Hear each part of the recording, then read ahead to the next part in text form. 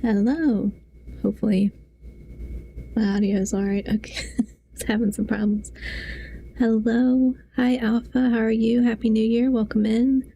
Hi, Cam McCain. Welcome in. How are you? Did not expect you to be live right now. Oh, I may have put the wrong time on the schedule. It's entirely possible. Sorry, I just had a coughing fit before I hit go live, and now my throat feels irritated. So if you hear me clearing my throat a lot, sorry about that. Let's see. Let me see if I can get my screen in the right spot. Let's see. I'm good. How are you? That's good, Alpha. I am also doing well. I literally just scarfed down my dinner super fast, which probably contributed to the coughing fit, which then makes my nose run. So now I just feel like I have a sinus infection, which is great. I'll be fine.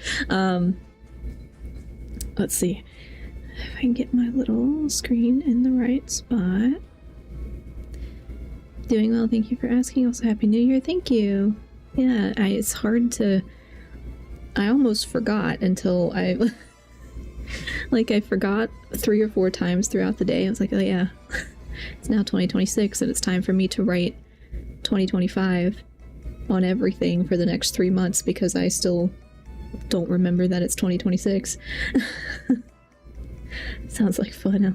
Yeah. I didn't eat anything spicy, so there's no reason for it to give me a coughing fit, but somehow it still did. Like, while my ads were running on Twitch, I was losing it.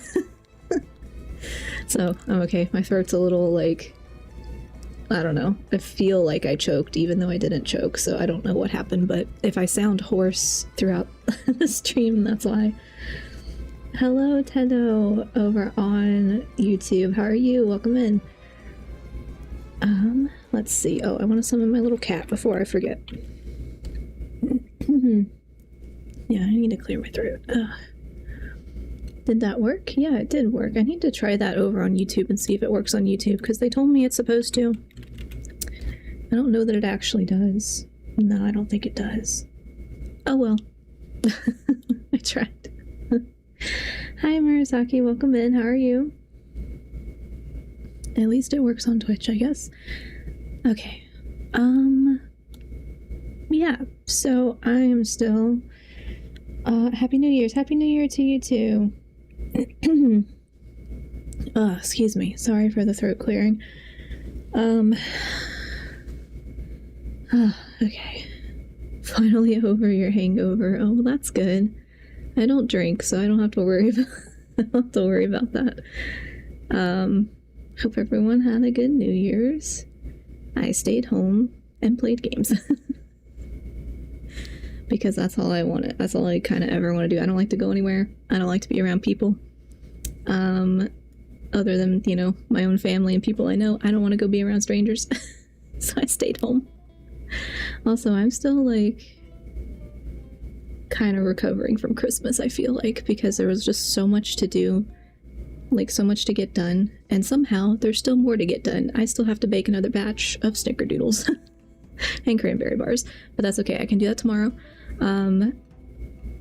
But I do have to go back to work next week, so that's not fun. But hopefully everyone had a good New Year's. How is there a cat on the screen? Oh, the little cat that I summoned. So you're on YouTube, Tedo? I don't think it works on YouTube, even though when I bought it, it said it works on Twitch and YouTube, so I don't know what's up with that. But it's a little add-on that I have on Twitch that basically you do !cats and it summons a little cat. And it just hangs out at the bottom, kind of like some people have their little chats at the bottom, so that's my version, I guess. And then they have little interacts you can do, like pizza and stuff. So you eat like a little thing of pizza. So yeah, that's what that is. We just had 2 friends over and did fireworks. Oh, that sounds like fun. I like much smaller groups. So we didn't have anybody over, but we did a bunch of stuff for Christmas, I feel like. So it was kind of like, do we need to get more people over? We already have people here. So yeah, we didn't... There were fireworks nearby, but I don't think I could see them from our house, but I also didn't go outside. Yeah, I didn't feel like going outside. It was too cold. I also don't drink often, so it's my first actual hangover. Oh no. Well, I hope you're feeling better. Hope you're feeling better now. I have never been anywhere near that level. I don't know that experience. I'm okay with that. I just don't like alcohol, so. Okay, yeah, the cats doesn't work on YouTube. I'm sorry. It said it was supposed to, so I don't know. I'll have to look into it more and see if there's maybe something that I've not done on the YouTube end, or maybe, excuse me, maybe it only works for, like, partnered, you know, people who are YouTube partnered or, like, monetized. I don't know. When you reach that stage, I think you get extra controls and stuff. I assume that's how people get like custom emotes and stuff on YouTube. I don't know a ton about the back end of it, to be honest. So if I ever get there, we'll figure it out. I don't know if that's the reason why it's not working or if it just doesn't work with YouTube, because I feel like stuff like that usually works with Twitch more so than YouTube. But yeah, I still have some more stuff to investigate with that because I want to set up my little Stream Deck thing with other interacts like that once I find a good way to do it. But yeah, sorry it doesn't work on YouTube. I'm so bored. I'm sorry. I would love to have time to be bored. Over the last couple weeks I did not get much of that, but hopefully, fingers crossed, I catch up and I get to be bored over the next few weeks, even though school's starting again and my job is starting again. I miss the time that I had to be bored. Although sometimes I have a lot to do and my brain won't let me do any of it, so I still end up bored. So, and that's when I end up just kind of checking out on games. So, I'm gonna do some random Genshin stuff, I guess, because I still have Durin's quest to do, which is time gated by days. I think I'm on part 4, if I'm remembering correctly. I think I'm on part 4, and I still have the rest of the main, what's it called? The main Archon, the Archon quest. I didn't finish because I knew it was going to lock me into some story mode and mini games and everything. So I don't know how far in that I'll get. If it does lock me in it, I might just stop it when I get tired. But yeah, I can either do that or clear out some random stuff. But I was looking at a couple other game options today and then just didn't have time to investigate further in time for stream. So we're gonna do that today, and then before next time maybe I can try something else, because there's another game, I think it's called actually I don't know how to say it because I don't think I've ever heard anybody say it out loud. Palia, something like that. I don't know. It's like one of those, it's supposed to be kind of a Stardew Valley Animal Crossing type deal. I don't know, but it looked like fun. It looked like my speed. So I might try that at some point too. I do have Stardew Valley, which I've only tried once or twice, and I don't know what I'm doing, so I at some point might stream that, but I'm just gonna completely mess up my farm probably, because I know nothing about it. Same thing with, like, I used to try to play Harvest Moon, know nothing, kept messing up. So I haven't tried that for a while. Oh, that takes forever. The Archon quest? Yeah, I think I made it through most of it. I think there's roughly half hour, 45 minutes left, not including the stuff that gets tacked on at the end, like the mini games. I don't know how long those are going to take because I'm super bad at mini games. So I know that part might take a while, but if it takes a while, that's fine. I can always just leave it up on my computer and do it later. But I already did a lot of the Archon quests, so hopefully it won't take as long. Hello, Happy New Year, Zion. Welcome in. How are you? We're gonna get started, I guess, with the Durin quest. I guess I should do that first, because it's not gonna lock me. Is it this one? Yeah. It's not gonna lock me into time gated, or it's not gonna lock me into, like, special story mode for as long. So yes, let me see. My wife, Tedo, how are you? Oh, do you all know each other over on YouTube? Have you ever seen any stickers on my back? Do me a favor and take them off. Please stop talking. Now it seems like to play pranks sometimes. Solid, not ready for the new semester to start. Yeah, me neither. Do you start next week or do you get more time? Because I don't think I start next week. I think I start the week after. Honestly, I can't remember. Because so I've been off work for like 2.5 weeks, I think. I can't remember either. I think it's 2.5 weeks that I've been off work, and so I stopped. Oh, I'm going the wrong way. I stopped using my little agenda book that I usually use to plan everything in. I haven't opened it since I left work. So I just haven't looked at my calendar, my Google Calendar, or my paper calendar. So I don't even know when I start, honestly. Oh yes, hello Paimon. Very loud. I start on the 12th. Okay, so like second week into January. Well, I guess that's pretty common. That's probably, I think I start somewhere, maybe it's the 15th, I can't remember. Hello, you two. I'm glad you got my letter. Duran's awake and waiting on the bench over there. I'm here if you need help. Just give me a shout. But yeah, it's, I'm not ready for the semester to start, even though I've only got one class. I shouldn't complain, but... Finally caught one of your streams. Hello, Apocalypse. Welcome in. Thanks so much for coming. Hi, Ace. How are you? Welcome in. Happy New Year. Don't worry about us. We'll be fine. What do I call you? Thondiel's fine. Thondiel, or you can shorten it. Thondi if you want. It doesn't matter to me. Oh, hey, you two. I just remembered what happened right before I passed out. Thanks for holding me back. I shudder to think what might have happened if you hadn't. Don't worry about that for now, or are you? Oh, did he? He passed out? Oh yeah, no, I do remember that. Just kidding. I vaguely remember. Let's see. I guess don't worry about that. I'm fine now. It's just... a lot of people seem to have forgotten me.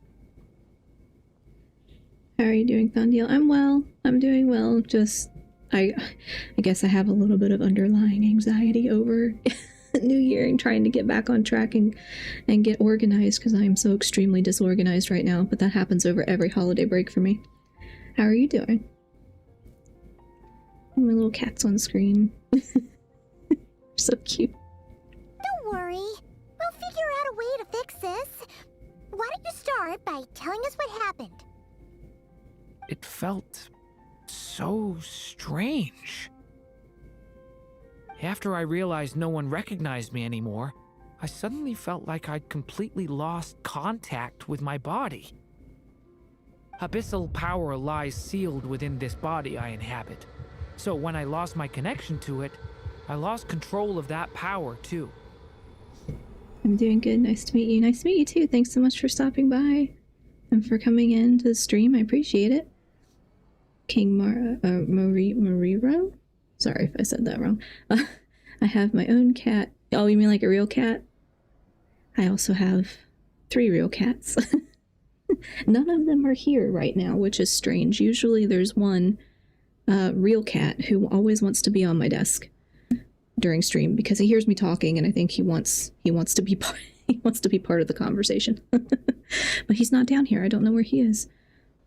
Oh, new emotes. Yes, I do have new emotes, which I think I uploaded right around Christmas and then completely forgot to say anything. So we do have new emotes. I still have my little black cat ones, but I've got the animated ones that we had an artist do. So I'm happy to have those in finally. I know I've only been commenting on the shorts, but I saw you live and it gave me a chance to stop by. Well, thanks so much for stopping by. I appreciate it. My cat is a chunky potato and I love her for it. It's okay. We also have a very chunky. He was 20 pounds. Now he's, I think, 15 pounds. But he has hyperthyroid, like hyperthyroidism disease or whatever it is, and he's on medicine. He lost weight because of the sickness, and so the vet was like, oh yay, he lost weight, and I was like, oh, that wasn't intentional, so we need to get him checked out. So they ran his blood work, So he is sick, but he is okay because he's on medicine now. So hopefully he'll be all right. But yeah, he's a good boy. He's still chunky.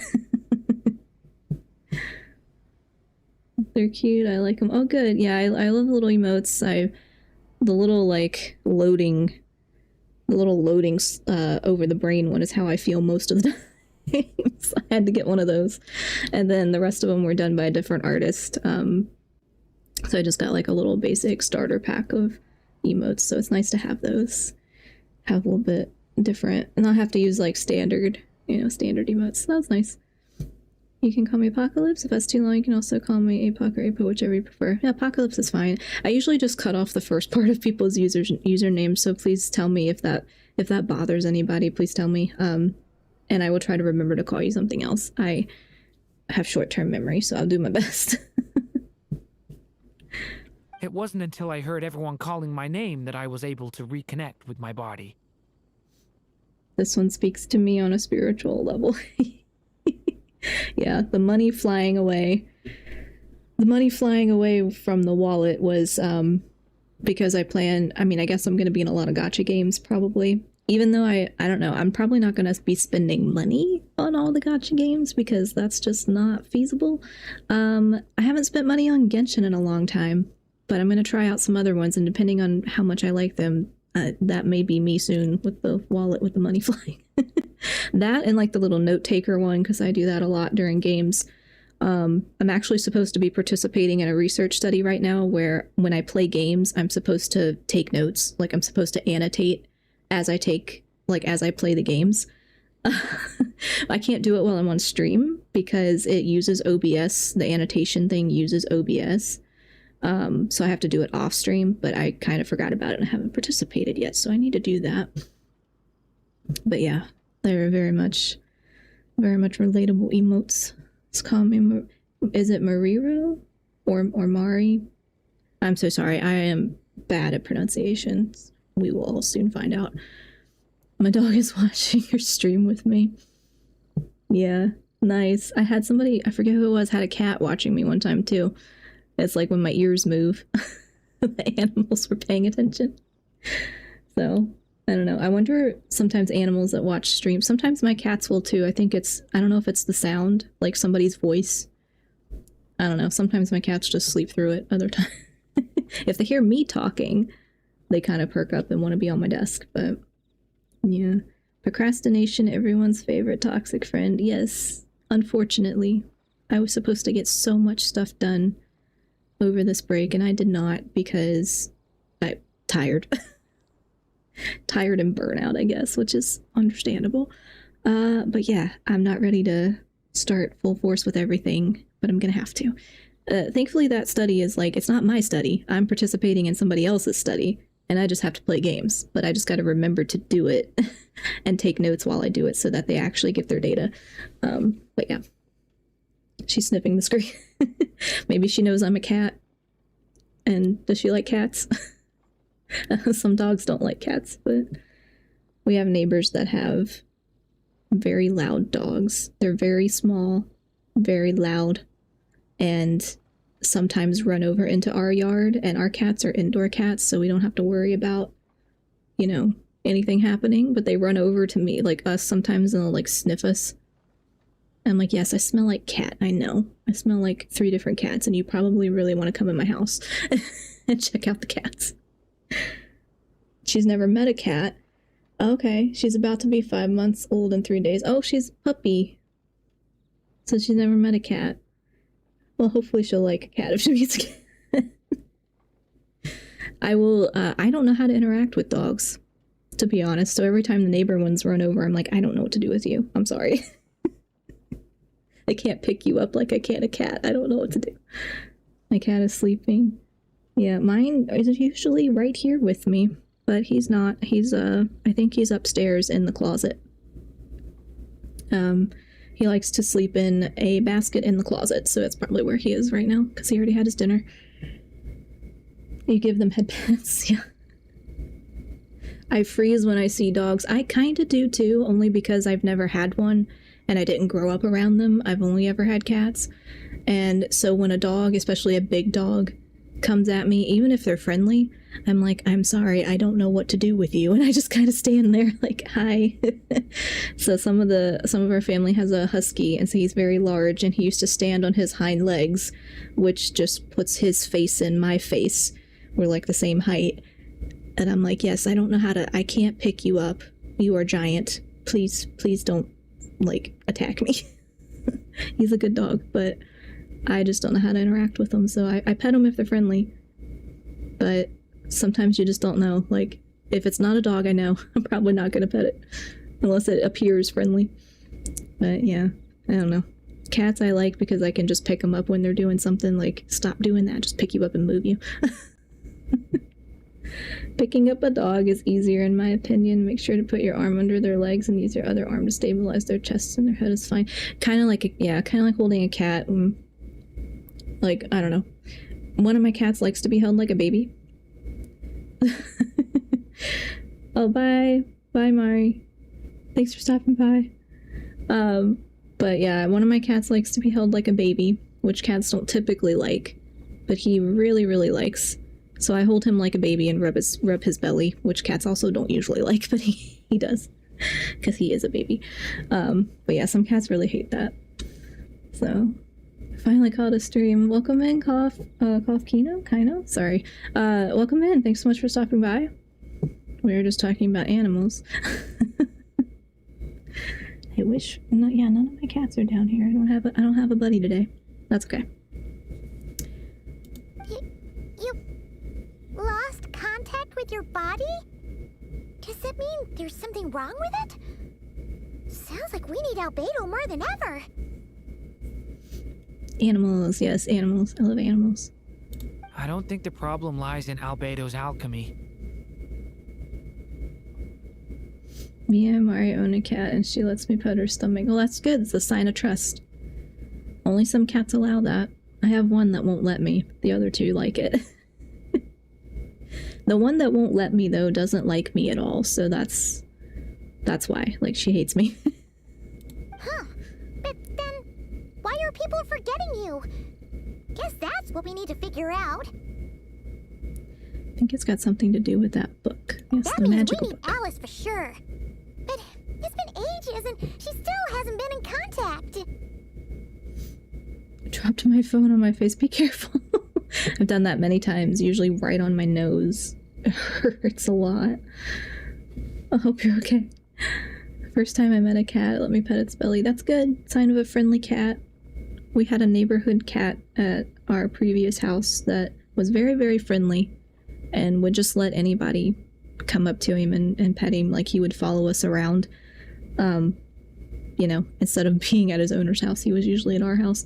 But yeah, he was a good friendly cat. And sometimes they're just, they don't like it because it's where all of their internal organs are, so it makes sense that they don't want to be touched there. But if they're trusting and friendly, a lot of times they'll let you.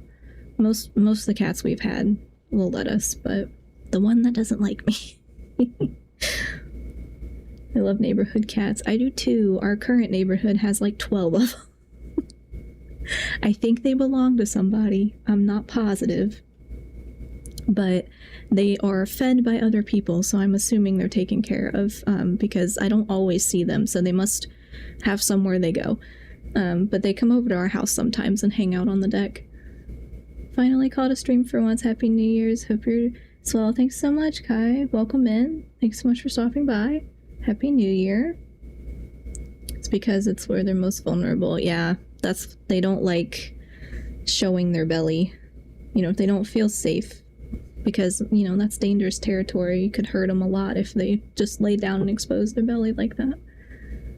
My cat guards the stairs like Cerberus. to stop people, from going up and down the stairs. Or, for intruders. We had one that used to do that. Yeah, my neighborhood has a lot of strays, but they like to gather around specific houses. Yeah. I feel like ours gather around maybe 2 or 3 houses, and I see them get fed. Like, they have dishes out there and people feed them, so I know somebody's feeding them. I don't know if they claim them as like ownership or if they just feed them and they're just neighborhood cats. Because if I could know that they're neighborhood cats and they don't really belong to anybody, then I would also put food out. But the reason I don't do that is because last time I did that at our previous house, the one singular neighborhood cat had a collar, so I knew he belonged to somebody. He came by the next day with a tag that says, "Please don't feed me." I was like, oh, oops, I fed you, and I guess your owner did not like that because you probably didn't eat at home, and maybe you have like special food or something. I don't know. So I felt bad, so I stopped doing that. Have you heard of the Chihuahua slander? No. What does that mean? I had to dog sit a Chihuahua one time. Wasn't very fun. The Chihuahua did not like me. Or no, it wasn't the Chihuahua, it was the Yorkie. The Chihuahua liked me. The Yorkie did not. Happy New Year. Yeah, Happy New Year, Delta, over on YouTube. Welcome in. Not the new tag, yeah. I was like, oh, I have made a mistake. I thought maybe you were an abandoned cat because your collar was very old and like falling apart, you know, so I thought he was abandoned. Poor cat didn't get any extra snacks. I know, I felt bad for him, but because he was always over at our house, I just thought he didn't have an owner. He didn't have an owner who was like actively taking care of him. But he was being taken care of. He maybe had medicine or special food, so I had to stop feeding him. But he still came over a lot and would hang out on our porch, on my car. He got in the house one time by accident. Oh, that most people believe Chihuahuas are mean and always bark at everyone. Oh. No, I've not heard that. Well, I can kind of see it, I guess, because, yeah, I guess maybe I've heard people talk about that. I've never known anyone who has a Chihuahua except the family I used to dog sit for, and they had rescue dogs that were all from, like, breeding situations. So the Chihuahua they had was super tiny, and she didn't have a bottom jaw. So you had to, like, hand feed her on a little spatula so she could eat it off the spatula because she couldn't really eat on her own. And she was really sweet. But she was a rescue dog and was in a better situation after those people took her. Oh, poor baby. Yeah, she was really just like, she looked so sad because her little tongue would just like hang out, but she was cute. The Yorkie didn't really like me, but I think he had been, hurt previously because he was afraid of stairs. So you had to like carry him up and down the stairs. So I think he had had prior bad experience with some people. So he had reasons for acting the way he did. But yeah. So Chihuahuas, like, I guess they come off that way, but I don't know. I've only ever met nice ones. My grandparents used to have one when I was a kid. She was nice. She was very fat because she ate everything. So I thought all Chihuahuas looked like that until I was much older and realized, no, that one's just fat. My cat won't put the collar on. I won't wear a collar. That's unfortunate, because if they go outside at all, they definitely need a collar. Ours don't go out, so they don't have collars, but they are microchipped in case they ever run away, but hopefully that doesn't happen. In my opinion, Chihuahuas are super sweet. Every time I meet a Chihuahua and their owner tells me they're aggressive, I pet them and they calm down and become super loving with me. That's good. It all depends on the owner, yeah. Well, that's good. Yeah, I don't know. I feel like sometimes they might be aggressive with certain people, but then not with others, depending on how you approach them, too. I've seen some people approach cats like if you approach like you're scared, that the animal knows that. Which is probably why the dogs knock me over. Sometimes the big dogs, because they know I don't know what I'm doing. Yes, my cat is microchipped, too. Yeah, that's good. That's good for safety. We've found cats before and taken them to the shelter, and they're actually microchipped so they can find their owners. It's really important, and like rabies shots and all that in case they get out, but thankfully ours have never gotten out. Although I'm always kind of scared. Every time I open the door, I'm like, nope, no cat, you're not running outside. I approach them like any dog. I'm confident and come with a kind heart and lots of love in my heart when I pet dogs. Yeah, I think they can tell. They can definitely tell that I'm scared. Sometimes. I am no longer scared of the husky because he's calmed down a lot. He's older now. He lets me pet him. Actually, he demands that I pet him. depends on how they were treated. Mostly stereotypical Chihuahuas are treated like glorified dolls, so of course they'd have attitude problem. Oh, I have seen people do that, yeah. That would make sense. They're like more impressionable than you would think as an animal, I guess. So it's like if they're treated like that, then they're gonna treat everybody else like that, I guess. I don't know much about dogs. My cat needs to sniff people's hands before you can pet her. Yeah. I think they like that. I mean, I even do that with our cats, even though they know me. Like sometimes I'll reach my hand out first, because it's just kind of like, you know, do I have permission to pet you? They like when you ask for permission first. I treat every dog like their family. That's a good way to treat all animals. Well, most animals. Maybe not the dangerous one. I say that like I'm not gonna walk up and be friendly to a bear, but the cats and dogs, that I'm okay. That I can treat all of them nicely, and if I get bit or scratched, it's fine. It's not gonna hurt that bad. I've been cat scratched plenty of times, and bitten by the one we have that doesn't like me because we have to trim her claws, and she doesn't like it. So she used to bite me. Sees mountain lion, oh friend. I mean, mountain lions are friend shaped, so like I just, you know. I met a coyote when I walked outside without my dog, and I got to go. You petted it? You pet it? A coyote? I'd be too scared to touch a coyote. No, she will like track down your hand. Yeah, to like make sure you like sniff first for permission. It's good to ask. Good to have permission. Yes, okay. I'm too scared to do that. Way too scared to do that. I have tried to pet a squirrel before, but I can never get close enough. I'm not scared of it. They're more scared of us than we are of them. True, but I don't know. Things get in my psyche. Like there are bugs I'm more scared of. Everybody always tells me, oh, they're more scared of you than you are of them. I'm like, I don't think so. But it doesn't know to be scared of me the same way that I'm scared of it. The coyote I could see though. Yeah, because of a human bigger, if you're bigger than the coyote. I guess I don't know how big a coyote is. I've never seen one. I don't think we have them around here. Everyone is scared of each other equally. Might as well, yeah. For a lot of things, yeah. There are some things that I'm like primally scared of, where I'm like, yeah, I'm pretty sure I'm more scared of it than it is of me. It's on survival instinct. I'm like, this is psychological warfare. Leave me alone. Get out of my space. I hate bugs. Coyote is size and shape of a small husky. Oh, okay. 2 feet tall, 4 feet long. Yeah, 30 to 40 pounds. Much bigger than the cats I'm used to. Which is why I feel like I can't pick up dogs, because they don't like, I mean, if they're little, it's fine. But the bigger dogs, they don't really tend to like that. I feel like the medium-sized dogs. I don't know. Like I said, never had a dog. Don't know how it would react if I tried to pick it up. Puppy I could pick up. I'm not scared to pick up a puppy. Now would be a really good time for a hint. I don't really know what's going on in this quest anymore. I feel like I forgot the first 3. Are we on chapter 4? We might be on chapter 4. I can't remember. I don't know.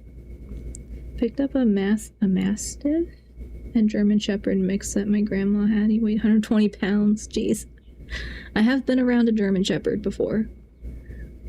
A German Shepherd and a Husky. Those are the only two anyone in my family have had, except for the Chihuahua that my grandparents had when I was a kid. And like I said, she was little, but she was super fat. Looked kind of like a football. She looked kind of like a football. I could pick her up, but she didn't really care for it. Yeah, I would not be able to lift one of the big dogs anyway. I made the mistake of the first time I met the German Shepherd, or I guess it was a mixed, I think it was German Shepherd and Maltese? I don't remember. I got down on the floor and the dog jumped on me because he was trying to figure out like the hierarchy or whatever, and I'm like, look, I speak cat. I don't know how this works, okay? Cats don't do that. How interesting. The dog I currently have is a German Shepherd Husky mix. Yeah. Nice. He was a pretty dog. But he was nice. He would eat my pizza crust for me.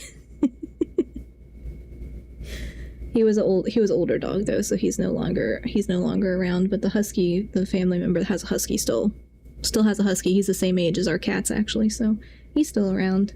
And he's very dramatic. Trained my dog to eat vegetables. That's good. It's probably a better diet. Like, than just eating straight, like, dog food. Dry dog food or whatever. I know they make healthier versions. Now, I don't know if they had that in the past where it's, like, fresher food, I guess. And I think they'd make it for cats, too, but our cats are kind of picky. Well, 2 of our cats are picky. I don't think they'd eat it. Carrots, peas, and she loves them. That's good.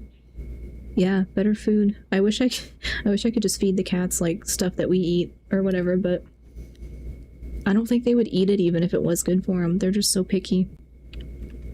Minus the one cat who eats everything, but the other 2 are just like incredibly picky. So I don't think they would take the fresh food. I think they'd be like, "What is this? This is not normal. This is not my kibble." Quinn is offline followed. Thank you so much for the follow. Don't know what that notification sound was. I got a sound on my end. I don't know if you all heard it, but I was like, oh, that's a new sound. I don't know what that does. Did I lose my cat? Hold on. My little cat went away. How could the story's budding branches even hope to reach beyond the towering walls? Didn't mean to click that, but I was just trying to get back into my screen. Okay. Leaving the castle, the witch went off in search of the tallest, grandest tree in the whole world. High up in the canopy of that tree, she sought a resting place, a refuge where the little sapling might take root.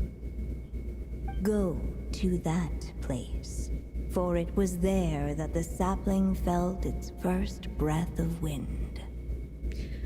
Also with pet food, I remember when I first got the cats as kittens, 2 of them, I accidentally let them play with like a spring onion or like a green onion, and apparently those are poisonous to cats. So I'm always kind of scared too of like, oh, what can I actually give them? Like, can they eat vegetables? Can they eat whatever? It's like they're not supposed to eat onions, they're not supposed to eat garlic, and all, just all those specifications where I'm like, I don't trust myself to give you something you can actually eat and not get sick from. So we never tried to feed them people food, so they don't ever ask. Well, some of them ask, sometimes they ask for it now because we've given them chicken a few times, but most of the time they don't ask for people food because they don't know what it is, so like they don't care, and they don't even want to eat like cheese or like lick the ice cream wrapper. Like cats we had when I was a kid used to do that because that's what my parents would give them. Would let them do that. Or like those little goldfish crackers, they love those. Onions, were they okay? They were. I don't know what possessed me to think it was okay, that I dropped one of the green onions on the floor when I was cooking, and I was like, oh, okay, I'll get that later. And the cats, they started playing with it. They were kittens at the time. And I'm like, okay, I guess you can have that for now as a toy. And then I realized, wait a minute, that might be dangerous. I don't know if they actually ate any of it. And so then we had to call like the emergency pet line and ask them, like, are they going to be okay? And they told us just to watch them for symptoms. And like, I don't think they actually ate any of it. I just wasn't sure because I wasn't really paying attention.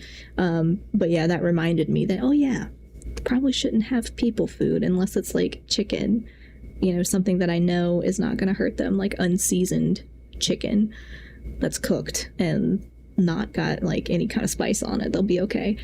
But yeah, so they don't really care about people food. Even if I try to give them like a cracker or something that cats we had when I was a kid would eat, current cats won't eat it because they didn't grow up on people food, so they just don't care. Huh? Was that another clue? Does that mean the story isn't over yet? leaving the castle. It just occurred to me, if this story is all about my own experiences, then wouldn't what happened after I left Simulanka be part of it too? But how could she possibly know exactly what would happen? And even if she did, how could we know when the story was complete? It's like we gotta go back inside the book. Yeah. Since we can't reach Alice right now, we'll just have to get to the bottom of this ourselves. But first, we gotta figure out where this riddle wants us to go. The tallest, grandest tree in the whole wide world. Huh. The only place that ever gave me that feeling was the one I ended up in right after leaving Simulanka.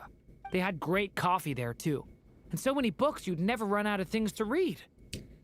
You mean Sumeru City? Think about it. Our search in Mondstadt began in a library, right? Well, Sumeru City's got one of those, too. And it's absolutely huge. What do you say? Should we try looking there? Huh. That does kind of make sense. And it's not like Paimon's got a better idea. It's worth a shot. Alright, let's just give Jean and the others a heads up first. Well, it sounds like you've got a plan, so I won't interfere. All I ask is that you stay safe.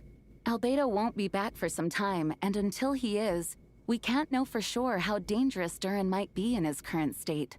I'm so sorry about what happened before. Believe me, I'm not blaming you, and neither is anyone else here. If anything, it's the opposite. We're all just worried about you. Worried? About me? Come with me. I want to show you something.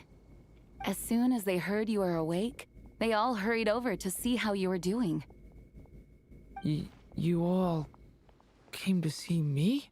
A little birdie told me you're working on finishing a storybook.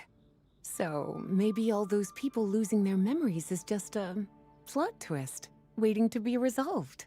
Miss Lisa, you always seem to know how to put my mind at ease. Please, everyone, don't worry about me. When I get back, I'll find a way to complete my mother's story, and the one we started, too. Okay, back to the big library.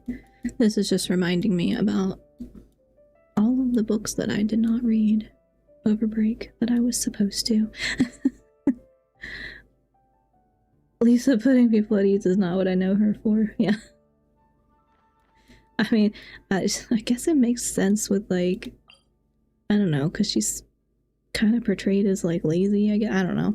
I don't really remember her that much, to be honest.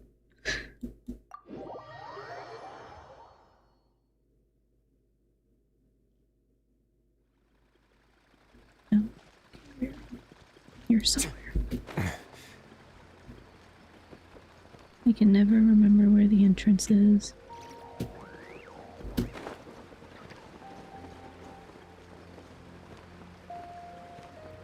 So I can see how. Oh, okay.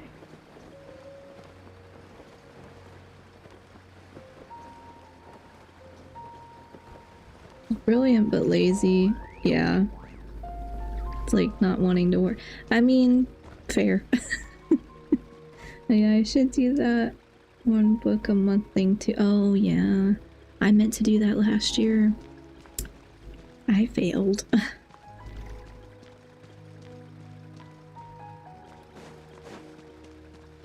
Partially because I end up having to read too much for, like, school or a research project or whatever, and then I don't want to read anything else. Whew. After the library hunt in Mondstadt, it's not as if Paimon was expecting this to be easy. But this... yeah... this is something else. Where do we even begin? Even the clue this time seemed kind of cryptic. Just take a look around. Yeah. Guess the best we can do is stay on the lookout for more weird things going on. Huh? Sorry, what was that? I'm here to return Volume 5. According to the catalog, Volume 5 of this series is not available for loan. I can't accept the return of a book that was never checked out in the first place.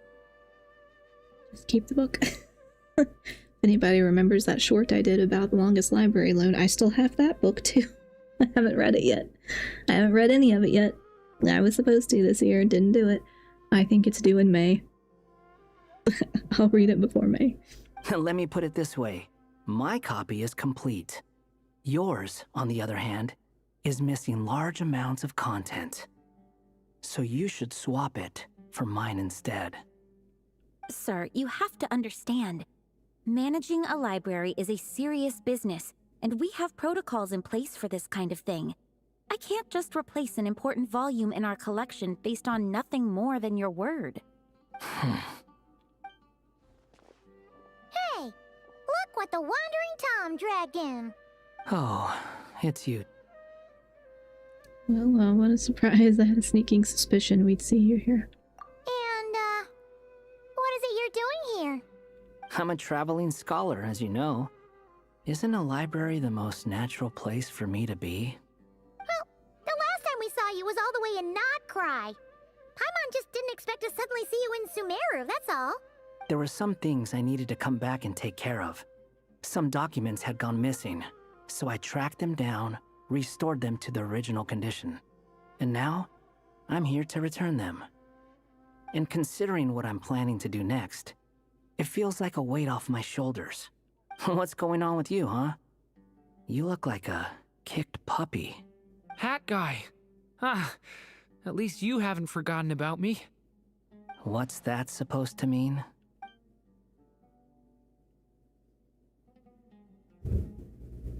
Gonna continue to call him Hat Guy. So it's been getting worse. Sounds like you know something we don't. After he left Similanka, he spent some time traveling Sumeru with me. I was working on several texts at the time, and I stumbled upon something strange. Anytime Durin of Similanka was mentioned, before long, the record would disappear, which means all the remaining records on Durin are about the evil dragon that fell on Dragonspine. Yes, my favorite character, Hat Guy. I know. I just, like, it kind of takes me out of it every time they say it. It's like everybody says it so seriously, like it's his actual name. Which, I mean, that's what they call him, and so it effectively is his name, but I don't know, just kind of throws me off every time they say it, even though I expect it. And I'm like, well, what am I gonna do? Like, in video essay time, I have a video essay idea, and I'm gonna have to call him Hat Guy the entire time, and I just don't... I don't know how I'm gonna do it. I'm gonna laugh every time. How did you even discover that? If I remember correctly, Hat Guy loved the time he spent in Similanka so much that he started writing a travel log. That's besides the point. The fact is, you're not affected by the ley lines of this world. I'm sure you can grasp the implications of what that means. Herman Soul, things you've done. Best part is the fact he doesn't react or doesn't seem to hate it. I know, it's like, you would think he would have more of a reaction to... I guess he's just used to it at this point, and he doesn't want to use, you know, any previous name, so... I don't know, just pick a new name. His case is different from mine. It's more like the world itself refuses to accept his existence. It started with a few written records, but now, it sounds like it's spread to people who never met him, or didn't know him well. At this rate, the whole world might forget him altogether. The whole world? But that includes all my friends in Mondstadt, and even Hat Guy, too. Even Hat Guy, too. I don't think he's gonna forget. So that's what you've been worried about all this time? Why didn't you just tell me? There are more important questions right now. Like figuring out how to fix this. Yeah, we've been trying for a while now, or we just haven't got to the bottom of it yet. That mage clearly cared a lot about her child. She left that book behind for a reason. If you want answers, isn't that the place to find them? The amount of times they've written Durin to say Hat Guy is too funny. I agree. It just, I don't know, like, it sounds weird anytime anyone says it, but I feel like it sounds extra weird when Durin says it. I don't know, because he's still, like, learning how to be human, too, so it's just, I don't know. It's just funny. You think that didn't occur to us already? Problem is, we need to find the memory that unlocks the next chapter first. Also, that's supposed to be his best friend, so he has to tell people, my best friend is Hat Guy. Mind if I take a look? You're offering to help us. I just want to know what secrets this book is hiding. Besides, I've run into a bit of red tape, so I've got time. Of course. Be my guest. The commitment to the penny.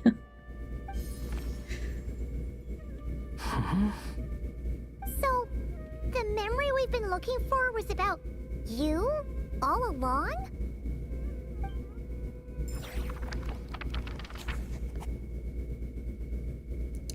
Go to that place for The always little dragon goes before I became read it. companions with a stray cat with dark blue fur. It was a friendship born of all they had in common.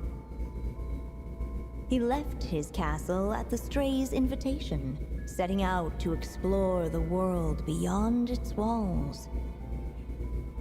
There, he grew fond of the outside world, eager to make friends and share the story of his life. Taken by the dragon's story, the stray tried to write it down. But he soon realized that no matter how he tried, it would always warp into the evil dragon's tale.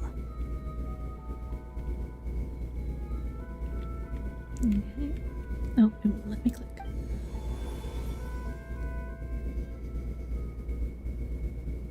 So, this is the world where this chapter takes place? Looks like we're at the top of some kind of gigantic tree. Story just now. Oh my goodness. Oh, hold on. Sorry, I gotta scroll up so I can see what happened. I have to go take care of some stuff. I'm going to Lurk. It was wonderful meeting you, chatting with you, Thandi. I love chatting with streamers. First impression of you is spectacular. Hope the rest of your stream, game, and day is amazing. Take care. Thank you so much, Apocalypse. Have a good day or night. Thanks so much for stopping by. I really appreciate it. Oh, hold on. I cannot scroll the right way. Okay, thanks so much. Let's see. Thank you so much for the gifted subs. Appreciate it. Where is it telling me? Oh, I have to fix my settings so it will actually show me. Sorry. Streamer fail. Thanks so much for the 5 gifted. I really appreciate it. Hi, Aoife. Welcome in. Nice to see you. And thanks so much for lurking, Apocalypse. Yeah, thanks so much for the gifted, Kai. Sorry, my little box on OBS is so tiny, sometimes I have to scroll for a while before I can figure out what it says. I need to rearrange my docs so I can actually see things more clearly. I wasn't paying attention. Nice. Yeah. Thanks so much. Oh, slime model redeem as well. Kai, thank you. Let me pull my VTuber VTube Studio up so I can switch my model. Eventually I'll have this set up hopefully as a toggle on my stream deck so it's a little easier. Let's see. Let me get my slime. Come here. Oh, giant slime. Hello. Why is it so giant? Okay, hold on.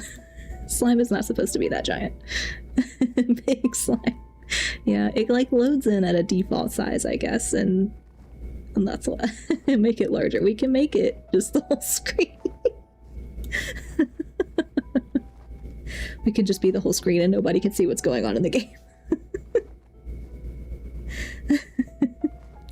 Make it larger. It's cute though. Yeah, I love my little slime. She's really cute. Slime also wears the 2026 adorable. Yes, I stuck it on I think yesterday or whatever day it was to record a short and I forgot to take it off, but I'm glad I left it on because now I don't have to add it. A little bit more, please. I know, I can make it almost as big as the whole. Here we go. Okay, we'll be able to play the game. But I am kind of blocking the text sometimes, but I think that's okay.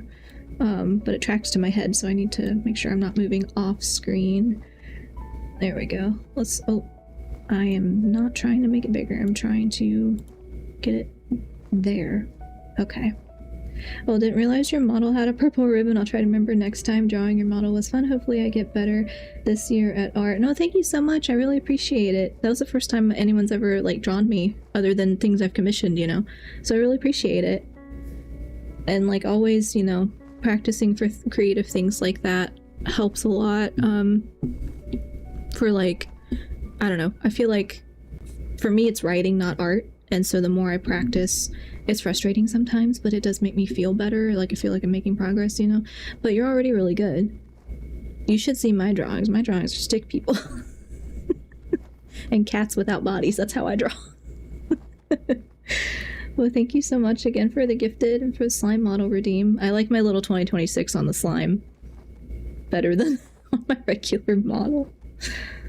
So, yeah, I need to set up the toggle for this as well, but I'm gonna set up a redeem back for the Catgirl model. But I decided the other day that I didn't really come up with that much lore. Like, when I first started in October, I didn't really come up with a ton of lore. But you know how vampires, like, turn into bats? A lot of times, like, that's part of the story. So I turn into a slime instead. Instead of a bat, I'm a slime. So I think that's going to be part of Thondiel's lore, is her vampire whatever transformation is actually to a slime. Which I still have fangs in slime form, so I guess it works. This one must be about what happened to me when I first arrived in Tavat. No wonder the memory that unlocked it was about Hat Guy. Most of my memories from that period were. Yes, everything is Hat Guy. Oh, I'm getting a notification for ads that are going to start soon. So once that starts ticking across the screen, I will pause for a water break. But until then, we'll keep going. Anyone want to explain how I ended up looking like this? I just want the ability to turn him into this cat. Like, I want the ability to turn the character into the cat so I can just play as the cat.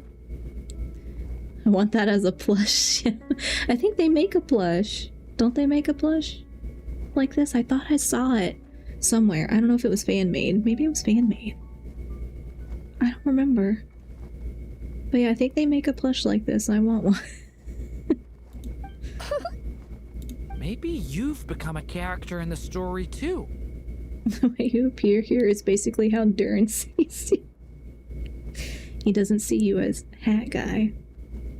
He sees you as a cat. You see me as a stray cat? Oh, okay, we are in the ad break, so I will pause for some water while those go. I think some of you got those gifted subs, so hopefully you're not getting ads. If I set it up right, you're not getting them. Cat Guy, yes. He should be Cat Guy instead of Hat Guy. Like, give me the ability to turn him into that. I would play him more. Also, like Kirata, I would also, like, if I could just turn into a cat, I would play the character more. You know what I mean? Like, I want to turn into an actual cat, not a cat box. And just let me play as a cat. Of course, I say that like there aren't games where you do get to play as a cat.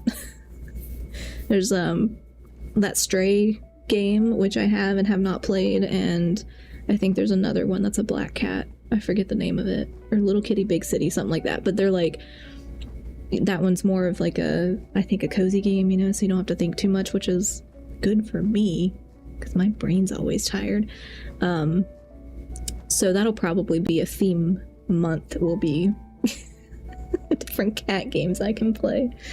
Like those, or like Cat Cafe. Manager things that I've seen other people play. It looked like fun. Speaking of Cat Cafe, now I want to go to a cat cafe because I haven't been for a while. They opened one a couple hours away from me, but for some reason we don't have one nearby. So I have to drive a ways to get to it, but they've done a really good job. Like, they've adopted so many cats this year. And I don't know, I just think that's great. If I had money to invest in a business, that's what I would do, is start a cat cafe. And like work with the local shelters to get more cats adopted and like raise funds and stuff for animals. But yeah, I wish my cat cafes were closer. Yeah, they're becoming a little more common, but they're still not as common as elsewhere. in the world, but I think we have in the US we have a lot of like regulations. I think around health codes is what it was.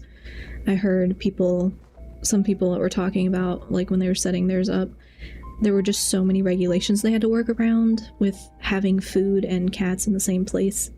And so I feel like that's a big detractor for when people want to do that. So, oh yeah, it's one of my dream things to do, cat cafe mixed with a bookstore library. Yes! That would be great, because the cats can lay on the books. They love to lay on books. Yeah, I would totally do that. If I were to, if I was going to ever start a business, which I'm not the type of person to do that, but I would absolutely love to do that because that would be so much fun. I'm procrastinator, redeemed hydrate, and posture check. Thank you. Thank you for the redeems. I definitely need to sit up. And I'm taking my water as well while we were waiting for the ads. But yeah. I'll call for your resume in the future.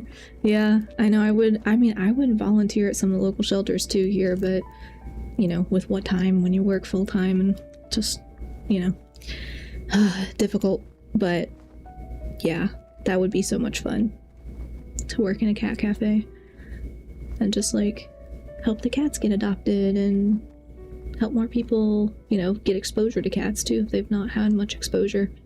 Like, I've got some family that don't have exposure to cats really, and so every time they come over and they see our cats, they're like, I don't really know what to do. And I'm like, yes, you're like me with dogs. Because, like, sometimes people have bad experiences with cats where they get scratched or something and then they don't trust any cat. But, you know, that's just one cat. Doesn't mean they're all gonna scratch you. I've been scratched plenty of times, and it's not that bad. Anyway, I want this cat form for Wanderer. I want the cat form. I want to play as the cat. Poor guys, yeah. Yeah. Well, I really want to play as the Wanderer cat. A wandering Tom, to be exact. You should count yourself lucky. Of all Durin's friends, your character is by far the most memorable. I had to get stitches from a cat because a friend's cat played too roughly, but I still love the little guy. Oh. And it's also like different too if they're not trying to be malicious. It's like they weren't trying to attack you, you know, then it's like I would still be willing to interact with the cat. It's like, you didn't attack me on purpose.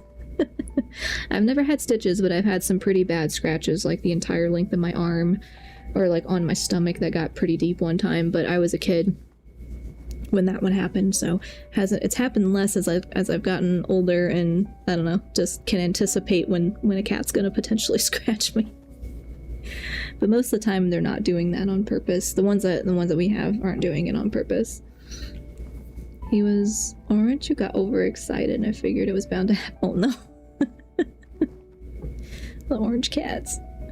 Last time I was at the shelter, which was earlier, well, I was gonna say earlier this month, it's no longer December, in December, I went to the local shelter to pay for a cat's adoption fee, so to like in the hopes that it would get them adopted and to like drop off some food, and there was a little kitten.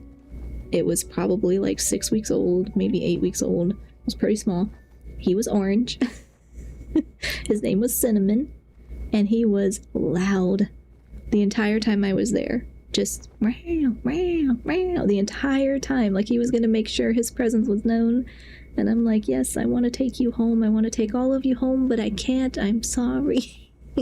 He was very cute, Cinnamon. Yeah, he was very cute. They had like 3 or 4 kittens, all had different spice names. It was like Cinnamon and Nutmeg, and I forget the other ones, but there were a few kittens, and I'm sure they'll get adopted really fast. So I ended up paying for the cat that had been there the longest. I think he had been there a year, but he's an adult cat, so they're harder to adopt sometimes. Cinnamon's perfect name for an orange cat. Yeah, he was so funny though. He was so loud, and like the little kitten loud, you know. So they're not actually that loud, but they kind of echo in the space. He was very cute. Maybe it's because I've known Hat Guy for longer, so my impression of him is more vivid than the others. Vivid? Then how come you haven't changed one bit? I like the expressions on the cat. Guess that means the impression the traveler left was so vivid, it didn't need changing. Oh, yeah, little question mark. I can do that too. Hold on. Wait, I have a toggle for that. Not that one. Not that one either. There we go. I have a question mark toggle too. The stare. He's very aggressive. Hello, everyone! Ready for today's adventure? I also want a mini Durin, even though he doesn't technically exist anymore. I just want one. It's the storybook Durin. Oh. So you're not playing yourself in this one? Does that mean the two of you have even more memorable roles to play? It says Alice's magic we're talking about here. She's the only one who can make sense of it. Well, fair. Where are we going today, kitty cat? Whatever. Just follow me. Same as always. Okie dokie. Can we chat along the way? If you have something to say, just say it. Like his face. It's funny. Was that seriously how the two of you communicated when you first got here? Yep. Anyway, how do we get ourselves out of here? Usually, the narrator gives hints to help us figure out what to do. Speaking of which, about time we got some of those, don't you think? The story's vines had woven themselves together into a giant tree, the boughs of which a little storyless dragon now paced, homeless among its leaves. He had to find a way to leave this place and set off in search of a home of his own. If he stayed, the world would erase him from its memory altogether. To leave this place? But where am I supposed to go? The little dragon felt completely lost. Just like the vines, the road ahead branched off into different directions, twisting and turning before disappearing into the mist.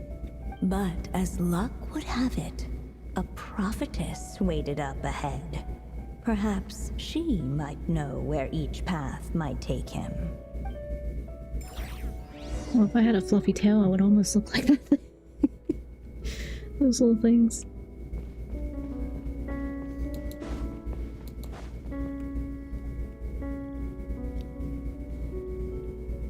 Oh, you must be the little lost dragon. It's true. My friends and I are lost. This meeting was no accident. The prophetess was in fact the seer witch, here to present her promised gift. The seer witch. Oh yeah, that's Mona's teacher, right? The old hag? The old hag. Insolent child. I am the seer witch, your prophetess, not some old hag. Sorry. Now, little lost dragon, I have come to bestow the gift I once promised. A prophecy. A prophecy? Hear me now, for my prophecy is this. One day, the dragon from beyond the castle shall be reborn, and none may avert its coming. The wind took the prophecy and swept it off into the distance. And so, the little dragon was shown a path to wander. A path shown by the wind? Could that be referring to what happened back in Mondstadt? As far as I remember, once that alchemist from Mondstadt learned about the prophecy, he chose to stand with you against the evil dragon. He kind of looks like an Animal Crossing cat. So, what does any of this have to do with you being forgotten?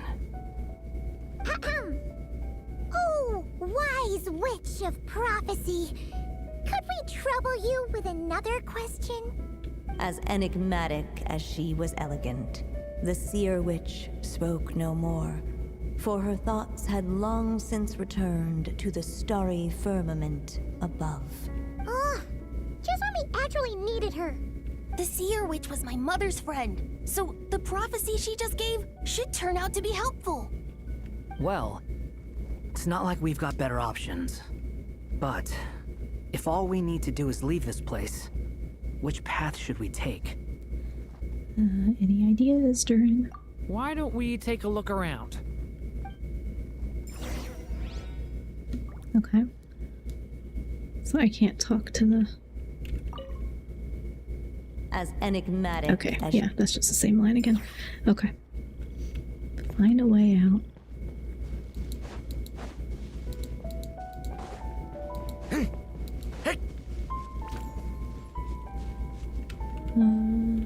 Okay. The wind kept blowing, but the little dragon had not yet resolved to follow it. Before him lay a foggy path, and where it might lead he could not tell. Okay, so I'm not supposed to go that way?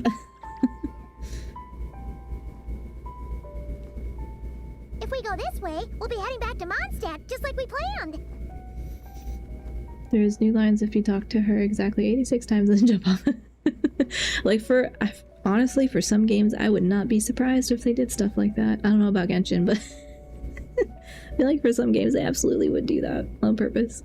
Just so people can have something to figure out. Out of all the options so far, this seems like the safest, right? At least we know what happens next. He helps stop the evil dragon from returning, gets a new body, makes a whole bunch of friends. Who all just forget about him. But you didn't forget, Hat Guy. I'm just saying, choosing this path wouldn't solve the main problem. You'd still end up being forgotten. Huh. Maybe future chapters hold the answers, or we just need to keep the story going. I'm not against choosing this path. I just wonder what secrets it might be hiding. Let me think about it. Okay.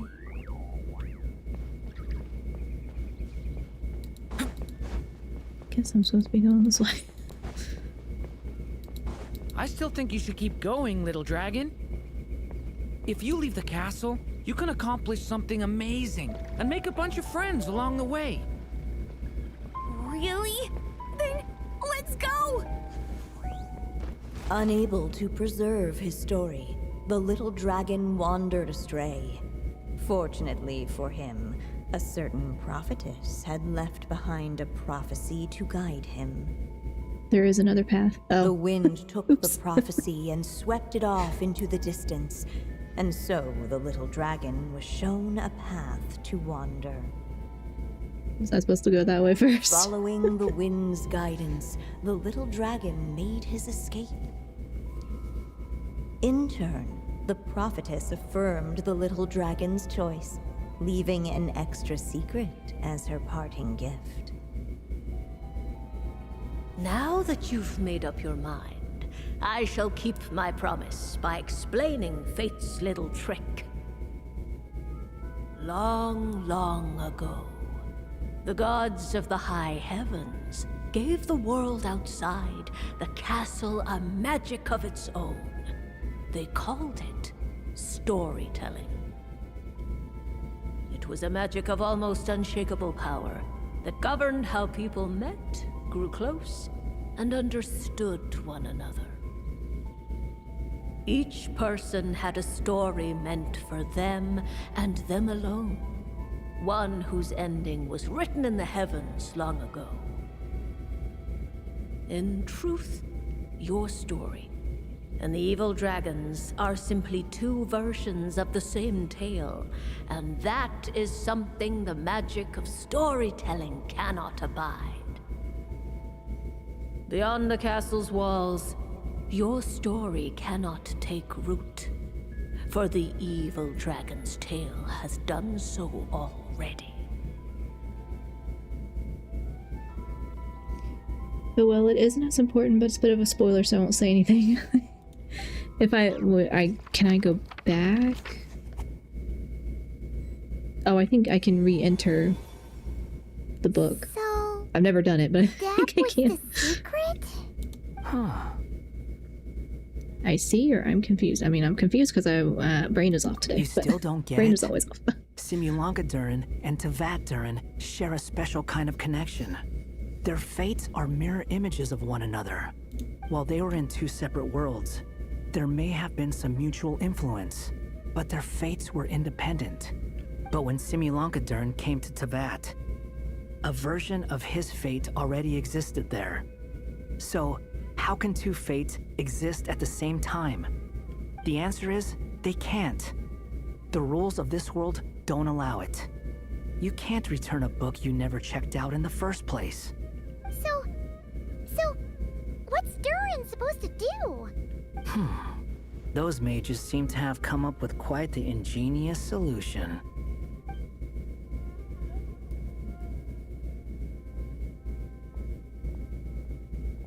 I'm here to make a return. As I said, there's no record of Volume 5 of this series ever being checked out. Then just think of this as Volume 6. Based on what I know, the author was planning on publishing another volume anyway. Take out the memory of bad Durin. That would be good if they could do that. The catalog does have a slot reserved for Volume 6.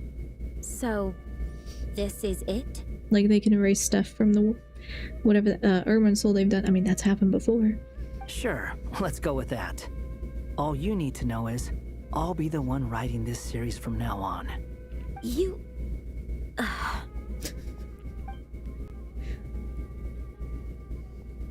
What are you up to this time? Remember the red tape I mentioned before? Well, I just took care of it. Now, I guess you'll be off to see your alchemist friend? It should be pretty obvious by now. He has the answers you're looking for. Well, we do have a whole bunch of things to confirm with Albedo, that's for sure. But didn't Jean say he'd be gone for quite a while? I'll join you.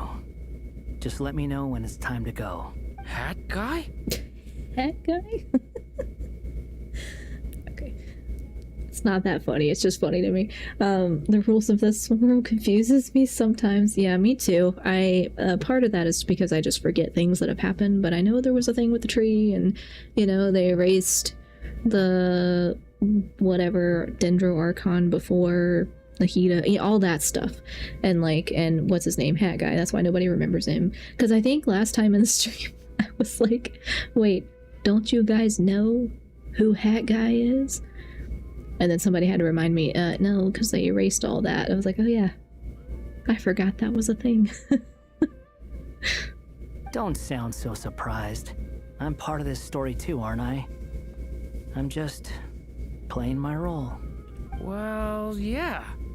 But it's not that. I just feel like you want to help, but something's holding you back. When I first realized you were being forgotten by the world, I thought it might be because you spent too much time with me. I even thought cutting our ties might be the only way to fix it. Why would you think that? He once made the whole world forget him, so he was worried Durin might be affected by what he did. Yeah, well, given the weird rules of this world, I guess so. It doesn't matter now. Judging from the answer this book has given us, I was probably overthinking it. Make that definitely. Anyway, we're in this together now. Just as well. With the ley lines rejecting him like this, the people who still remember him are his only remaining connection to this place. If that last fragile tie was broken, who can say what devastation his unbound body might unleash?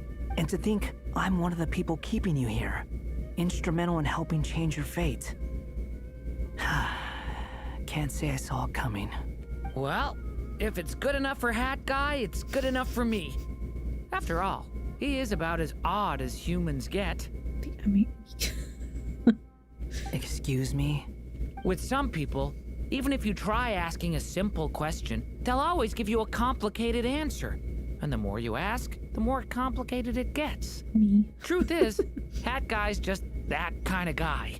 Sometimes for sure, but he isn't always like that. Whatever. All I needed was a yes or no. So we can quit it with all the back and forth. Oh, I didn't mean to do that. Hold on.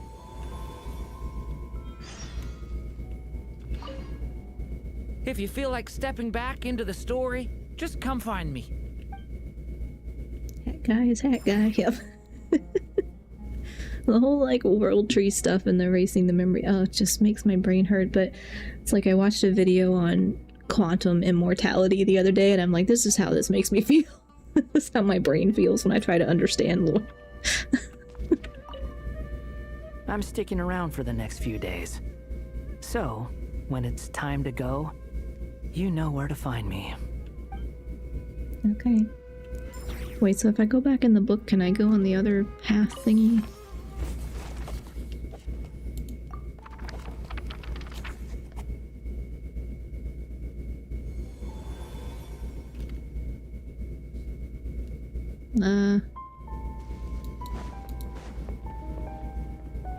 Okay, well there's what's her name.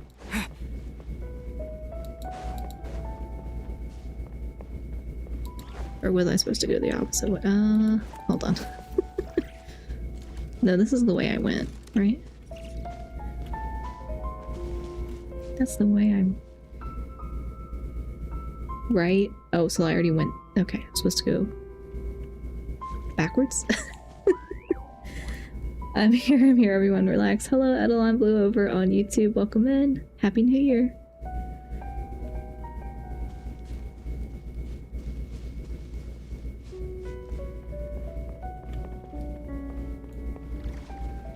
Wait for news from Albedo. Oh, is that the time? I think that's the time gate. This, okay. Oh, did I? Oh, is that as far as I can go?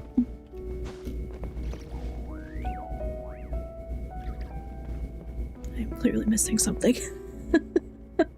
I have not been back into the book before, so I wasn't expecting to not be Durin, and now I don't know what I'm supposed to do. Anyway. Hey, Sup, how's it going? Hi, Sophie, over on YouTube. Welcome in. Happy New Year. It's unavailable. Oh. Is it, I guess because I didn't do it the first time? Shoot. Okay, oh well. Well, if that becomes available at some point, then I'll do it. Okay, that's how I get out of the story world. Happy New Year's. Yeah, Happy New Year. Welcome in. I need a drink of water. You can't re-experience something you haven't experienced. Oh, I see. Yes, that makes sense. That was the first time I tried to go back in. That's okay. I can always watch it on YouTube.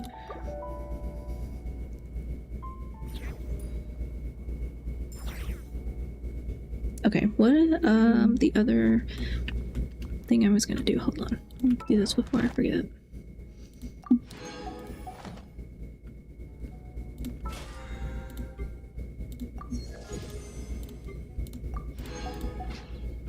Okay, the little red exclamation marks always bother me.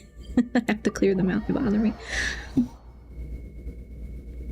Okay, so that's gonna be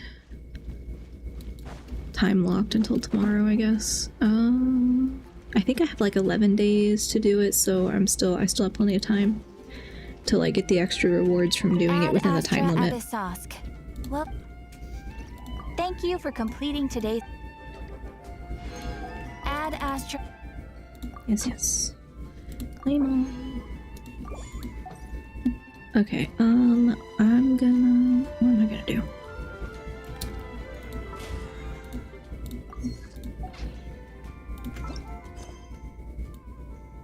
Yeah, unlocks in 6 hours. Okay, what is this telling me? Exclamation point. Okay. One day I will clear all of those. Today... No. I think I'm gonna go ahead and do this part of the Archon quest that I haven't done yet. At least up until the point where they make me like wander through and do all the mini games and whatever. I might stop before then, but that'll be okay, because if I have to, I can always just redo it quickly or whatever, but I want to at least get through the rest of that story part because this also has a time limit of like extra rewards. I think it's 11 days if I remember correctly, and I don't know anything about what is this. Okay, I did that. I did most of that. I haven't done that yet. Yeah, this extra. Okay, 11 days. I still have time. A word of advice, don't break the law. Is there anything else? Yeah, seriously, don't break the law. But I would like to progress at least this through because it's been a while. Leaving it undone kind of bothers me, so I want to get it done, but I don't have to do all of it today.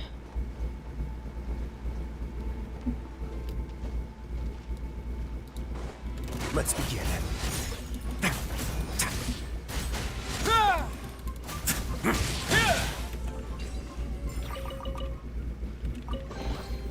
I'd take it if I were you.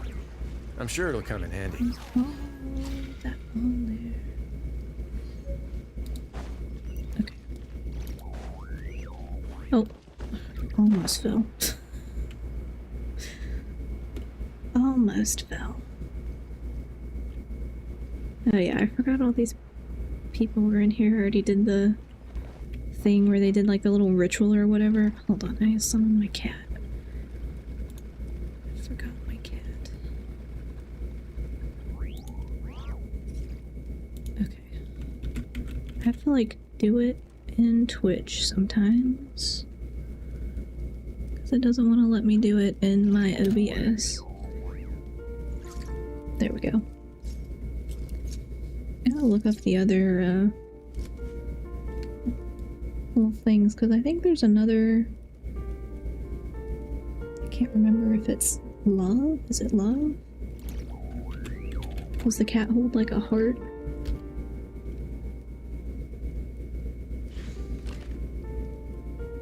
Yeah, it has like a little heart. I can't remember what that one did. Okay, well, I need to get this thing. Pyro. Okay, well, let's see. I don't know what's going to be in here. Let's go. We're just gonna leave it like that. Cute. Yeah, I know. It's like the exclamation point love, exclamation point pizza, and I can't remember the other.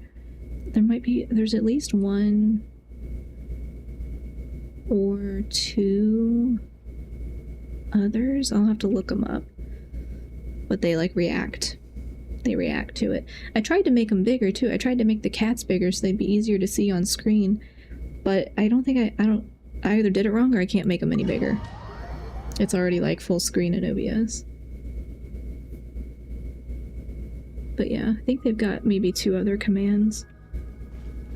I need to look it up and make a list in Twitch so it'll be easier to see. Are these people... Judging by their clothes, they appear to be phantom Hyperboreans from the distant past. I think they're a good size personally. Oh good, because like on my screen they look pretty big, but I've got like the whole monitor is my OBS, so I thought like on an individual person's screen they might not be super noticeable, but it's probably fine. I need to look at it on a phone sometime, see what it looks like. That could mean they have some clues about the moon goddess's name, right?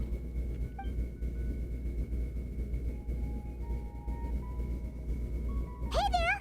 Could you tell us what the moon goddess's name is? Sorry. That's probably a weird question, huh? How do we explain this? Though the font size of the names could be larger. Yeah, because they spawn in at different sizes. The cats are kind of a random size. And I don't know if I can edit the like name size without changing the cats. I don't know that I can edit any of it because it might just be locked by the artist, but I'm gonna look at it. I'll look at it later and see what the instructions say. And if anything else, I might be able to find a different widget that does it differently, like a little bit bigger. The moons are long gone, and their goddesses are dead. their names no longer mean anything. When a new moon goddess is born, we will surely know her name. Still cute regardless. Thank you. I've seen other people have like little chat things at the bottom of the screen like that, but I saw this one for cats specifically, and I was like, okay, I must have it. We have used every last resource at our disposal. All that remains is to wait, patiently and quietly.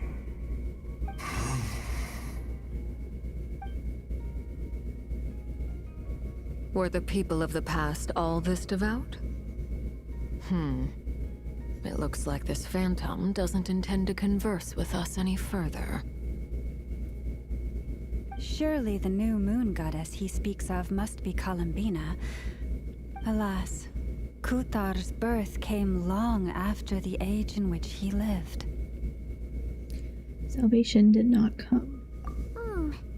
But, maybe if we find a phantom from a more recent age, they might know Columbina's real name. True. Keep an eye out. We should be able to tell which era they're from by the clothes they wear. The whole taking notes emoji is like me 90% of the time, but then I still don't have a clue what's going on half the time. Actually, for half the games I play, probably Warcraft 2. I used to know the lore pretty well, and now I'm just like, it's too many things. I don't know what's going on. Nicole, nothing to say on the matter. Yeah, you've been pretty talkative this whole time. What changed? Oh, nothing. I'm fine. You all make good points. When the Hyperboreans speak of moon goddesses, they mean the three from truly ancient times. I can't imagine they would know anything about our current moon goddess. There once was a time when the moon goddesses blessed them greatly and protected them from harm. So, when the war between the gods and dragons plunged the world into chaos, it seems they looked once more to the moons for help, praying for a new goddess to be born. Yeah, that checks out. Let's continue on. Who knows what else we may discover? Her pen doesn't have ink left. It shouldn't notice anything. That's like a metaphor for my brain half the time. It's like I think I'm absorbing information, and I'm actually not. It's in one ear and out the other. Space ahead.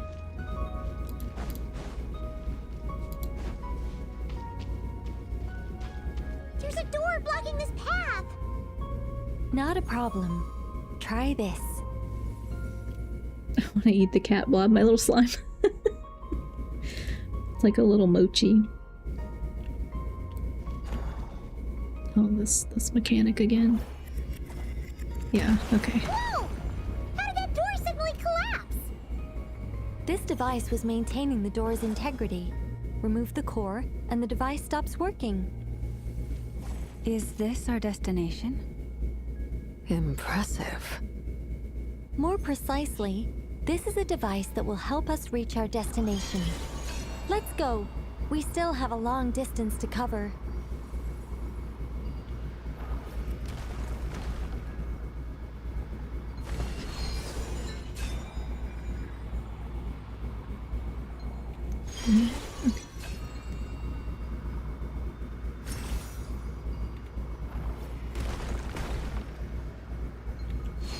I'm gonna miss one and I'm gonna fall all the way down.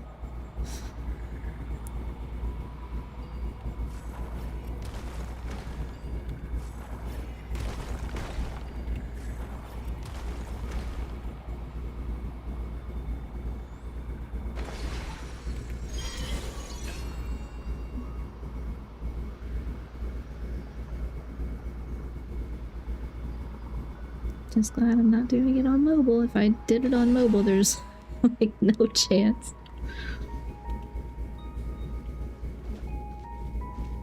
The way ahead is blocked by broken rocks. Oh. Let's try that device again. Remember the door from earlier?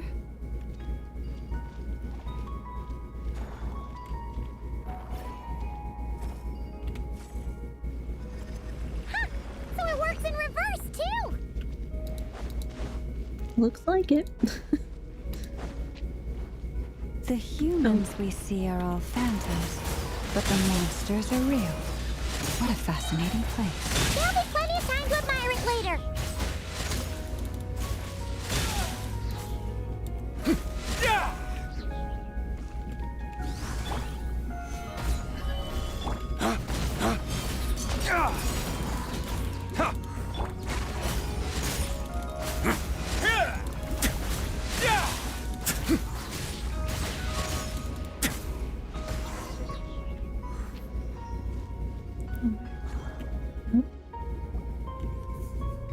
Ooh, there's a whole bunch of artwork in here.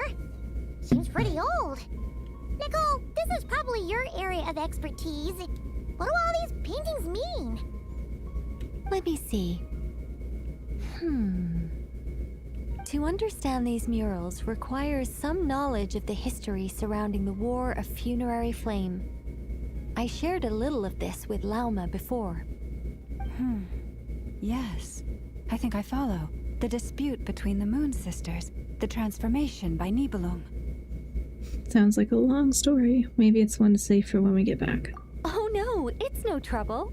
I'd be delighted to share the tale again. Yes, I'm sure. Alright then. Tevat's 3 moons and their goddesses were brought into being by the will of Nibelung, the then ruler of Tevat. But when the heavenly principles came, they changed the world completely, down to its very foundations. The moon goddesses were nowhere near strong enough to challenge this entity.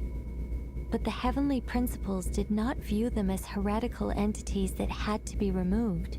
Essentially, the 3 moons existed to keep this planet alive and operational, which did not directly conflict with the heavenly principles' aims. Nevertheless, the inherent precariousness of this arrangement would soon be revealed. Nibelung returned. Yes. He did, and thus began the War of Funerary Flame, a battle for dominance between Nibelung and the heavenly principles. Discord would soon emerge between the 3 Moon Sisters. One would voice the opinion that they should follow Nibelung, for it was he who first hung the moons in the sky. Another would argue that taking sides in the conflict would only bring the world closer to ruin. There was no telling where it would lead, especially since their creator had returned, bearing the perilous power of the Abyss. Nibelung would eventually discover their disloyalty. He had all 3 imprisoned before transforming the moons into weapons with which to fight against the heavenly principles. What? Weapons? Yes.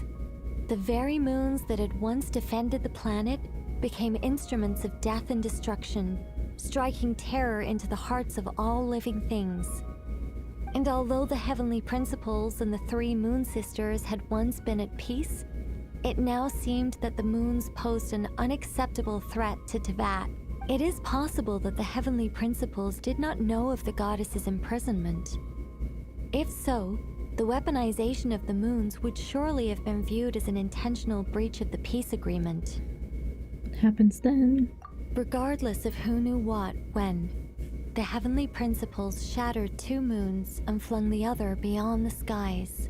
Whether the goddesses managed to escape Nibelung's captivity after his fall, nobody knows. But this much is certain. From that day on, the moons no longer belonged to Tevat. The rejection slowly drained their power until eventually they passed away. So that's the full story. You say the moon ceased belonging to Tevat from then on. Why then would Columbina be born here? That is perhaps due to the lingering connection between the Frost Moon, which was not shattered, and this world. You could see it as the 3 sisters' dying wish. They never desired war. All they ever wished for was to protect this land. I see. If the final fate of the 3 goddesses is as you say, then Columbina faces the same grave danger. Our investigation has yet to bear fruit. We must hurry. Yeah, you're right. Let's keep going.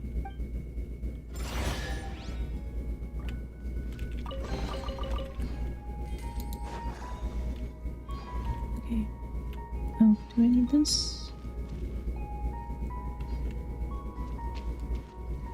Oh, there's a little plant thingy. Oh.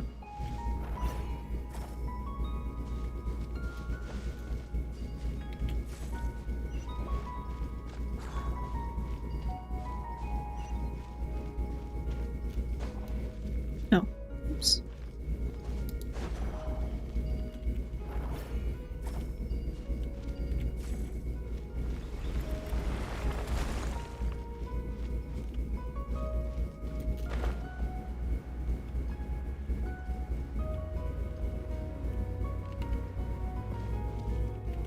I'm supposed to talk to these people.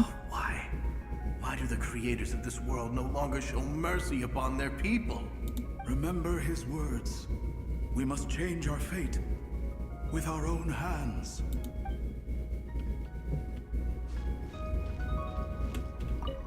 Should we trust him to keep his promise? We have to. There's nothing else we can do. Wait, that's odd. Who is he? Is something wrong? No, not really. It's just that over 30 possibilities emerged in my head, so I can't be sure who he is. It's been too long. My memory isn't as sharp as it once was. It's a lot of possibilities. Okay. 30. Wow. Impressive. Shelves are stacked with books. Unfortunately, none are related to the birth of a new moon goddess. There's no mention of Columbina.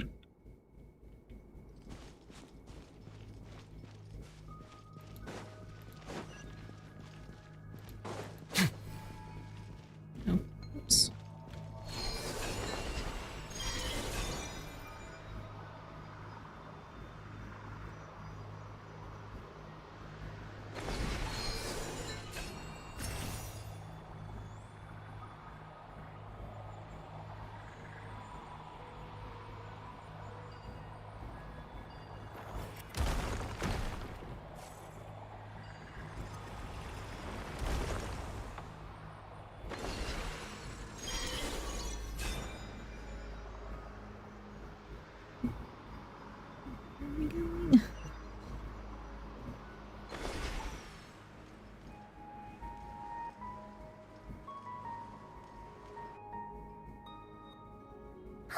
We're finally here.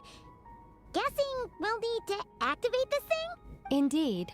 I was a little worried about that at first, but as we got closer, I sensed that the Kuvaki within it flows unimpeded. It should be functioning normally. The only issue is how to activate it. It's looking a little worse for wear. What about the cores from some of the other devices we've seen? Can we repair it using those? In all likelihood, yes. I imagine that would have been the Hyperborean's backup plan. Let's look for some cores. I mean, those things are pretty destroyed.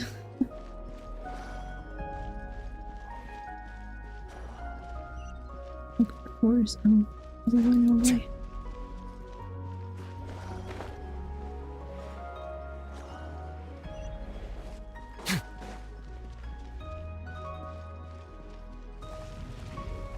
Of course. Stabilize! Run away now.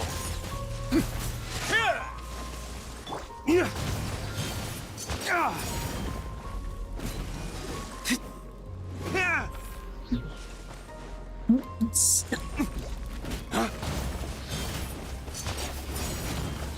A moment. Whoops. Gather!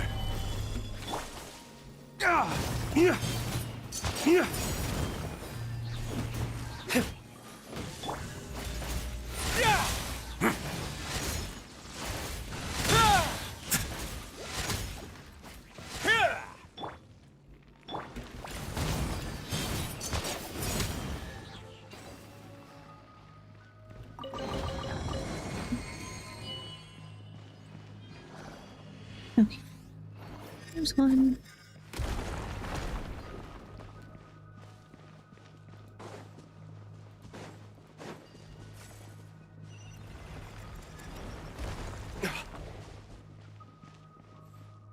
Paimon found a core!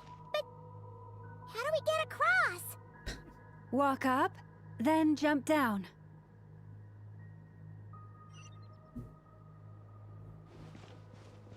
Am I not just supposed to take that one too? Oops. Why can't I just take... Or does it have to stay there? Yeah. Don't turn me into the little thing.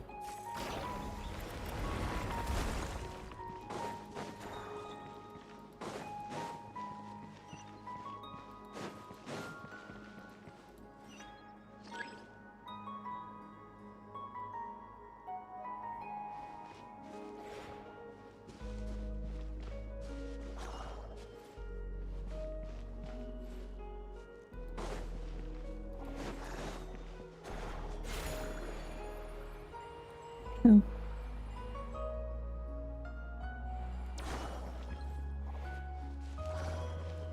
It told me something on screen and I wasn't paying attention. Can I use the thing that I had before? This is where I start checking out because I'm getting sleepy.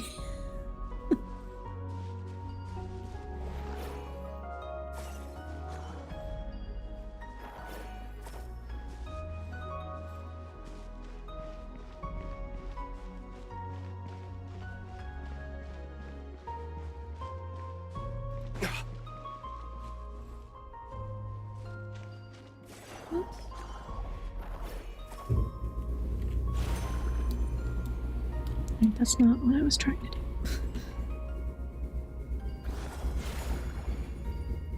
Can't line it up.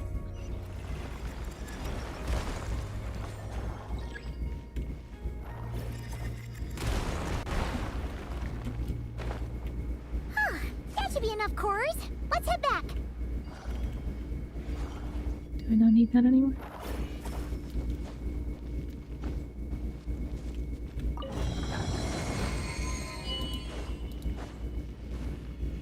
Autopilot kicking in, definitely. I start getting sleepy. Starts kicking in, I'm like, wait, what?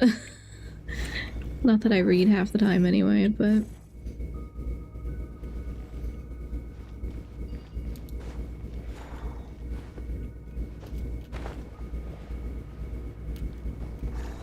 She was telling me a story and I started getting sleepy.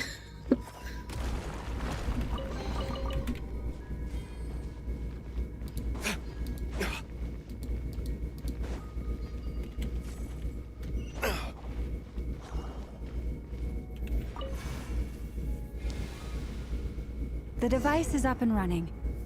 It's hard to believe that the ancients were capable of constructing such things. Paimon sees our destination! It's right up ahead! Yes, let's go.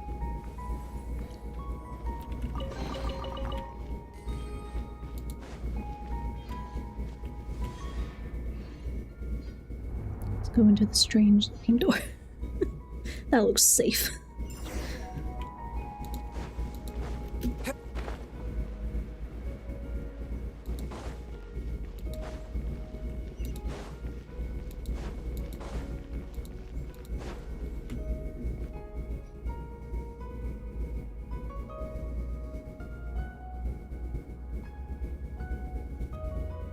This is where the people of Hyperborea communicated with the moons. We need only place the moon marrow upon this platform on Moon Prayer Night, and we shall be able to open a portal to the moon and send our moon goddess back home. The assumption being, of course, that we can find her first. I've got a question. The moon is beyond the sky, right? That's right. You want to know if it's safe there, don't you? Exactly. It might have been corrupted by the abyss. And yet, she has no choice but to return. You know this. Yeah. Oh, that's not the only issue here. This is the end of the line, right? We've explored everything we can.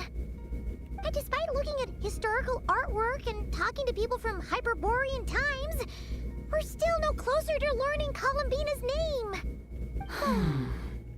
I mean, essentially that is her name now.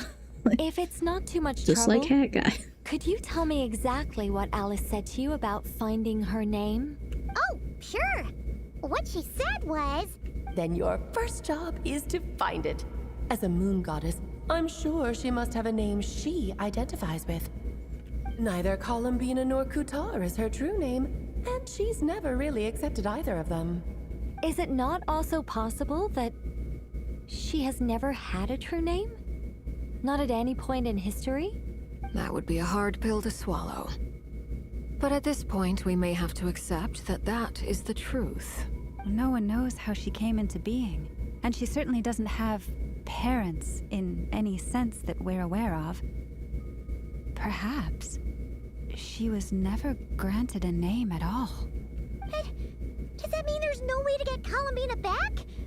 She's just gonna disappear and there's nothing we can do about it? Huh? Wait, why all this pessimism? Was it the way I phrased this question? You all seem to be taking this in completely the wrong way. What do you mean by that? Well, just because she's never had a real name in the past doesn't mean she can't have one now. What? Think about what Alice said again. She never once said that you'd have to find a new name, did she? Are you saying what I think you're saying? You want us to grant her a name? Yes. Names are anchors that connect us to the world. If she doesn't have one already, then all we have to do is create one, no? It's like... yes. Traveler, when you first arrived in Teyvat, do you think you would have turned around if someone behind you shouted, "Hey, Tumaini"? No, I wouldn't. But what about now?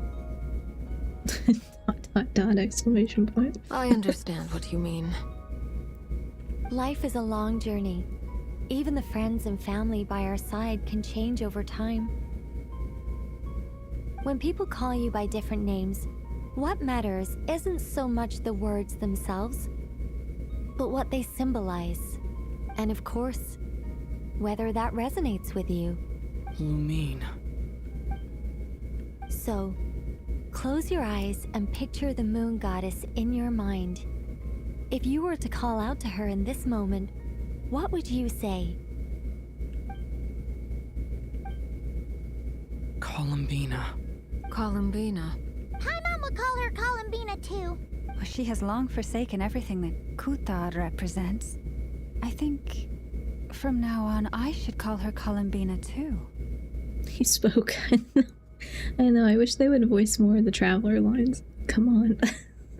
We can afford to pay the voice actors to do this. Let's do this. Well, it sounds to me like you found your answer. Are you sure? Is it really that simple? We haven't found her this whole time, and not for lack of trying. For a journey like this, the process is every bit as important as the outcome. Had you not searched far and wide, rejecting every other answer you were offered, how could you have come to an answer you felt was finally correct? Oh, it all makes sense now. This has Alice's fingerprints all over it.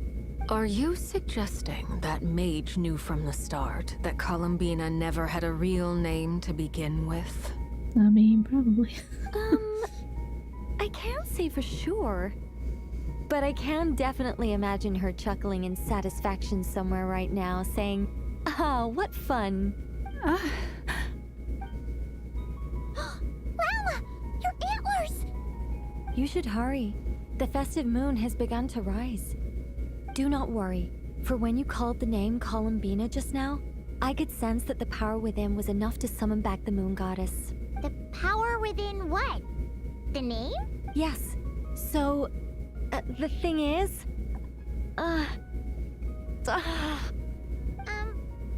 What's wrong now? This is so annoying. I really want to explain how that whole thing works. Starting from the founding principles of Teyvat and... Oh, I could talk about this for hours. But... Deep breaths, Nicole. Deep breaths. You're an angel. A sober, sensible, solemn angel who has her priorities straight.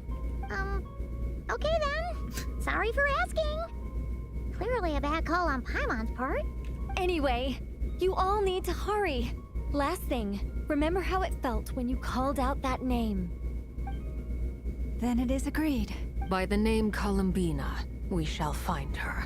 Then we'll throw her the best Moon Prayer Night party ever! And at last, we will send her home.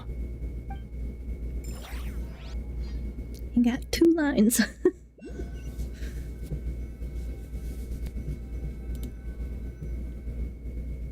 I can barely move anymore.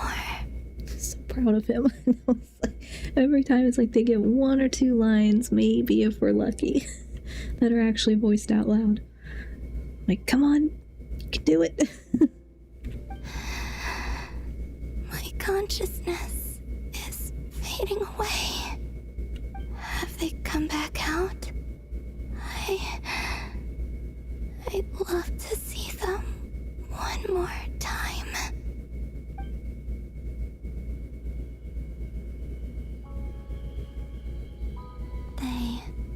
They didn't make it.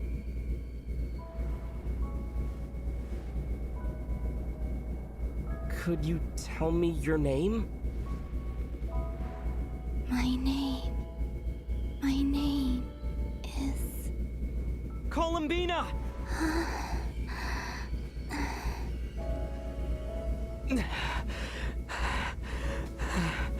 Columbina! Are you here? Columbina! That's the name you gave when we first met. And it's what I've called you ever since. Columbina. It's a fine name.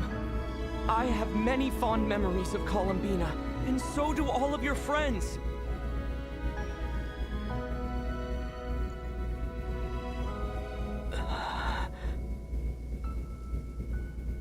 If you like this name...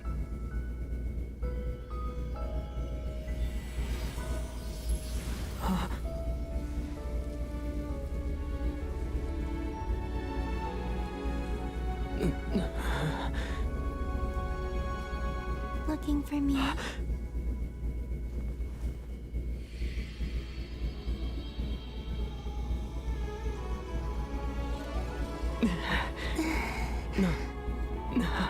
like it. You can carry on using it. My name is Columbina Hyposelenia. Oh, ad break notification. Columbina Hyposelenia. That's a wonderful name. I'm gonna pause for the ad break. At least it wasn't during the cutscene. Let me drink of water.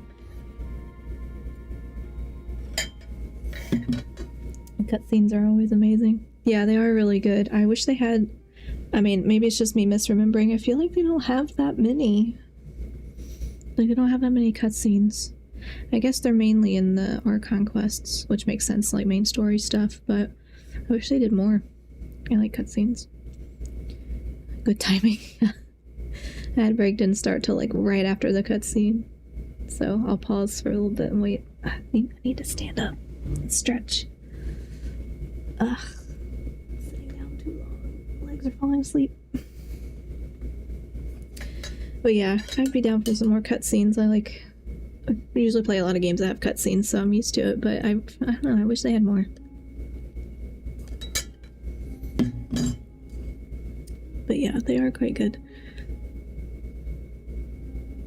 Not sure how much longer. I mean, because now that she's back, I think it's maybe not too much longer till we get to like the minigame part, I think.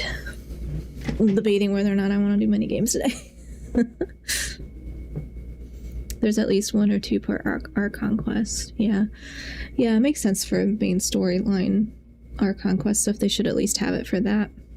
And I haven't done a character quest in so long. Well, I guess Durin's is a character quest, but the other ones I haven't done in so long. I can't remember if they even have them. But yeah, those are nice. The only downside is I can't pause it if I need to, if it's gonna ad break in the middle. But that's alright. Well, okay. Slime model's freaking out because I'm cracking my neck. Okay. Ad break is almost over.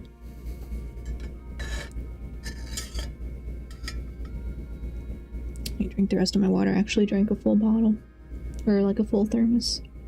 Which is good, because normally I don't. Though I guess I could have made tea. Tea still counts as... Hot tea still counts as water. For me. Close enough. Oh, also my little cat. I forgot my cat.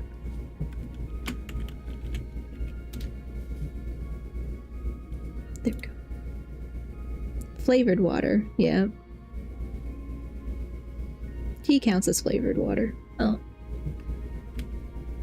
My slime is freaking out. Okay. Hold on. We gotta retrack. Recalibrate on the slime. Decided to cause problems. Come on, slime. There we go. Okay. Slime is working? Yes, slime is working. I never thought that Columbina would become my real name. But after I met you and my other friends, the things that this name stood for slowly began to change. It went from being a Fatui code name to something my friends call me. How much she's changed since we first met. She never used to share her innermost thoughts. What is it? Why aren't you saying anything? I'm just so happy for you. Thank you. So, where's everyone else?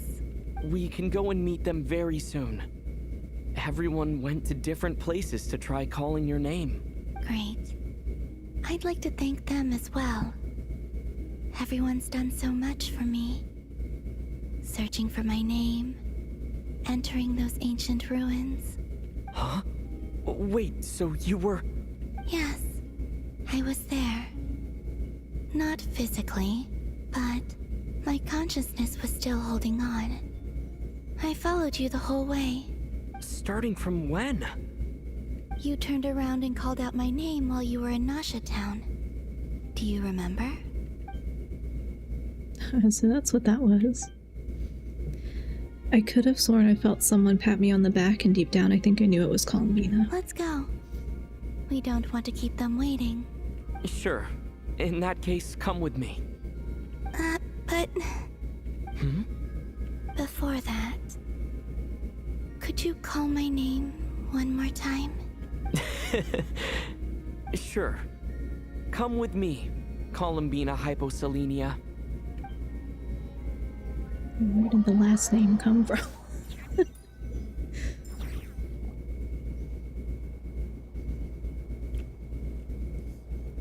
Columbina spreads the good news to your friends by way of small animals and kuhenki, but since not everyone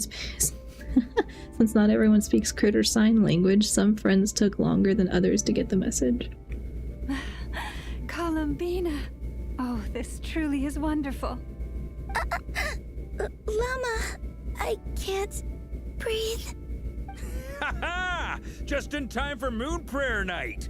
It's good to have you back, Miss Columbina. Yeah, we were worried sick. Thank you, my friends. With your help, I now have a name that belongs to me. Columbina Hyposelenia. Where's the second half from? You added it yourself?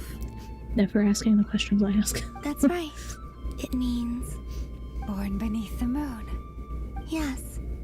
And by extension, it can also mean born beneath this world. A fine name. Now, as much as it pains me to interrupt this beautiful reunion, I feel obliged to remind you that the Moon Prayer Night celebrations in Nasha Town have already begun. Don't you want to enjoy the festivities? There's so much to see and do. And some of the ambient lighting and entertainments were sponsored by the kind souls in the Hexen Circle. I also want the ability to play as whatever those things are. Nicole? Why've you turned into Dodoko? So you're Miss Nicole. Thank you for helping us, and for helping me find my name. It's nice to finally hear your voice. You're quite welcome. Guiding lost people to hidden treasure is what we Seelie do. And if you ask me, spiritual treasures are far more precious than material ones.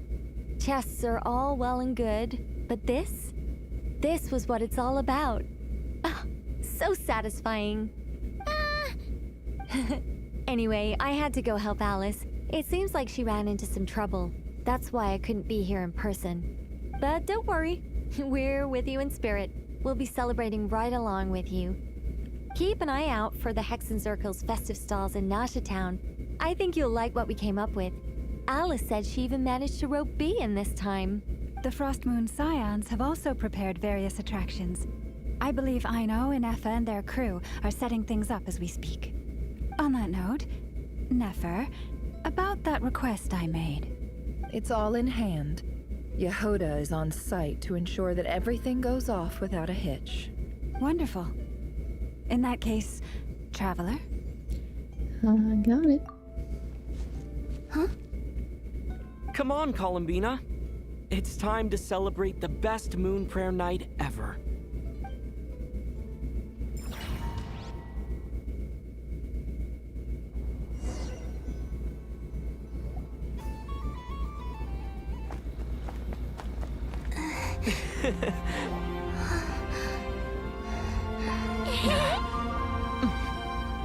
Hey, young lady. Would you like some Moon Prayer Night candy? Happy Moon Prayer Night. Oh, yeah. I almost forgot to say. Welcome home, Moon Goddess.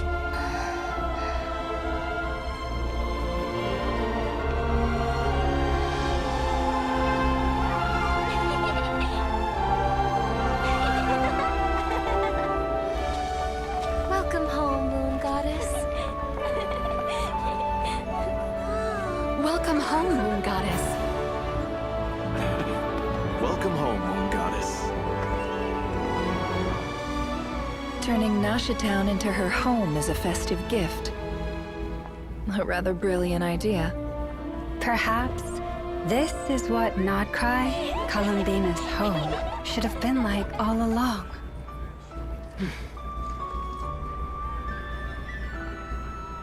Thank you for the gift. I like it a lot.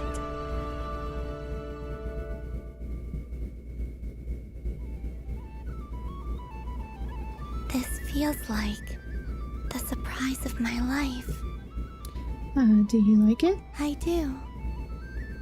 I never imagined I'd ever get to enjoy Moon Prayer Night with everyone so freely. Do they know it's her? Or are they just saying that in general, like, welcome home? I don't know. Anyway.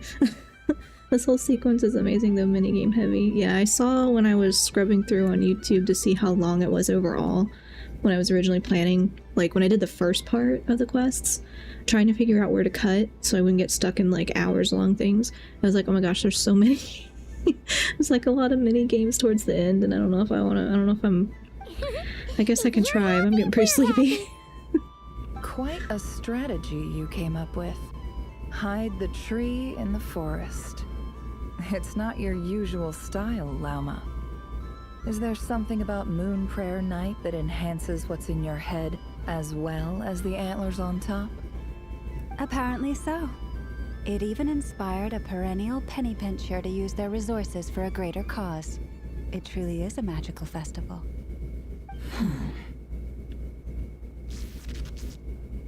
I see it now. This bickering is actually a sign of a strong relationship. Huh? What's everyone doing here? Oh, Miss Columbina, you're back. The girls are fighting. I don't quite get why. It's like, come on guys, just get along. Yes, I'm fine now. Thanks for your concern. How's your progress with Alice's assignment? Very well indeed. I've never heard her sound so excited. Isn't she always quite excitable? Does she have any other mode other than excitable? Not like this. This time her excitement seems more serious. It seems like she's had a major breakthrough. She said she'll contact us once she knows more. In the meantime, we're free to relax and have some fun. Enjoy the time off while it lasts.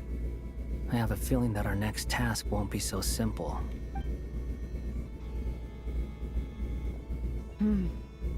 I should go. I still have a few things to attend to at the Frost Moon Scion stall. And I think I'll take a look around. With any luck, this once-in-a-year festival will come with once-in-a-year opportunities. Hold up a second. Where's Varka? I believe he made a beeline for the flagship the moment he entered Nasha Town. Not surprising. Ah, that's Mondstadters for you. They know what they want when festivals roll around. Goodbye for now, Columbina. I hope you have a wonderful night. I will. Well, in that case, don't just stand there. Get out there and have some fun. You'll definitely get a warm welcome at every stall. Oh, also, take this map with you. It's a guide to the festival. Oh boy. That's a lot. That's a lot of things. Okay. Oh, okay. The Frost Moon Scion stall is over here. Lauma's invited a whole bunch of cute animals to celebrate too. There's the mini games. There was one girl I was watching play Final Fantasy VII, like the remakes, and I don't remember which one it was. I guess it was Rebirth. Had a bunch of mini games, which I just kind of like, you know, blew through as quickly as possible. Didn't care, just trying to get on with the story. And she's like the most excited person I've ever seen for mini games, and I'm just like, I'm glad somebody likes them, because I don't. I'm like, you're just distracting me from the main thing I'm trying to do. Over there is the Hexacircle section. Alice seemed more excited than anyone about this festival, so she insisted on making it a grand affair. There's so many in that game. Yes. I think there were more in Rebirth, and I was like, okay, there's far too many. And some of them I like. It's when there's rhythm ones, I like those, but I'm like, okay, I just don't want to do this right now. I want to play the story. I don't mind mini games when they're like not forced on you, you know? I'd rather them just be optional. Oh, and then there's the Nasha Town local specialties, including... Actually, forget that. Better if you go check them out for yourself. Thank you. It looks like a lot of fun. Enjoy your moon prayer night. You're not coming with me? We'll be around. But don't you want to browse by yourself for a bit first? It's fine, don't worry, we'll be nearby. I mean, has she ever really been around people? Like a lot of people? Yep. If you find something you like and want to try it out together, just give us a shout. We'll be right with you. Otherwise, just relax and enjoy yourself. There's so much on offer, so try to experience as much as you can. And don't forget to stuff yourself with all the delicious festival food. We'll probably run into each other while we're browsing. All right then. Off I go. Have fun. Where should I go first? Okay. Alright, I guess I'll try and I'll see, but like I said, if this is... This must be the mage's stall. It feels like I've entered a fairy tale. How lovely. I'm not really in the mood for many games, but we'll see. I know she's supposed to be Moon Goddess. I mean, not that she doesn't look like it, and Nicole's supposed to be an angel. She kind of looks like an angel, which I mean, the moon is celestial too, but I don't know. I feel like her design looks more like an angel. Oh, I didn't mean to activate whatever I just did. But I was aiming right at it. Aw, what a pity. I saw it with my own eyes. You were so close. So very close. That's not true. It dodged out of the way right as I was about to snag it. I'm sorry? You heard me. This paper frog can move. I swear. Victoria. I don't know why they would let her be in charge of something like that. That doesn't seem like a good idea. The flow of her dress and the wings behind her head definitely give it that feel. Yeah, the hairpiece really makes it, and just how her dress is so flowy just makes me think of Angel. Tori's gonna scam the poor kids. And no, it's like, it's supposed to be a festival fun, especially for kids. Like, I don't know. Don't put her in charge. Dear, oh dear, what are you saying? saying? How could a paper frog move? Unless you believe there really is magic in this world. She's the size of a child. But even if I, the mere humble merchant that I am, knew such magic, surely I would not use it on a paper frog. I'd sooner give Mora legs, so it could walk right into my purse. My dear, dear customer, why not have one more try? This time I'll give you 12% off, a very generous discount for one of my most regular customers. So come get this mouse. Yeah. I don't know. Did they ever interact? I don't remember them ever interacting, but I feel like he would outsmart her so quickly that maybe she would stop. Just think about how much experience you have under your belt now. You're sure to win the next one. Darn, I used up all my coins. I'll be right back. Just gonna fetch some more from my house. Oh, Take your time, but don't take too long. This event is Moon Prayer Night only. Miss it, and you'll have to wait a whole year before I'm back. Next customer, please. Welcome. Hello. Whoa, whoa! What's this big one doing over here? How do I tell my employees not to go running around this time? Shooting them a glance won't work. I haven't known them long enough. I think Sino would have more jurisdiction, but I think he would be outdone by Dory. Yeah, I guess he probably would have more jurisdiction. But yeah, he might need some help. Dory? Why, hello there, Miss Columbina. Would you like to play my ring toss game? The rules are very simple, and it's easy to get the hang of. How much for a round? Oh, first time's free. Not a single Mora. After that, well, we can cross that bridge if and when we come to it. Why would they charge her too? It's just the moon goddess. But with your sharp sharp skills, I'm sure you'll win all the prizes in one fell swoop. That was an obvious enough hint for them, right? Right? Okay, time to be terrible at minigames. Okay, hold the ring toss button to aim at the prizes. Toss a ring when the button is released. And I'm aiming for the things that are moving. Catch as many exhibits as possible. Okay.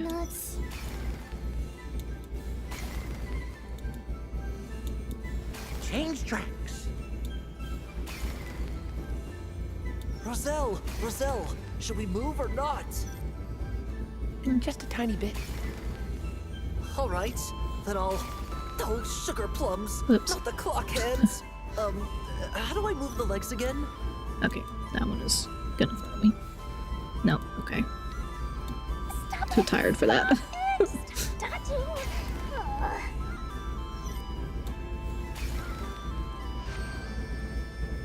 Since when do ring toss games have things? They're not supposed to move. Wow, very good.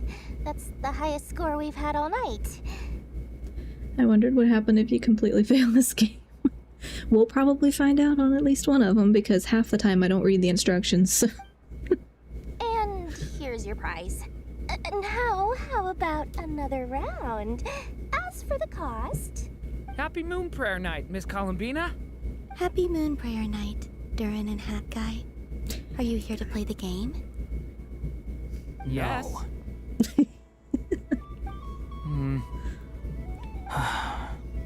You said we were just coming here to say hello.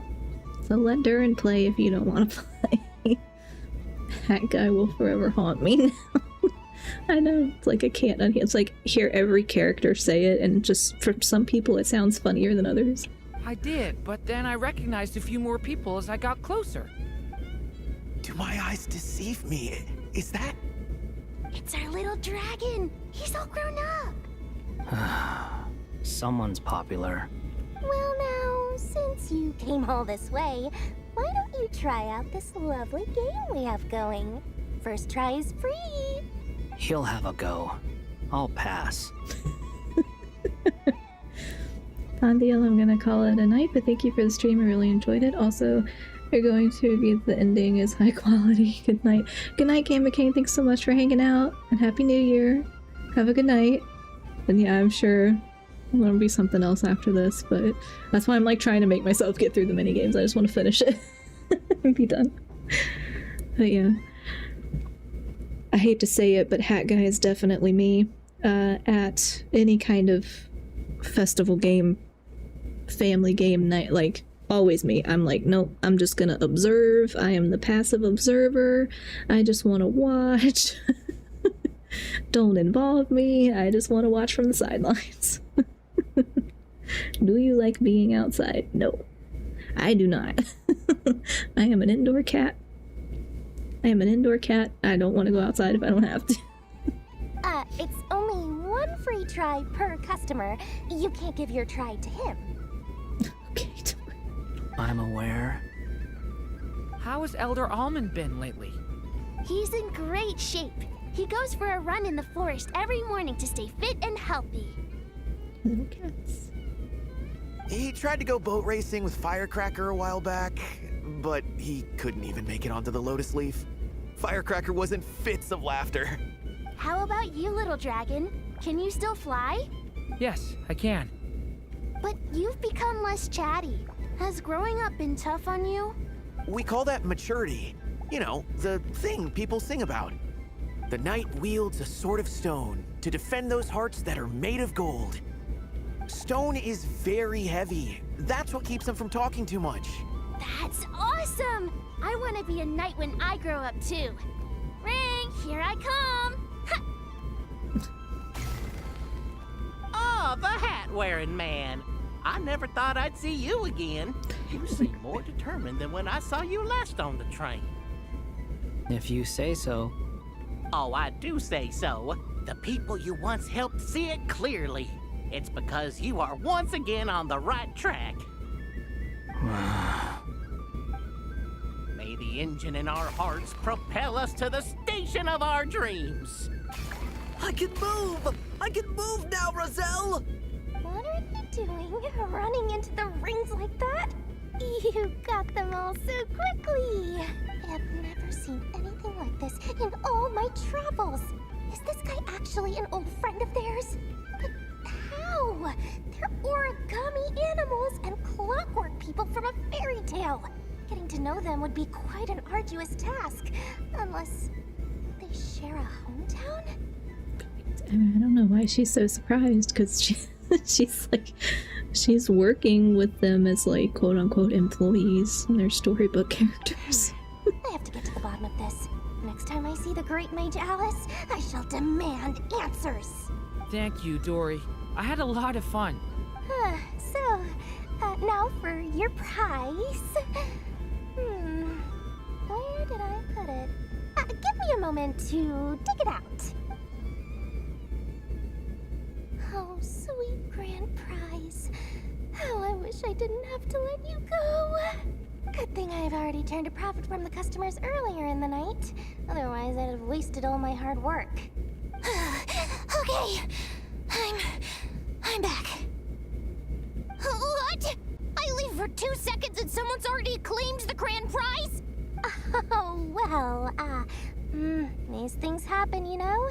Perhaps you'd be interested in one of the other prizes instead. We've got all kinds of wonderful goodies here. I just realized she's dressed as the moon goddess. I wasn't paying attention earlier. She's like dressed up in a costume. Now I want one of those little stuffed things too. Is this the thing you wanted? Here, you can have it. I want one of those. Huh? But... Don't worry about it. It will be happier with you. Oh, thanks so much, Miss. Moon Goddess. Oh, goodness gracious, Columbina. Give me strength. How am I supposed to make any more money from this child at this rate? Daddy, look! That's the game I was telling you about! Forget it. She is the moon goddess after all. I'll think of some other way to swing this. Maybe I can try to hook this new kid. Huh? Oh, someone already won the grand prize. You can take mine if you want. What? Why? Why are all these bleeding hearts coming here to ruin my business? Happy Moon Prayer Night, everyone. Happy Moon Prayer Night. Maybe you shouldn't be trying to scam kids. Okay.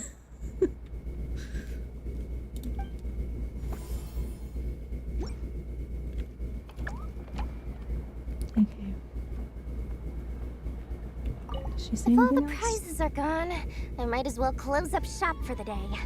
But you haven't had your fill of fun yet, right? So the next time a customer shows up, you're going to have to run faster, all right?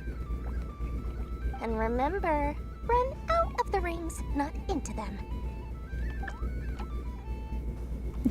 It's just like, let's scam the children. Okay, anyway. Oh. One of the cats just came to find me. Hello.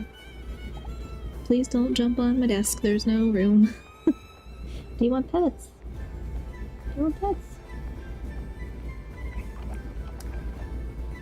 Yes, I know you want on my desk, there's no room right now. Okay, I'm gonna have to clean him a spot, because he's just gonna jump on my desk and knock everything over if I don't.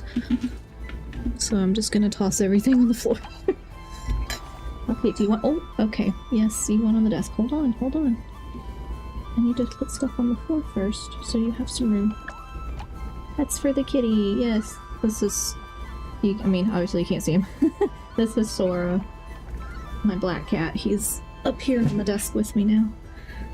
He's usually the one who follows me around everywhere. But he was asleep in the closet earlier, so now he finally came to find me. Hello, Sora. Yes, he's a big sweetheart. Okay, can you lie down? Oh, please don't knock my monitor over. He just rubbed his little face on my second monitor and almost knocked it off the desk. Okay, I need you to lie down. I'm trying to play. Okay, let's go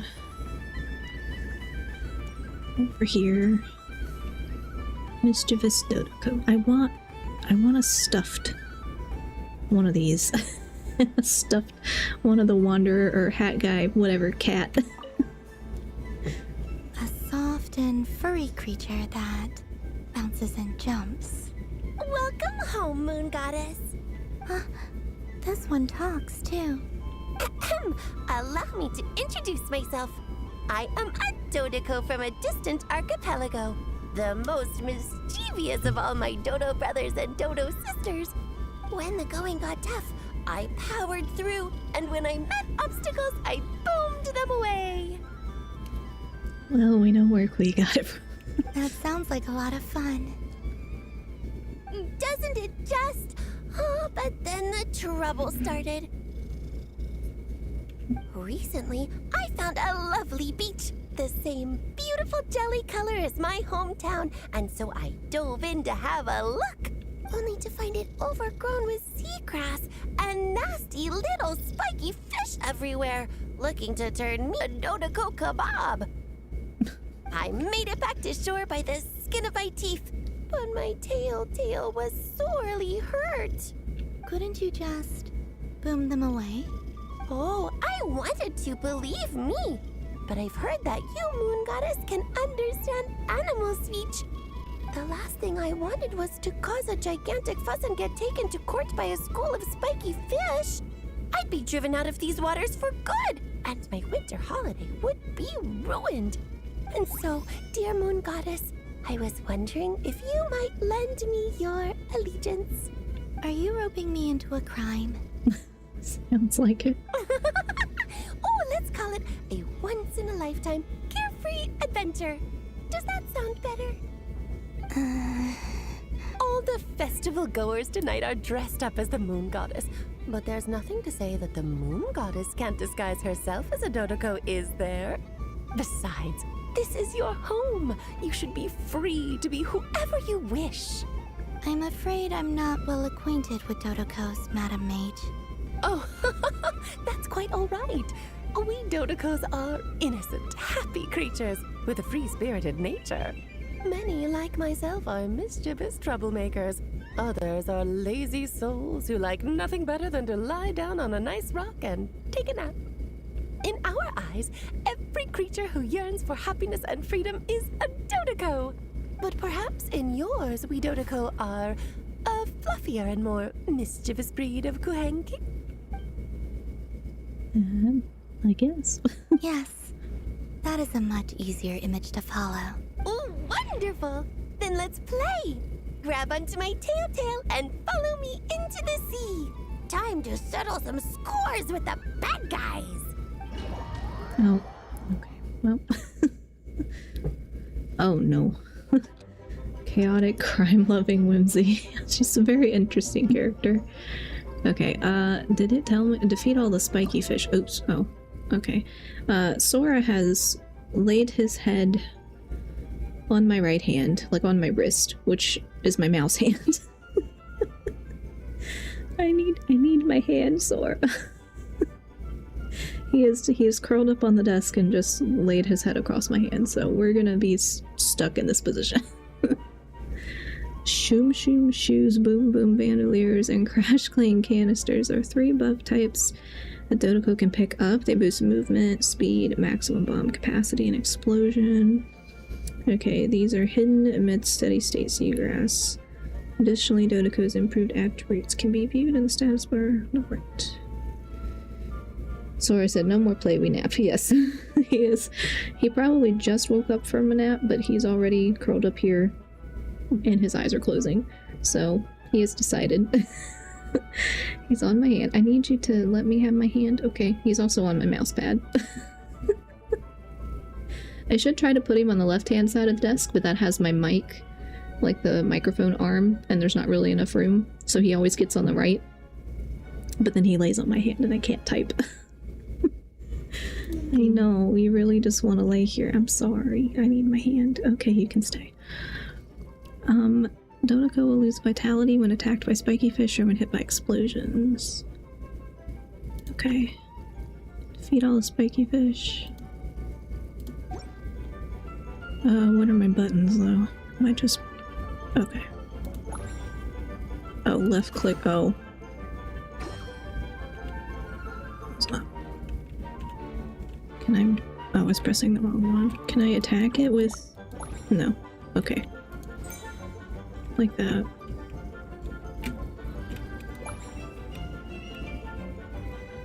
I didn't mean... Oh, that drops a bomb. Okay.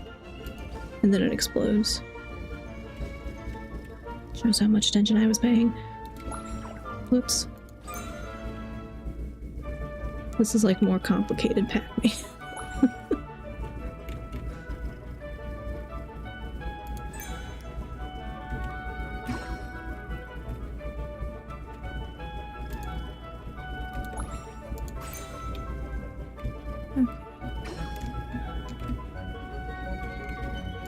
Oh, no, I went away.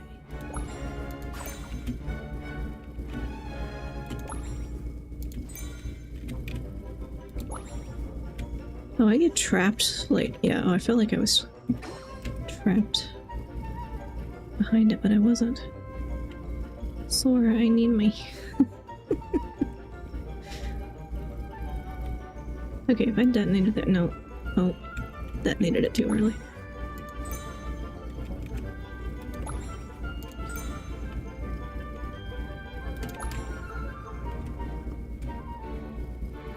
Let's wait for it to come back this way.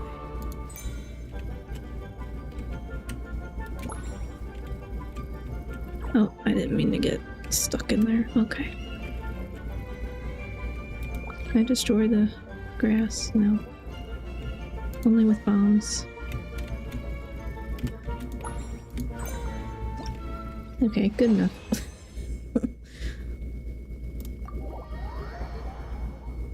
Okay, I can't move him. He's literally curled up purring. A remarkable talent!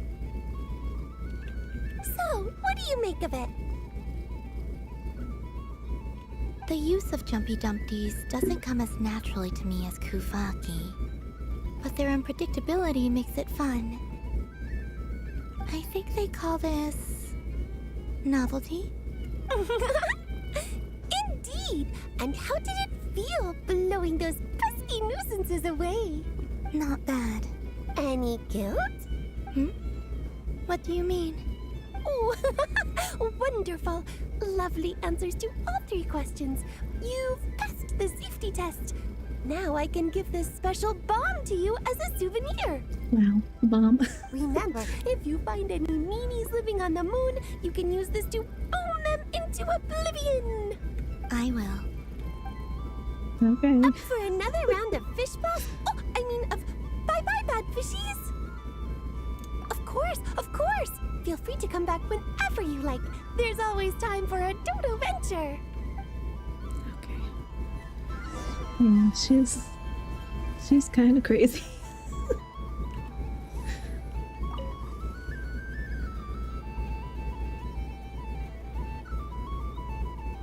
I wouldn't say it's unfair, exactly. I mean, your voice goes right into people's heads. How would you explain that to the kids? You can't just explain it away as magic. Is something the matter? Ah, Miss Columbina! No, nothing you need to worry yourself about. Ah, impeccable timing. Stick around for a second, Miss Columbina. I need your input on something. This self-proclaimed Knight of Justice has yet to give me a satisfactory answer. I, for one, would like to hear your verdict on the matter. Hey, now, I left the flagship just to help you out, Miss Nicole. What's going on? So Alice and I are both using long-range remote control spells that work on similar principles, allowing us to attend this festive fair in Dodeco form. Clarka still makes me feel it. I like him, I think he's funny. Sorry, let me backtrack a little. While similar, there are some key differences. Alice, being a great mage, wanted her Dodeco to reflect something of her own charm and mystique. So she adjusted the way its tail moves when it spins around. An entirely gratuitous move, in my opinion. I hardly see how anyone is going to notice that. If anything, I'd say that anyone who stares intently enough at a Dodeco's tail to notice such a small detail is someone we ought to be highly concerned about. I only say this to emphasize that my question has nothing to do with tails. Now that we're clear on that, why is Alice's Dodeco permitted to interact directly with the children celebrating Moon Prayer Night, while mine is not? He's like that uncle who randomly appears with fun stories. Yeah, he just he just kind of shows up and I don't know. It's like he's in charge of like a lot of logistics and important stuff, but then he's just kind of goofy. Your voice speaks directly into people's minds. See? Exactly what I said. Miss Nicole? Ugh, I can't stand it. I know that probably makes me sound like a whiny child acting out in front of their parents. And it's a little embarrassing now that I think about it. But hey, I've said it now, I can't take it back. That would be even more embarrassing. Also, don't go reading too much into that analogy. It was off the top of my head. I'm actually an awful lot older than either of you. Miss Nicole, are you saying that you'd like someone to play the game you've prepared? I'm not so invested in that. It's just something cobbled together using items I borrowed from Alice. She probably didn't even make them herself. The point is, I want to know everyone's thoughts after they receive their prizes. But as you've said, I can't just ask. I've been biting my lip for so long, and I've had no one to vent my frustrations on. I thought this was going to be a nice, straightforward festival where I'd get the chance to guide people to treasure. Well, can I play? I can't guarantee that I'll win a prize, but... You will? I'd like to try. Then what are we waiting for? Let the game begin! It's like they forgot I was ever here. Okay. Sora has now taken up half of my mouse pad. He's still on my wrist, but he just keeps encroaching on my mouse pad too, and I'm like, I need to be able to move my mouse. The group of witches sounds so funny together. Yeah, it's like, I don't... And how do they get along? Because... I don't know. Alice seems like she's probably causing more problems. Like getting into stuff. Okay, adjust the aiming line left and right. Press the launch button. Once you've selected your desired direction to fire a bouncing Dodoko ball. Oh, is this is pinball.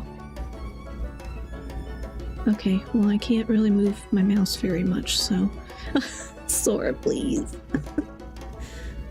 You can use the flippers to rebound bouncing Dodoko balls and cause them to strike objects. Okay. The bouncing Dodoko ball falls through the cap will be removed from the remaining balls. Okay. Let's move the crosshairs and fire. Oh, do I not need my mouse? Good. I guess I should just go... Oh no, I do need my mouse. But only to hit that. Oops.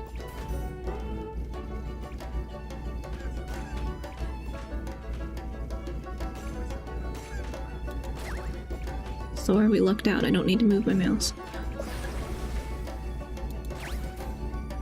Oh, I didn't read what that was. Oh well.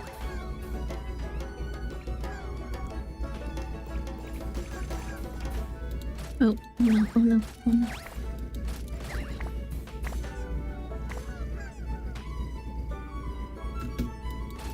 Oh, I couldn't click it. Perfect game. Oh, yeah, I'm not very good at pinball typically. I gotta bounce. Thanks for stream, Thania. Thanks so much for hanging out, Scion. Have a good night. Happy New Year. Thanks for stopping by. Sora, I gotta be able to move my hand a little bit.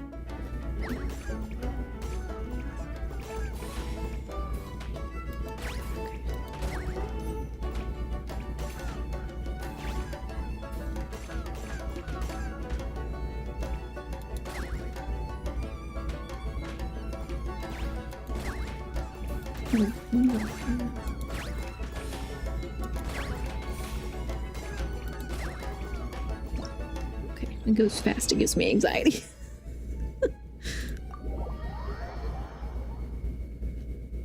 Oh, I'm sorry, Sora. I know I'm disturbing you. Congratulations, Miss Columbina! With your great wisdom, you have overcome every obstacle in your path and conquered the great challenge posed to you by fate. Fate? Well, something to that effect. If you'd prefer something more poetic, it could be the icy winds or the dawn. Anything you like, really. You could even go with the challenge posed to you by Dodoko, if that's what you're into. Anyway, you can take or leave my suggestions. Moving on. All my hopes are now resting on this. Can I open it now? Stop teasing me. Please, I'm begging you. No more talk. Just open it. Wow. What a lovely sculpture. Classic and cute at the same time. Thank you, Miss Nicole.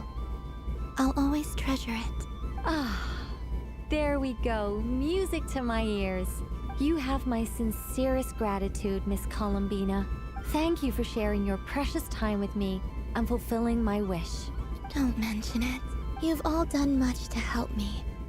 And still, I'm the one receiving all these gifts. Okay. So it doesn't tell me how many... I guess I have to do... Oh, here I see progress. Oh my goodness, there's so many. Okay, so I have to talk to her next. Welcome home, Moon Goddess. Oh, you're the genuine article. Alice was right. This Moon Prayer Night was worth watching after all. Another one that talks. Greetings. Pleased to make your acquaintance. I am the Hexenzirkel member they call B. Barbeloth Trismegistus. Columbina Hyposelenia. Pleased to meet you too. Hyposelenia. A fine name indeed. Now then, Miss Columbina, do you wish to hear a mage's divination? Divination? The Frost Moon Scions used to ask me what would happen in the future. Is this like that? From the perspective of the one seeking answers, perhaps. Fox blobs, Elon. Yeah, basically. They do kind of look like little foxtail blobs. I don't know, I just want one.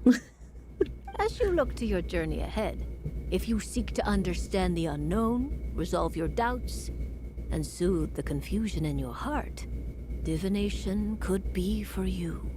The unknowns on my journey. Of course, if one wishes to peer into fate, then hydromancy is the more precise option. But that is a complex affair, and to relegate that majestic art to the status of a festive amusement would seem somewhat uncouth. Besides, it is sometimes better to not know fate with great certainty. Hence, I shall use the suitably festive Luna Arcana to tell your fortune instead. It is more popular with the youth in any case. Lunar Arcana. Indeed.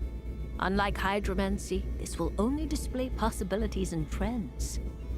People like to think of themselves as creatures of agency and free will. Peering too far and too clearly into the future is detrimental to both body and soul. I'd like to give it a try. Of course you may. Come then, take a seat, Miss Columbina. Before we begin, are there any specific questions you would like to ask? Let's stick to general possibilities and trends, like you suggested. Ah, very well. Then I shall use the basic Lunar Arcana deck. Now, try to relax. Cast your mind upon the things you have experienced and the things you are soon to experience. I will shuffle the deck. Would you like to cut the cards yourself? You do it. No problem. Now then, to make things easier for the seeker, that is to say, you, I shall decipher the cards from your perspective.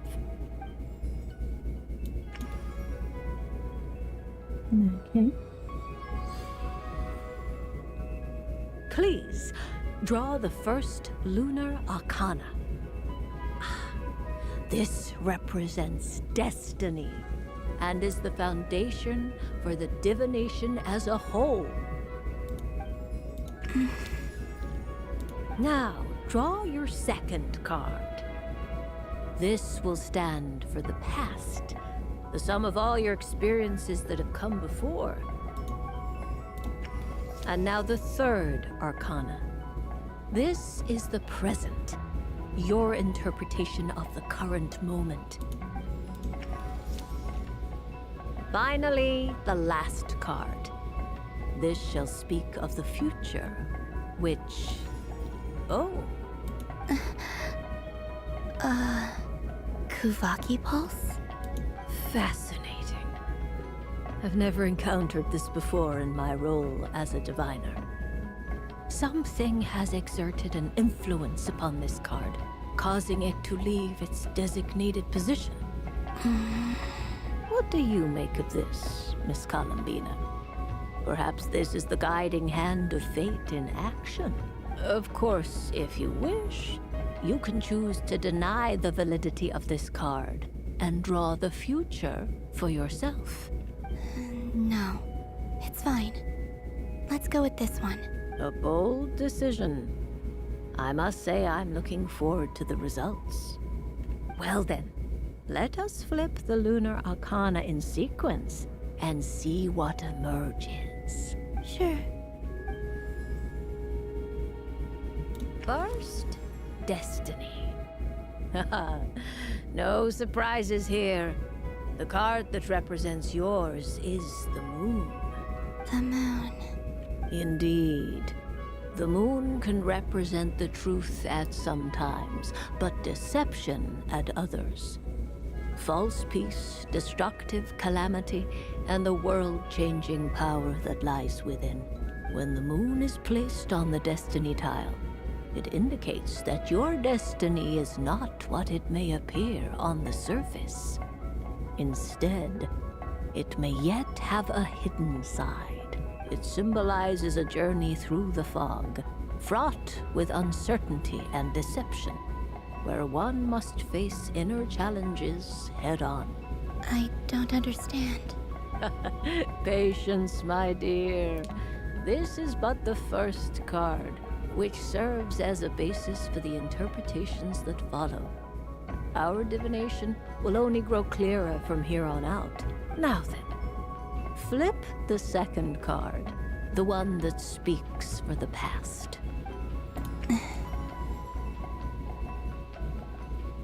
Ah, the Hermit, but inverted. Inverted? Yes. The Hermit symbolizes solitude, introspection, and the pursuit of truth. When inverted, it represents isolation, truth out of reach, and a path that leads one astray. Combined with the moon as one's destiny, the Hermit inverted represents a choice you made to stand alone in the past. It was a choice made not out of fear or arrogance, but for reasons that others could not perceive. You fumbled through the darkness without a guide, but you did not find your way. Rather, you went astray. More than once, it would seem. Is this about how I became Kutar despite not wishing to become a god? And how I joined the Fatui because I yearned for a place to belong? I suspect only you know the answer to this question. All is not lost. The past is in the past, and so it shall remain. Shall we look into the present now? Oh my. The Lovers. One of the most interesting Luna Arcana. What does this one mean? This means that you have had an unprecedented emotional experience.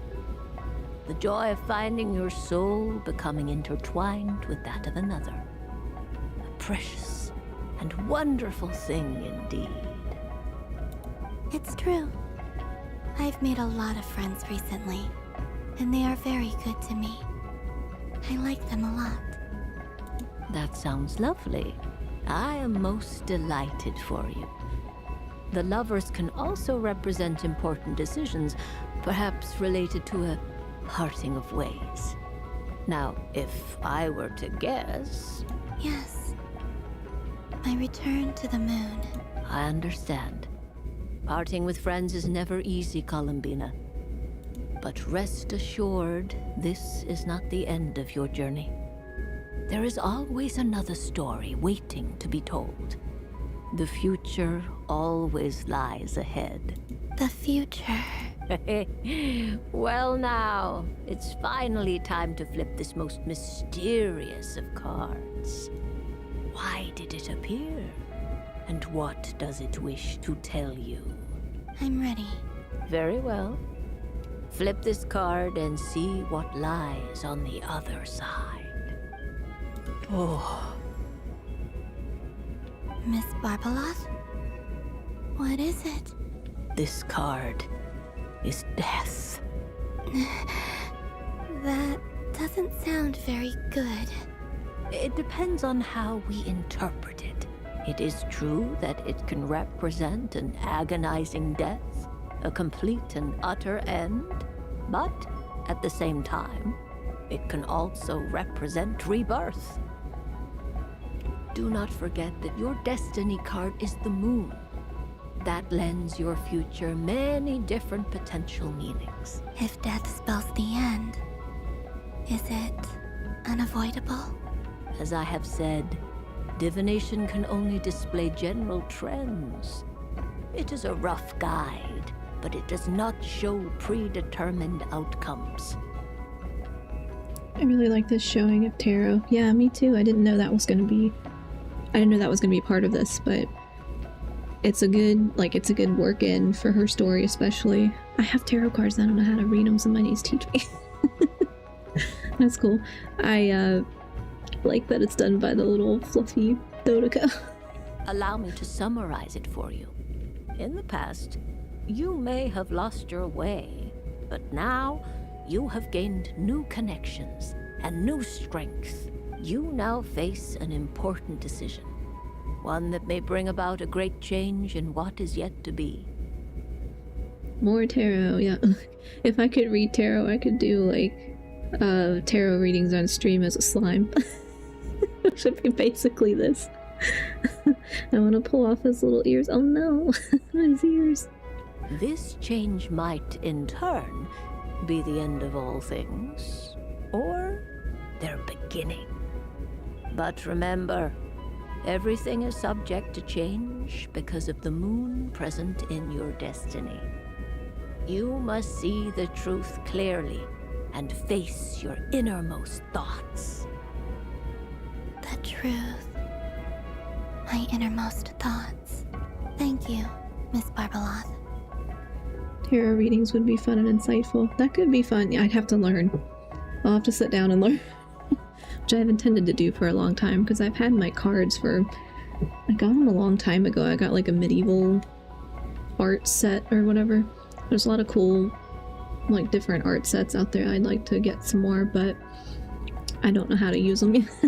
Okay, Sora, I need you to... You had gotten down. I thought I was free. He's come back to take my hand again. Okay, Sora. I know, you just want to lay next to me. I'm sorry. Don't mention it.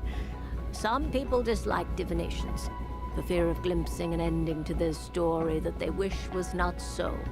But I can see that you're different. The result of this divination will not sway your decision. This is a rare quality, and one that diviners always hope to see in the seeker. We are here merely to guide, not to exert undue influence. I understand. Go then and illuminate your future, Miss Columbina. The moonlight that shines from you now is most captivating.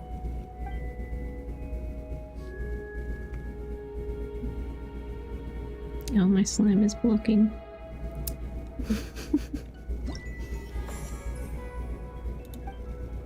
Okay, oh, that was 3 in 1. Okay, ad break is gonna go soon, but since I'm just doing mini games, I'll probably keep pushing through so we can get back to the, like, get to the ending. It'd be rude to just leave without saying anything. But at the same time, I don't want to barge into their lively conversation just to announce that I'm leaving. I guess I'll just wait a little longer. Okay. Huh? Albedo? This sketch is for you, Grandmaster. Oh, a gift for me. Thanks. Let's see what you've done for me. The North Wind left in the lurch.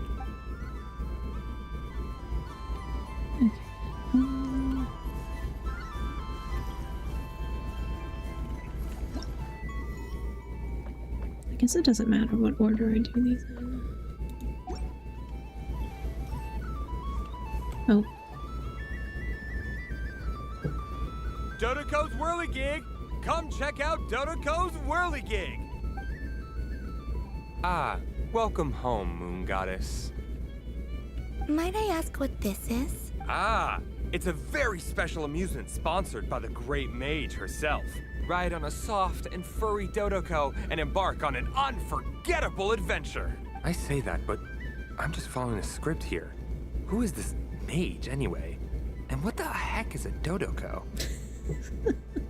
Poor guy.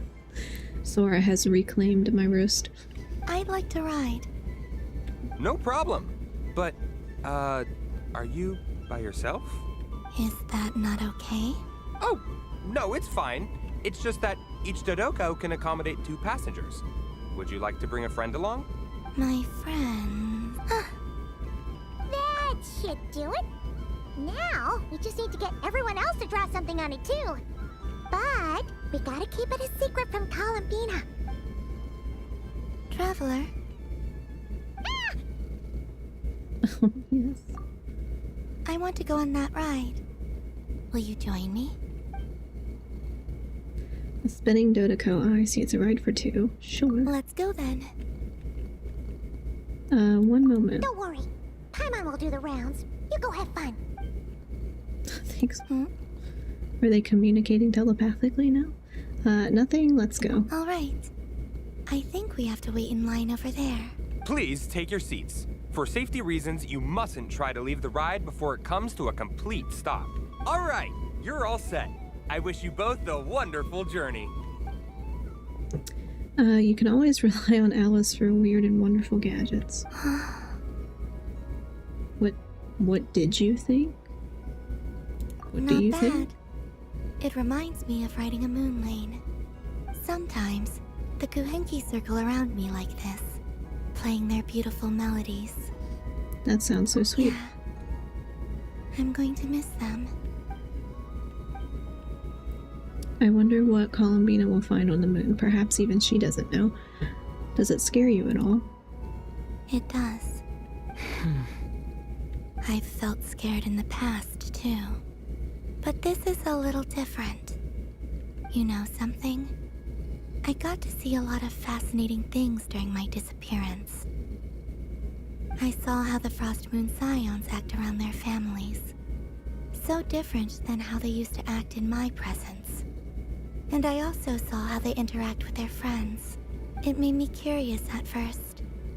Why do people act so sincere when they're worshipping gods, but save their truest, warmest feelings for each other? Slowly, I came to realize that it's because they trust one another. They know, deep down, that they'll be accepted for who they are. All of it. The good and the bad.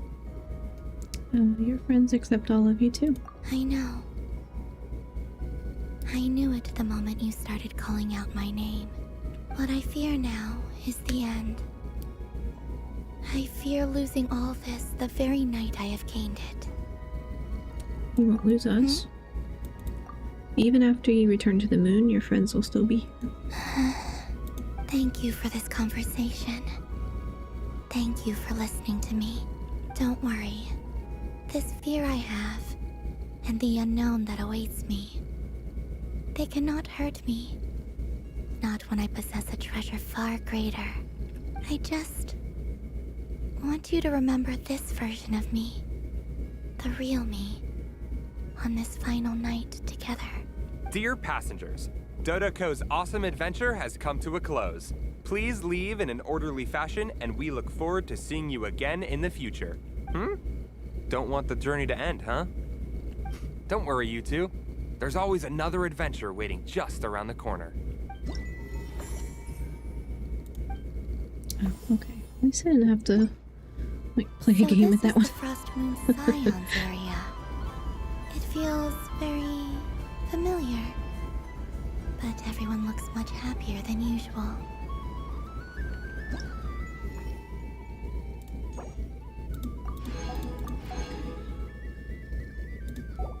Oh, there's just so many.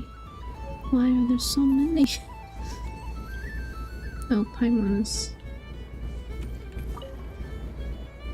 Fun ride, huh? You and Columbina looked pretty sad to leave. This isn't gonna make Paimon dizzy, is it? Okay.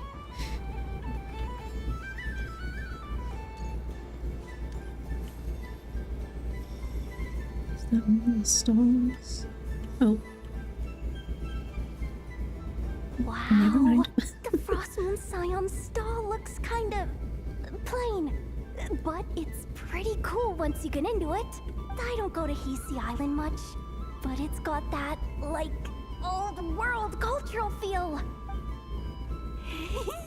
And if culture means we get more festivals, I'm all for it. Hello, Yahoda. Columbine. Hello, Moon Goddess. That was too close. I almost gave the game away in front of the staff. Oh, wait. What's the deal with her shoes? They don't make a sound when she walks. I could do with a pair of those. Do you like balloons too? Balloons? Oh, you mean those? What's so fun about balloons? I'm not a kid anymore. They're probably more up Aino's alley. Yes. The animals seem very curious about these strange flying objects. I was drawn here by their voices. I recently learned a fun new game you can play with balloons, so I decided to come and give it a try. A new game? The weasel. Hello. Welcome home, Moon Goddess. Here to buy some balloons? Yes. Could you give me a few that haven't been inflated yet? Are you sure? I guess it's not a problem, but... Yes, please. Thank you. Uninflated balloons? But those are just little rubber pouches. What does she want with those? Would you like to play the balloon game, Yehoda? Huh? Sure. I guess. How do you play it? Wait here a moment. Oh. This is so weird. What have I got myself into now? I thought I saw Columbina nearby. Uh-oh! That's the fourth Harbinger! Although she's helped us out quite a bit, she's good people, right? Is she looking for Columbina? Oh, guess that's my ticket out of here. I'm not sure my heart can take being sandwiched between two Harbingers. Which stall is she checking out? Oh, it's that other Frost Moon Scions one. Try on the headgear, see what it's like having antlers or animal ears for a day. I wouldn't be caught dead wearing that stuff. So embarrassing. I have enough gear to carry as it is. Wait, what? She put it on? How peculiar. This would take some getting used to. I wonder if this is what it's like for Lynette. It really suits you, ma'am. What is this? She was so intimidating a moment ago, but now, dang, she's really rocking those ears. How does she make them look so cool? I suppose I may as well keep them on for now. All part of the festive experience. Now it's Disney World. We're like the ear headbands. She's coming this way. She's so cute. Yeah. And it's basically you put ears on any character and they suddenly become a lot cuter. How do you do, Miss Yehoda? Oh, jeez. Don't talk to me while wearing that thing. Where am I supposed to look? Oh, hey there. I'm looking for Columbina. Have you seen her? She just... Huh? Wait, is that what she meant by balloon game? Yeah. Huh? No fair! How come I get caught in the crossfire? Poor Yehoda. Her demeanor about it all is adorable too. Yeah. An ambush from the rear? Is this a declaration of war, Columbina? It's like there are a lot of there are animal people, like people with animal ears or tails in this world, so you wouldn't think it'd be that weird. I guess it's just seeing people you're not used to seeing, you know. But Yehoda's gonna like making a big deal about it. Would you like to play too, Arlecchino? Seriously? Are they gonna start some beef right here, right now? Gladly. That said, I believe there is another who would like to join. Boss Nev! Thank goodness! You've got to get me out of here! Things are kicking off big time! Hello there. I'd like 10... no, make that 20 balloons, please. Uninflated. What?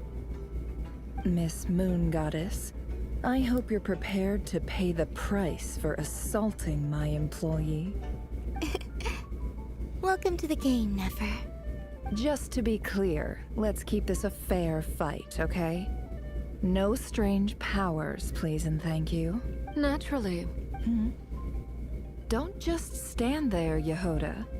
Aren't you going to team up with me? Huh? Do I have to? Get ripped into it. Of course. Don't forget, the Curatorium has a reputation to uphold. I knew something like this was gonna happen. for you up. Okay, at least they didn't make me do it, because I would have missed a lot.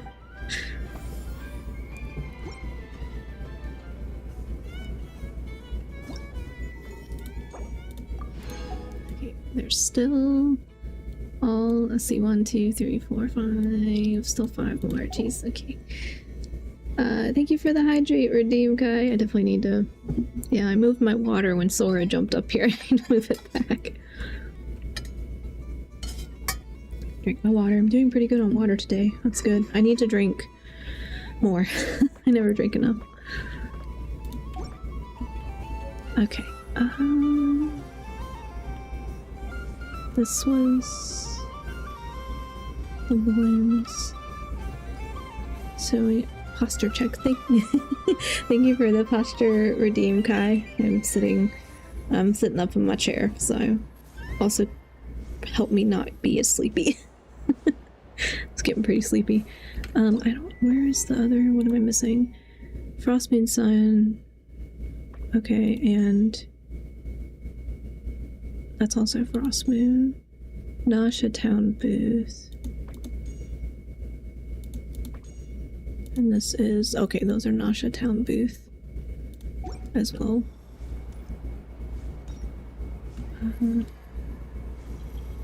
I don't know which one's which. It's not the balloon thing, it's not this person, is it? Because this is...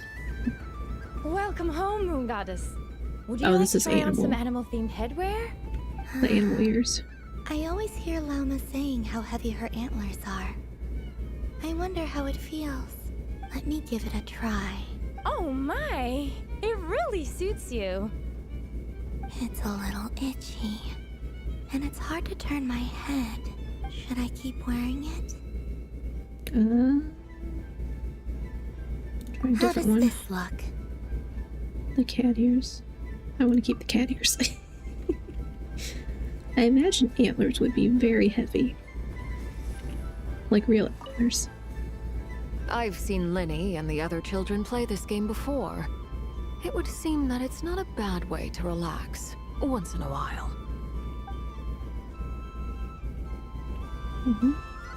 Oh, it's a cat. Aren't you gonna sleep, winged ones? No way, this is Moon Prayer Night. No one sleeps on Moon Prayer Night.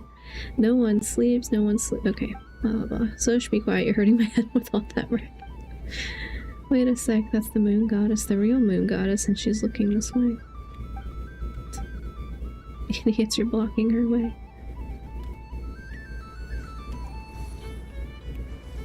Windglow Firefly. How many times do I have to tell you, when you spin around, look up at the moon. The moon got it, not at me. Do I look like a moon to you? Sorry, teacher. And again, stop you at the back, you're behind the beat. This dance is supposed to be simple, focus up, or you'll be practicing till next Moon Prayer Night at this rate. Let me guess, you're angry because what I said, right? I can tell because now you're going too fast, you're ahead of the beat. Sorry, teacher, it's so noisy here, I can't hear the beat. Miss Kuhinki, are you sure it's no trouble? Then thank you, yes, we'd love to have you play the accompaniment. Alright, look sharp everyone, time to step it up, show me your best moves. Okay, so they're like rehearsing a dance, I guess. That was fun. It's a shame Ashru doesn't like playing with water. Alright, I've roped him in as well. Well, most cats don't like water. Some cats do. What's this? Should I give it a try?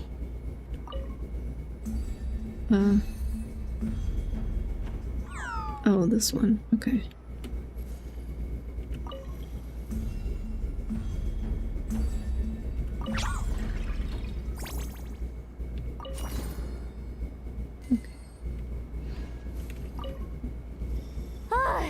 I just had a water fight with 2 Fatui Harbingers.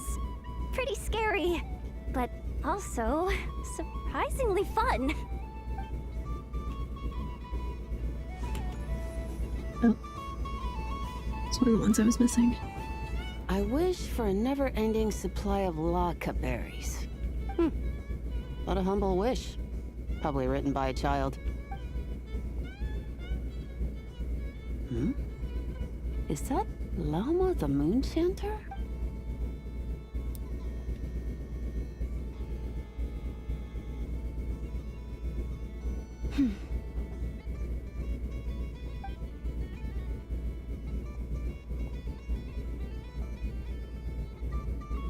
I wish that the long plume ibises would stop biting me. Oh dear, poor Llama. Weasel thief. All right, I'll write that one down for you. I got it. While everyone else is celebrating Moon Prayer Night, you're as busy as ever. I don't mind. It's rewarding work. A good kind of busy. My antlers are at their heaviest tonight, and the Kuvaki waves are especially strong. But as I help these dear friends hang their wishes up, I feel a great peace within myself that is hard to describe. You see, they are all such beautiful wishes, and they are ones that we can fulfill by our own strength. Do you blame me, Llama? I want to hear your honest answer. It is by the help of so many people that I can return to the moon. But I feel as though I've hardly done anything in return. You've done plenty, Columbina. I say this in earnest, both as someone who knows your history, and also as a friend who has seen what you've been through. What about as a moon chanter? I feel proud to honor our moon goddess's wish, and I'm sure any moon chanter in history would have felt the same way. Thank you for your kind words, Llama. But... since you asked for my honesty, I won't lie to you. My feelings are mixed right now. Besides pride, I also feel, I suppose it's a reluctance to let go. Once you return to the moon, we will be far apart and separated by a false sky. I'm sure those of us left behind will gaze up at that sky, yearning for the moon once in a while, just as you used to do. I will miss you, Llama. I will miss you all. I hope to stay in touch. I will try and find some way to send messages down from the moon. Perhaps you could use Kuvaki. I've heard Yehoda say that signals can be sent using long and short waves, or strong and weak lights. That sounds a little complicated. What if we forget what the signals mean? We could prepare a codebook beforehand, but... You're right. It wouldn't really suit you. Thank you for the hydrate redeem, Quinn. I'll drink while I talk. Still, whatever happens, I believe that you will find your own unique way of communicating with us. And now that I think about that, my heart feels lighter. Because you trust in me? Yes. I have faith in you, and in the power of truth. In my experience, the truth tends to be difficult, but that's what makes it stand out from what is false. So I'm confident that your thoughts and your love will shine through the curtain of lies. We will know it when we see it. Thank you. Now, could you help me hang up my wish? Is this? I wish that all who dwell in this moonlit world can find a place to belong. And I wish that I shall one day see my friends again. It's 2 wishes. I hope that's not too greedy of me. Not at all. And I think you speak for us all with the second one.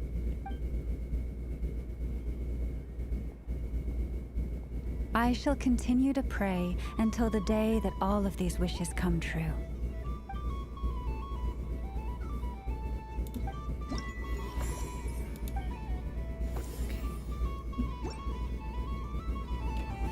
I think there's another one over here. Yes. May everyone's wishes come true.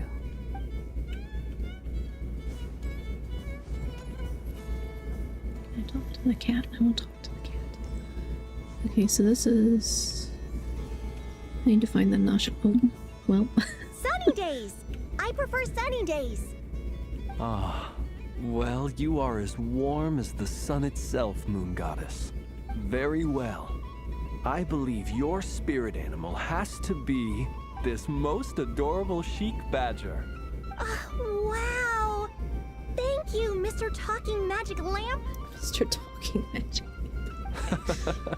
Have a very happy festival, Moon Goddess.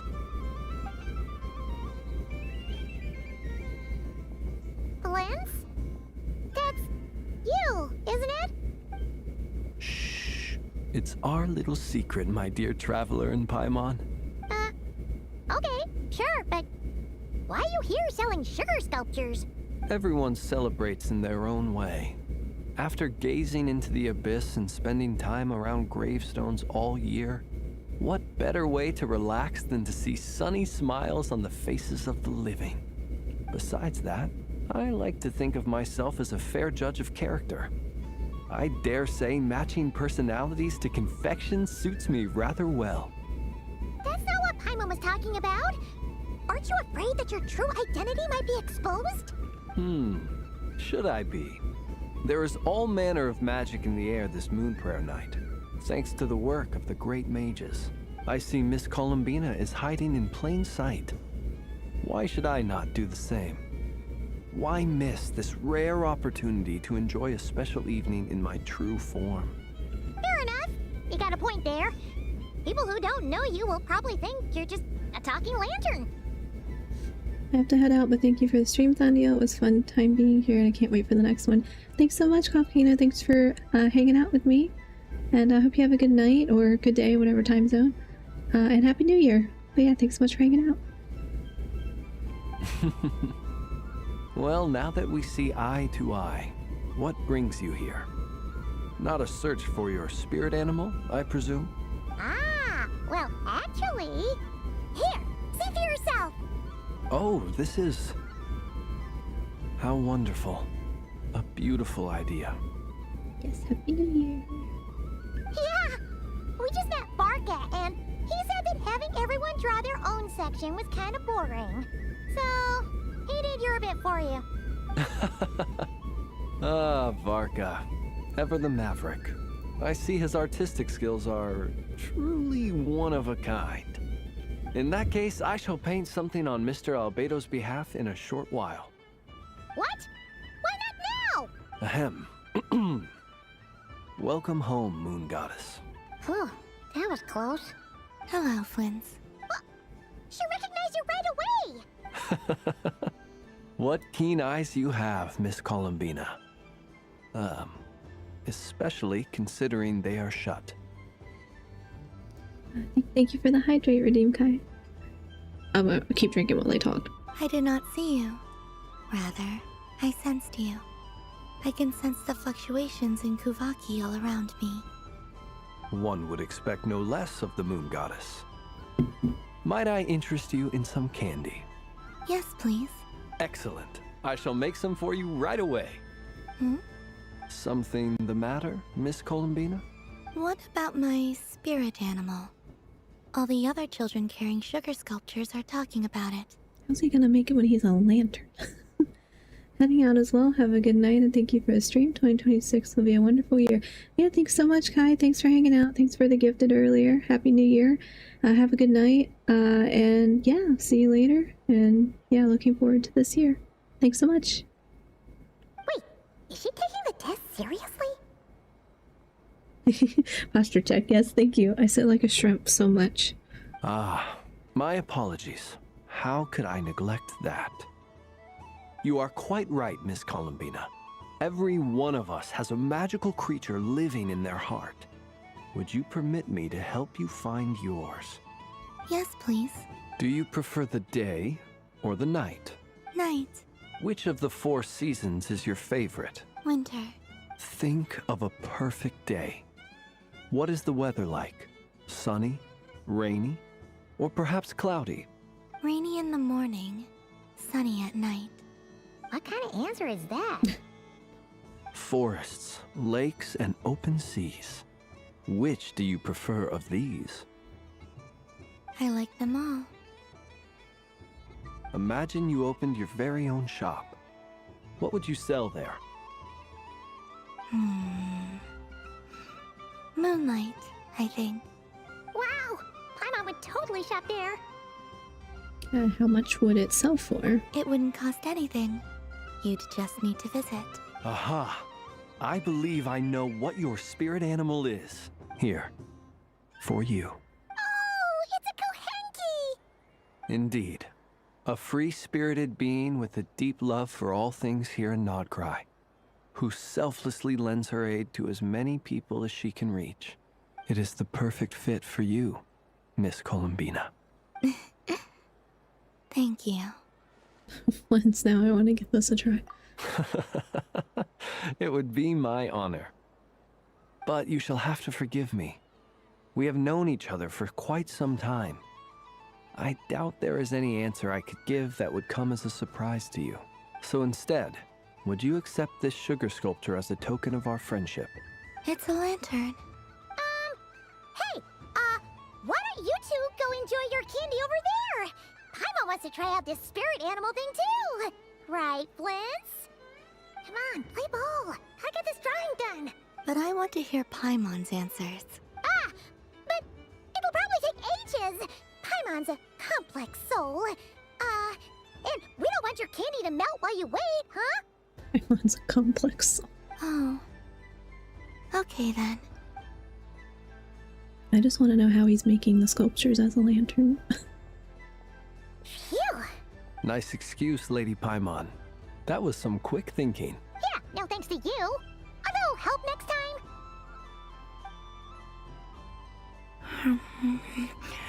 It's sweet. Is that Lockaberry? I wonder what flavor the traveler got. This way, this way! It's the candy-selling lantern! The candy selling. I'm coming! Of course. Traveler, maybe we can share? Here? Yes. I found out recently that people share their food sometimes, so I'd like to try it. Or is that a no? Oh no, we can do that, just it'll take too big of a bite. Thank you.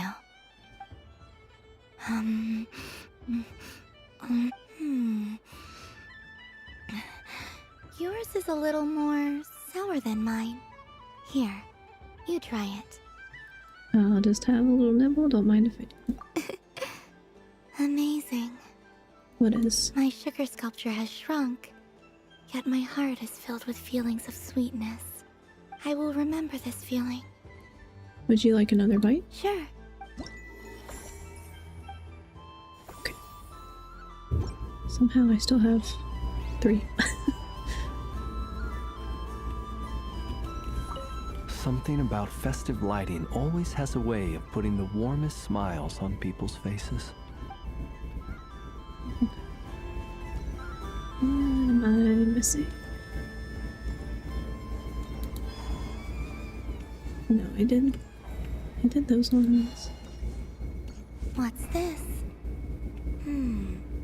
Should I give it a try?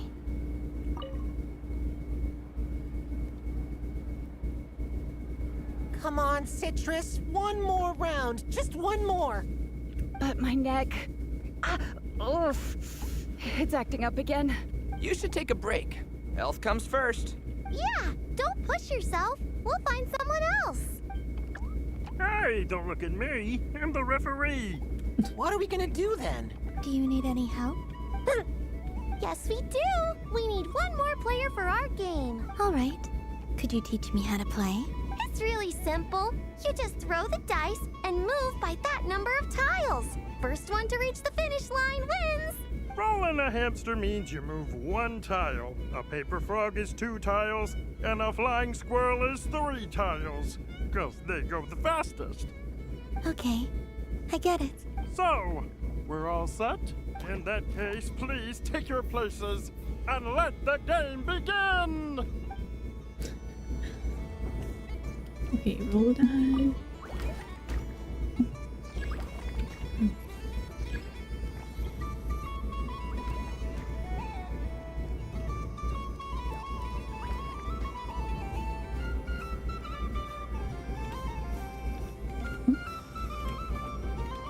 Hello, let me roll it out. Yeah. Move one step forward.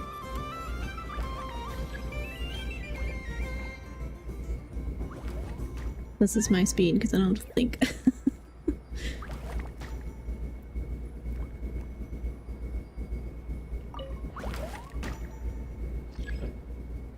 One step forward.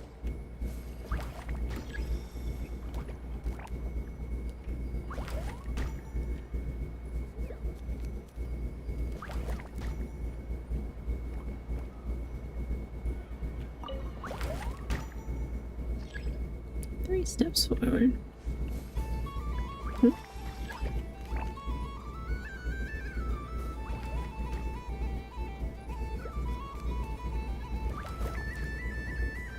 Was that 3?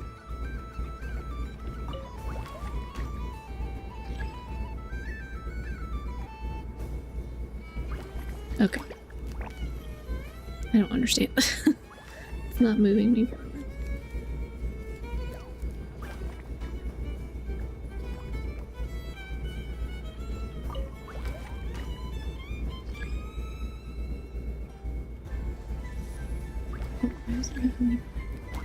And the winner is a Stampy! Well done! Okay. Is that all I need to do?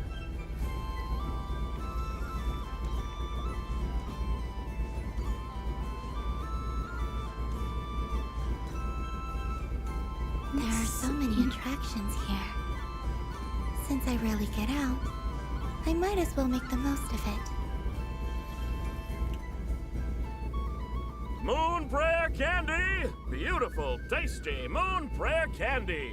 Buy a whole box, share it with your friends and family! Candy? To share? I wonder what flavors everyone would like. Welcome home, Moon Goddess. Fancy a box of Moon Prayer Candy? Sure.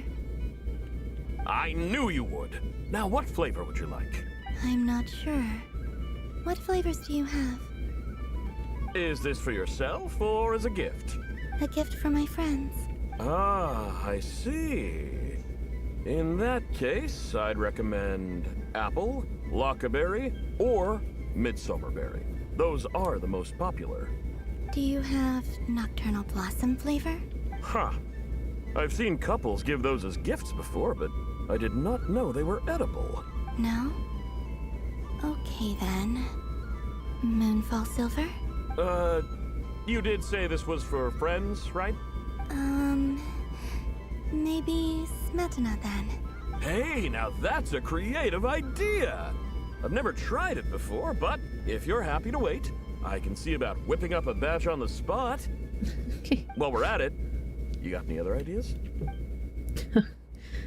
Green grass, crumb coffee, extra strong coffee. Columbina describes the flavors that come to mind. The scent of exotic candy soon draws over nearby children who, excited, form a line. Before long, everyone is brainstorming new ideas for flavors. Smoked fish steak, berries and fried meat, rain-soaked moon prayer blossom. The stall owner, peppered with expectant gazes on every side, lets his courage soar free, and colorful candies are placed in the box one after another. Here you go. Every flavor you asked for is in there. Thank you. I should be the one thanking you. You brought me a whole bunch of new business. It's like a genuine blessing from the Moon Goddess. Well. I hope you and your friends have a lovely night. Okay. So, oh.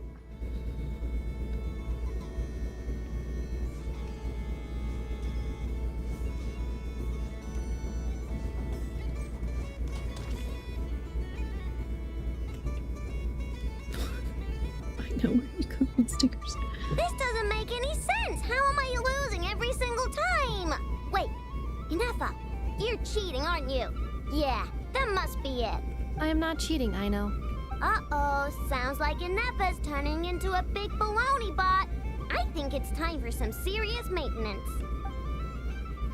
Moon Goddess, help me. Miss Columbina, I know, is attempting to cheat. What the? I'm not the cheater. You're the cheater. How dare you throw it back at me?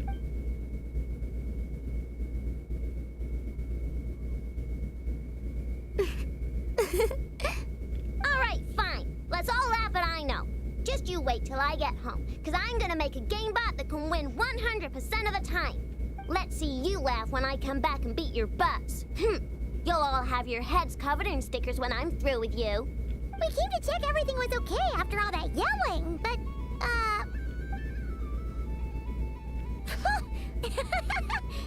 What are you playing?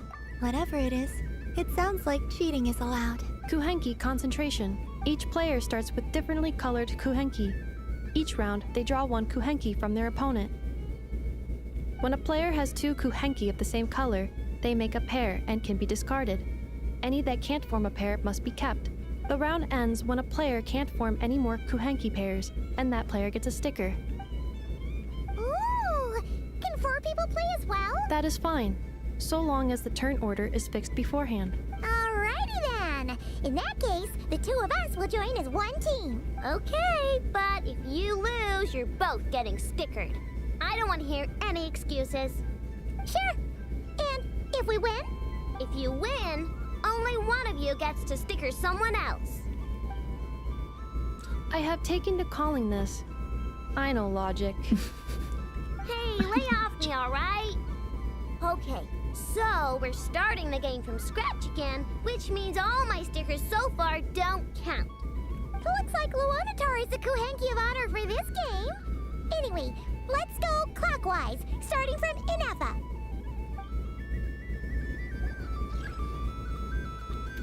Okay. Choose boxes.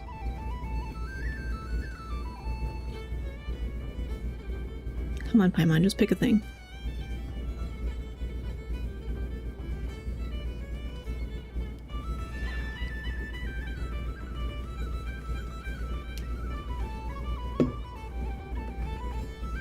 Nice! That's a pair! Okay.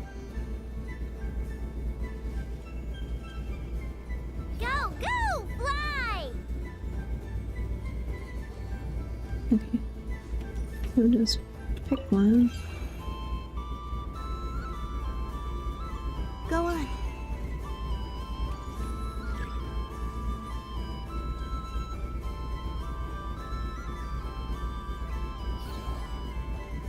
I have a pair.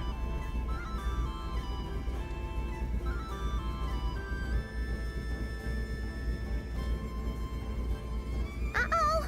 We gotta pick up the pace! Yes, Paimon, you're very slow.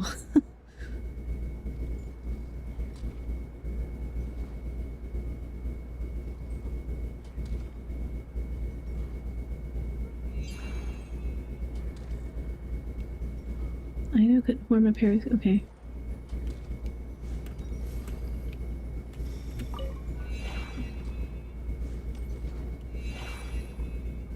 I win.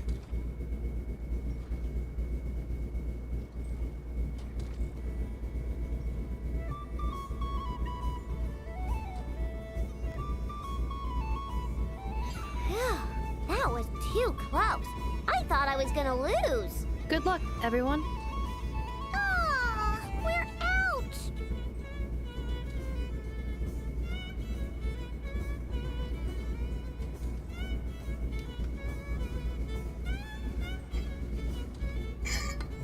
Let me pick a good one. What's it gonna be? You're looking very pleased with yourself there. What happened to being a huge Grumposaurus? I won. Duh. Okay.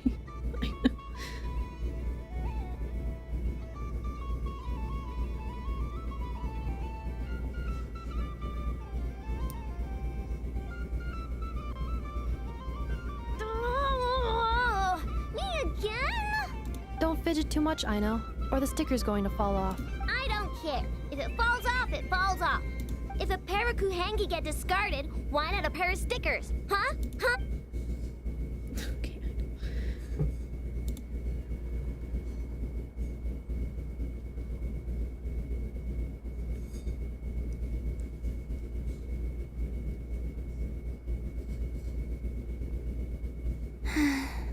I've lost. Sticker, sticker, sticker! Ready? Here it comes.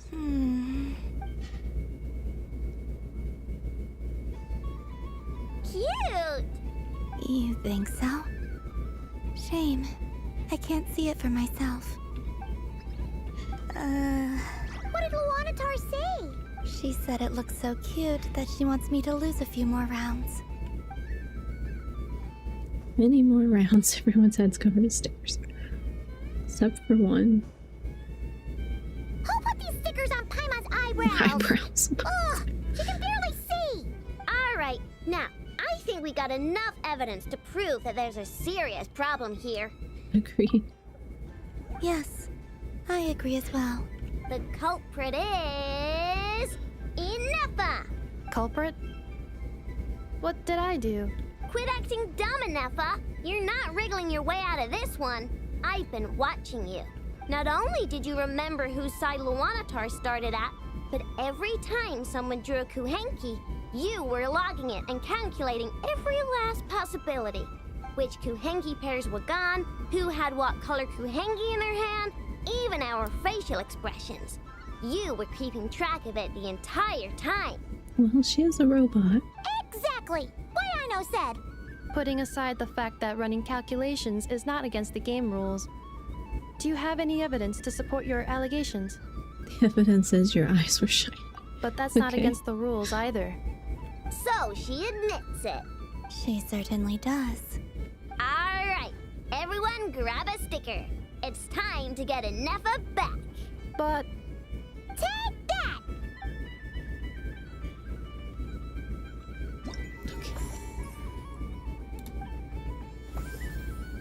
Alright, this one is Nasha Town booth for Bitey the Frost. What? Bitey the Frostfin whale. Okay.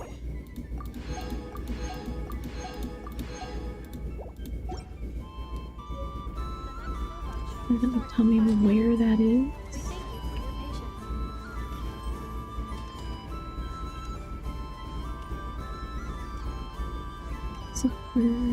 What's this? Should I give it a try? I'm trying to find the one that I'm missing. Yep.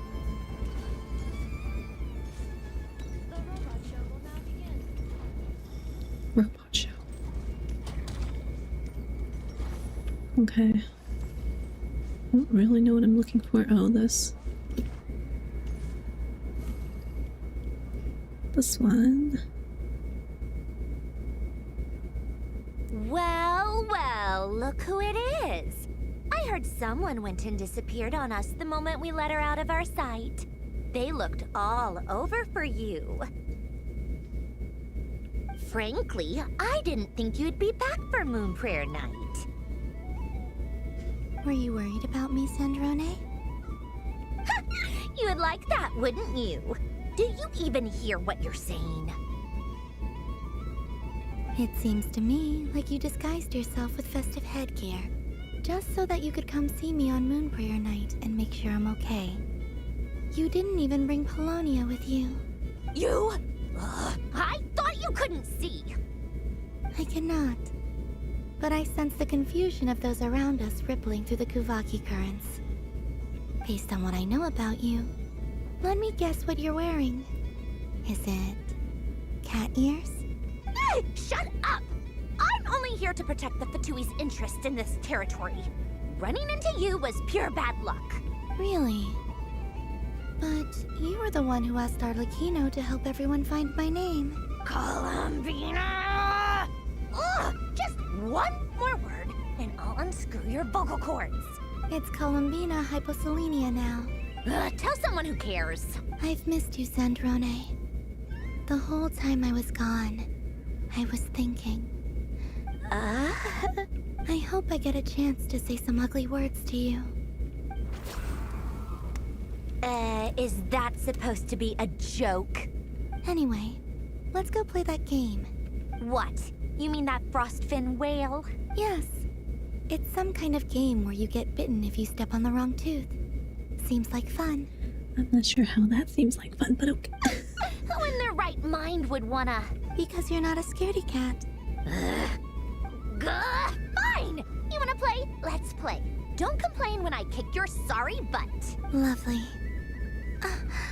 You old geezer! I'm gonna beat the pants off you! Just you watch! I almost forgot. Sandrone? What is it now? You'd better not lose, or I'm going to beat your head in. What? I don't think it works when she says Allow it. me to demonstrate since I'm feeling so nice. You just step on the teeth. Like this. Okay, step on the teeth. I love the angry robot Rapapow. Sorry if I'm not saying that right over on YouTube. Which should I pick? She is very, very angry. Your turn, Sandrone.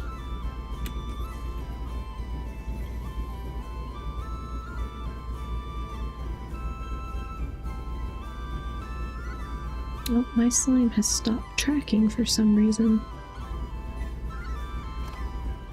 Don't come crying to me if you get bitten. That's a very difficult name. Here, let me reset the tracking on my slime model.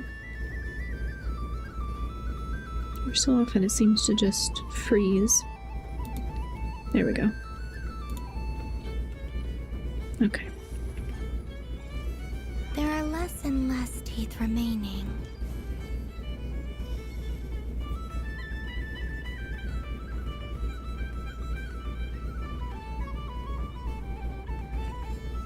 Huh? What's that noise?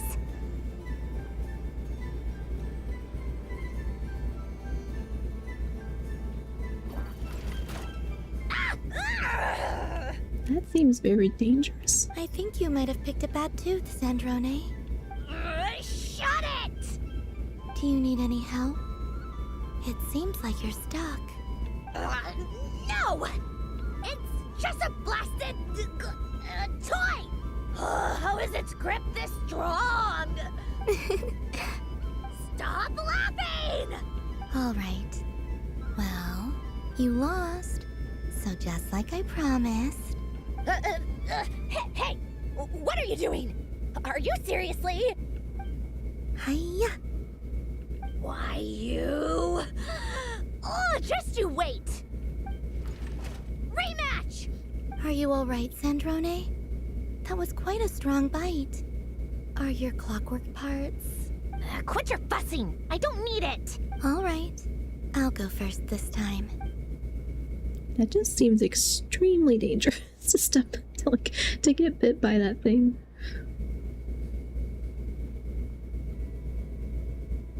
I see it now. She can sense which teeth are rigged. So I just need to avoid the same ones that she does.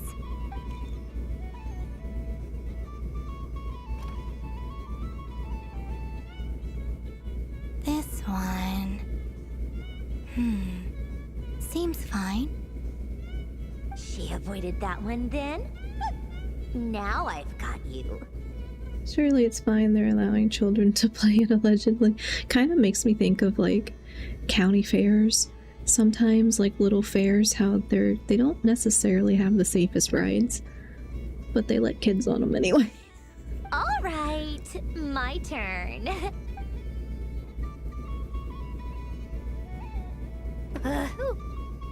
What? Looks like you lost again, Sandrone. Wait! There's more than one bad tooth! It's fine. Bonk. It's kind of the reason I stopped riding rides at fairs. Like, big theme parks feel a little safer, but the little, like, town fairs and stuff, I stopped riding them. They just don't feel safe. Stupid game! What idiot came up with this? Are you all right, Sandrone? You said some nasty things just now. Oh, I'm peachy. Should I let you bonk me on the head as well? Ah, forget it. Come on, bonk away. It can be your consolation prize for losing so badly. I told you, forget it! Sandrone, I mean, she's just angry all the time. Gah, you You've always been so annoying. Like, I don't think she has another mood. Singing right outside my door, inviting yourself to my tea parties, going AWOL. And now you're off to the moon or something. Well, yeah, for sure. They just pop them there within days and expect them to be safe. I'm always very skeptical around fairs. Yeah, I don't think I've ridden a fair ride since I was a teenager, probably, because I don't know, I just assumed they were safe, but then as an adult, I'm like, you know what? I don't think that's safe. Of all my days with the Fatui, the times I spent with you, Arlecchino, and Rosaline, they were my favorite. I will not forget them. Just as I shall not forget this moment. We'll always be friends, no matter where we are, right? Who'd want to be your...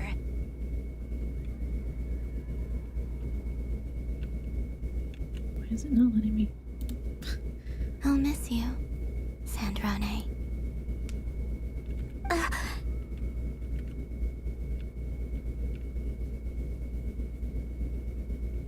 Now that I have more experience and common sense, maybe it's not the best idea. Yeah.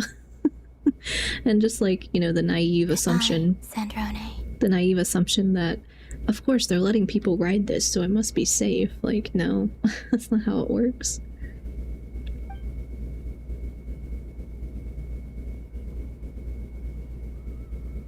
Can hear the shipyard from here. Just let people be friends. She needs a friend. Nothing bad ever happened at a fair anyways. Yeah. Miss you too, Columbina.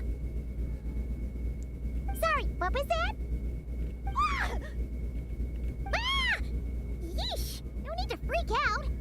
What's wrong? We've been looking everywhere for you. What do you want? Oh, nice ears. They don't match your vibe, or they really suit you. I mean, they don't match your What vibe. do you want? This. Huh? It's your turn to draw something. You're one of her friends too, aren't you? Doesn't know how lucky she is. Let's have cat girl Sandrone. I wish you could put ears on any of the characters, like it's a cosmetic or something. That would be nice. Okay, am I finally done now with the endless minigames?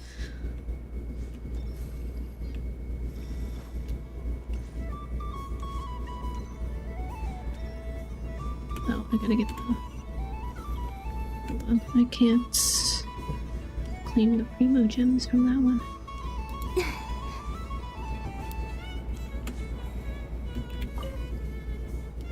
Traveler. That's too much to ask of Genshin now. Yeah, it would be nice. Hey there, Columbina! Are you done checking out the festive amusements already? Are you sure you don't want to look around some more? You might not get another opportunity like this for a while. Paimon, I have been forced through the minigame gauntlet. I'm tired. Right now, what I'd like to do is... Actually, I'd like to have a bit more fun. I think I've had my fill. Or would you like some moon prayer candy? Didn't I pick that up? Yeah. Oh, candy for us? Thanks a bunch, Columbina. Don't mind if we do. Whoa, this one's intense. But it's so tasty. What about you, Traveler? How does yours taste?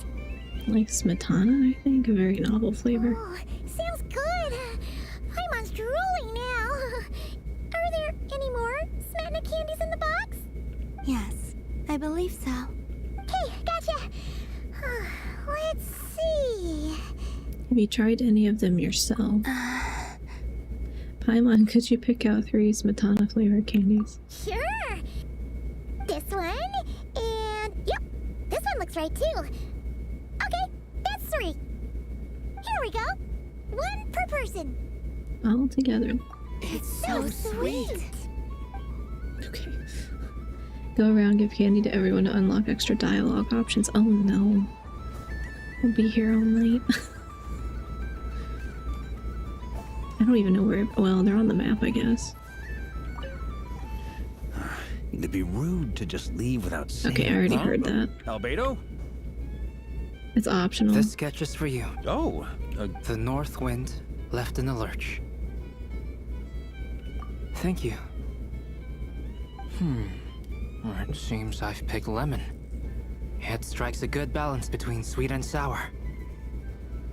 The completionist vein, optional stuff, yeah, which normally I'm not very completionist, but sometimes I am about certain things, and I'm like, no, now I have to go. Now I have to go do this. My curiosity.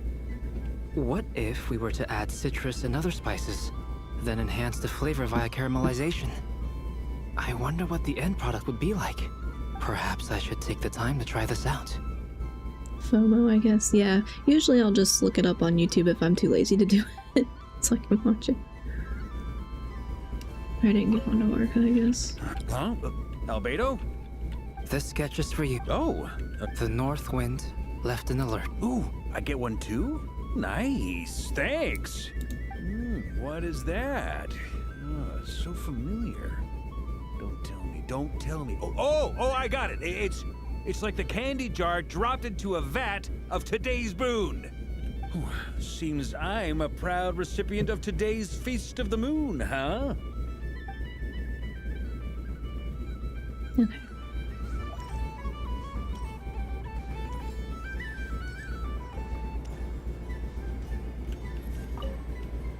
Done being a do-gooder yet? Thanks for coming here with me, Hat Guy. Are there any games you'd like to play? It's your turn to pick. I'll come with you. I got notification of ad break soon on Twitch, but we're not doing anything of consequence yet, so I'll keep going. Why does that hamster think you've grown up? You haven't changed at all. I know you don't mean that. You're just taking the opportunity to make fun of me, aren't you? Even if you won't admit that taking some time to compose yourself is important, I can see that you're doing it in practice. Otherwise, you'd have taken off your hat and flown away by now. Looks like Albedo's socialization program has been far more useful to you than all those Vahumana textbooks. A moon prayer candy for me? Huh, thank you. It smells like baked apples and butter. Reminds me of Good Hunter, a restaurant in Mondstadt. I always have to resist the temptation to go there unless I'm ordering food.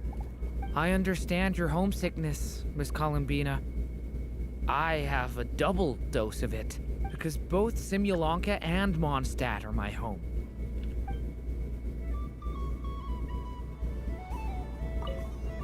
Done being a Thanks for coming here. Are there any... Why does that hamster... I know you don't... Even if you won't admit... Otherwise, you'd have... Looks like Albedo's socialist. I thought you'd actually spend your precious time doing something more worthwhile.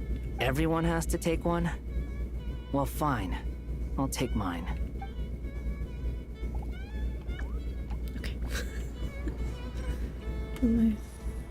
Dory doesn't really deserve one.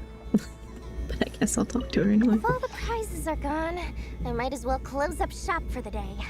But you haven't had your fill of fun yet, right? So the next time a customer shows up, you're going to have to run faster, all right? And remember, run out of the rings, not into them. Oh, a gift for me? Lord Sangama really is going up in the world. Wow, candy from the moon goddess herself. If I bag this up... No, what am I saying? Box this up in exquisite gift boxes? Yes, I can make a fortune! I was going to try and defend her, then realized that I can't. She does not deserve one. I mean, I said that because she's scamming children. So she doesn't really deserve it. Maybe I don't even need to go to all that trouble. Any old boxes will do. I just need to tell my customers that this candy is blessed by the moon goddess. Yeah, that ought to do it. Sounds like a plan. Time to have Irwa earn his keep when I get back. And she's out there thinking about selling it. Exactly. It's like if she was just gonna, you know, if she was under control here and not scamming children and not trying to sell candy that you're giving her as a gift, then, like, can I give them one? Up for another round of fish blast? Oh, Yeah, I can. It's like, I don't know. She's just not, she shouldn't be there. I've never seen candy shaped quite like this before. Why, it shines like a lovely crystal. Let the feasting begin. Oh, sweet as a tomato bathed in sunlight. Tomato? Tomato candy? Thank you very much. You truly are a friend to the Dodoko. Please share the rest with other people. I am sure everyone will fall in love with the taste of pure joy. Your slime model kind of looks like Dodoko. I know I said that earlier with the, if I had a fluffy tail, then I would almost look like a Dodoko. Like my ears are different, but almost look like a Dodoko. I want a Dodoko. She sounds so much like Klee, same intonation. She does. Yeah. It's like the resemblance is very clear. I don't suppose you'd like to play again, by any chance? Don't get me wrong, once is plenty. Oh, I love the color of this wrapping paper. But the bow on that one is just so perfect. Oh, this is a tough choice. I know the wrapping paper doesn't affect the flavor, but it does set the first impression, which can influence your mood as you eat it. And actually, that does affect the flavor. I have to listen to my heart and pick the one that I can really build a bond with. It's the only way to eat candy. Oh, but look at the shape of this one, how lovely! Ah, this choice is getting harder and harder. Oh, hold on. Notification, can't see it on the screen. Ah. Oh, hello, Gokaska. Thanks so much for the resubscription for 3 months. Thanks so much. I gotta figure out how to make my little box bigger so I can read that in OBS without having to minimize. Because I have to like get out and get into my Twitch to see it sometimes. Okay. Let's... Oh, I forgot about the death tarot card reader. made a most enigmatic appearance. I also said I should learn how to read tarot, and then I could be a slime tarot reader, and I'm basically this thing. The moon for which Miss Columbina is bound, I fear. Fretting is of no avail. I will have a chat with Alice about it sometime. Ah, you're such a polite child, Miss Columbina. But we elders have already partaken of our fair share of stories in this world. Enjoying candy, keeping up with the hip and groovy trends of the day. These things should be left to youngsters like you. So you don't want candy because you're old? Is that... I hope you don't misunderstand me. I do not intend to lecture you or reject your kindness. I mean, I'm gonna be eating candy when I'm a grandma. It is simply that the mere sight of this candy is starting to give me a toothache. Lady, take the candy. I know, just take the candy. Okay. Well, we tried. Why not? Talk to...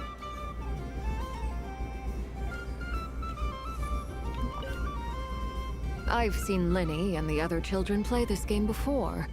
Candy? Would you mind if I took a handful extra? I'm sure the children will enjoy them. I must say, Columbina, you really have changed. You never used to show this much consideration for other people, even when prompted. I'm sure Sandrone would agree when I say, I like the present version of you better.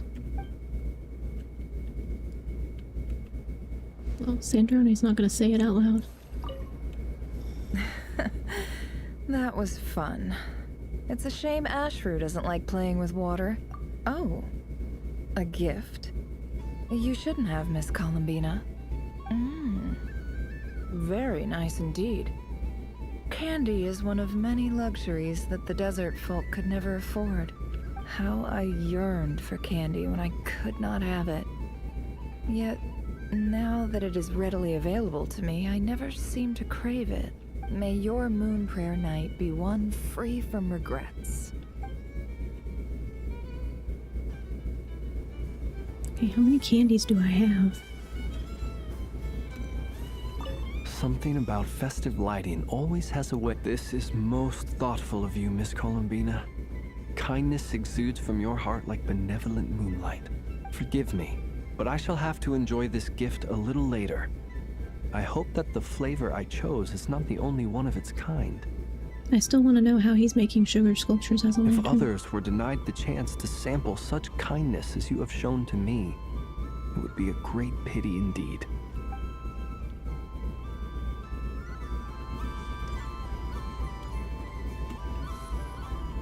Oh, can I not? Yes. Why, thank you. Don't mind if I do. Oh, my. It's so sweet. I'm so accustomed to plain, simple meals that this sweet treat is quite a shock to the senses. But I savor this moment in its entirety because it tastes like true friendship.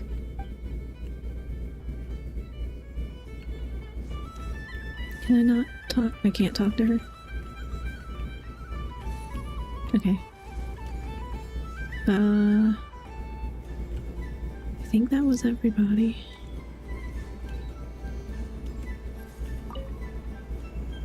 Traveler, Paimon. Columbina! Finished with the festival already? Soon during. Well, whatever. I'm already here. Really? You sure you don't want to have a little more fun out there? Final answer. Yes, I am sure. I've had enough.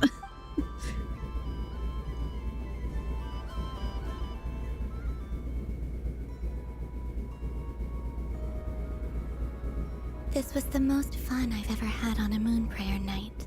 Everywhere I went, people were saying, "Welcome home," and there were friends at every turn. I only wish it could last longer than one night. Your friends will always be here. Yes, you're right. The moon prayer blossoms. Ooh, look! Look! Moon prayer night has come.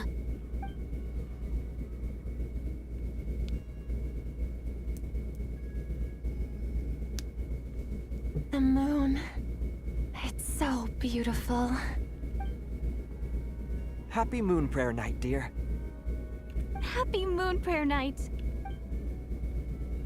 Happy Moon Prayer Night.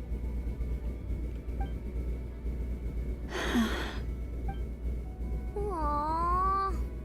Huh. Wait.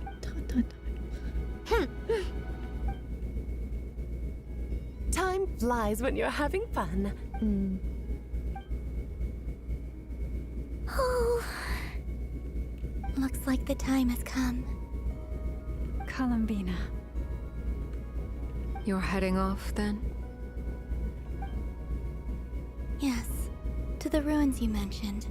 And from there, back home to the moon. Wait! I know? At least... Take one of our craft shop's crumb cookies up to the moon with you. You know, for a snack. Sure. Why not? The Curatorium of Secrets believes in proper farewells. No story should be left without a satisfactory endnote. Never. Farewells are an important affair for the Ratniki, too. We never know when we might meet again. Haha! And here I thought grand farewells wouldn't suit tonight's mood. But I suppose friendly passion is not to be stopped, eh?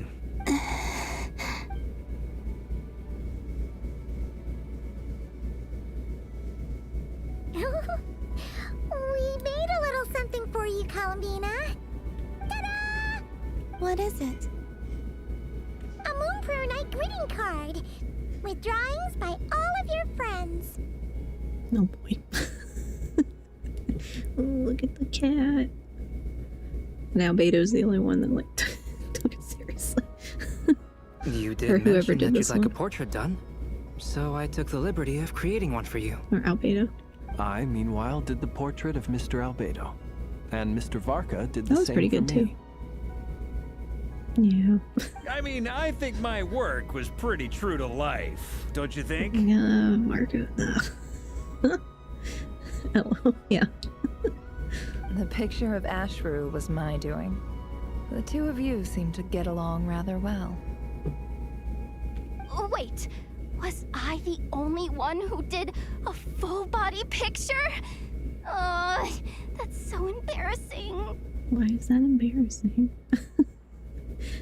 Thank you, Farka. Very cool. He put a lot of effort into that. I did pictures of me and Anefa. I did my own portrait and one for Hat Guy. Plus, there's the two mages, Arlecchino and Sandrune. So, if you ever miss us, just flip the card open and we'll all be right there with you. I don't know what to say. Thank you so much, everyone. This whole Moon Prayer Night was more than I could have ever asked for. It is the greatest gift I have ever received. Lauma, I figured it out. Figured what out? Remember how the Frost Moon Scions used to use milk as invisible ink to write hidden messages? That was a very long time ago. Oh, are you saying? Yes. When I miss you all, I shall use moonlight in the same way, to write words that only you can see upon the moon itself. Wow, that sounds lovely. Quite. But how will we see them? Simply open your windows on nights when the moon shines bright, and the moonlight will naturally flow towards the words I have written. That sounds most fitting indeed. Very true to form. I'll try to write them in places that won't disturb your sleep. I, for one, would sleep all the better for having read one of your messages before settling down for the night. Exactly. So don't worry about disturbing anyone's sleep. Just promise you'll write to let us know you're okay, alright? All right. I promise.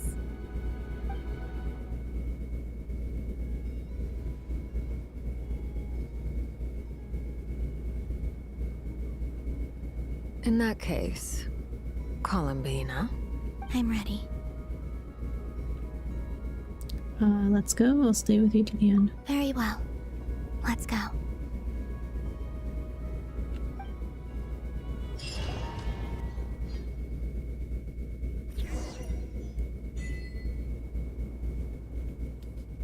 Okay.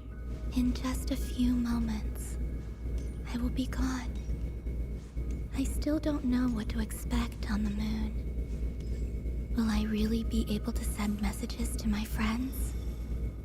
The Kuhenki, the animals of Not Cry. I'll never get to see them again. I wonder where I'll be when the next Moon Prayer Night comes.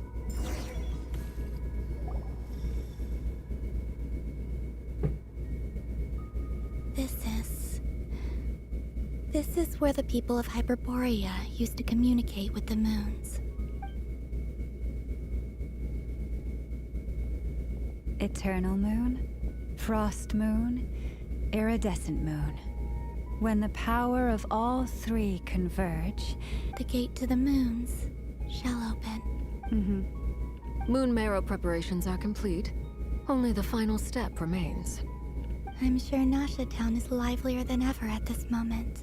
Yeah, it's a shame you couldn't be there for it, but it's now or never, right? It's fine. I'm more than happy with this. My last piece of luggage. My only piece of luggage.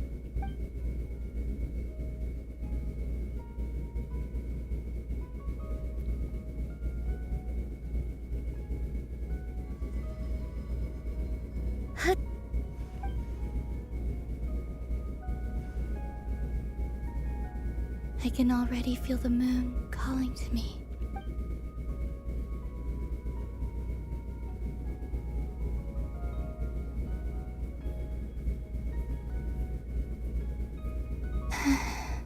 Your home lies on the far side of this light, Columbina.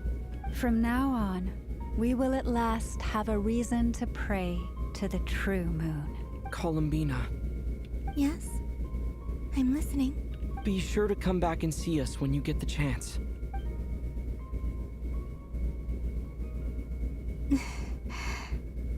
Of course. But if that chance doesn't come, then remember that you have friends on this planet. People who will miss Columbina. Yes, I will. Thank you for everything you've done for me. And remember, come night or day, the moonlight shall always connect us. Well then, farewell, my friends.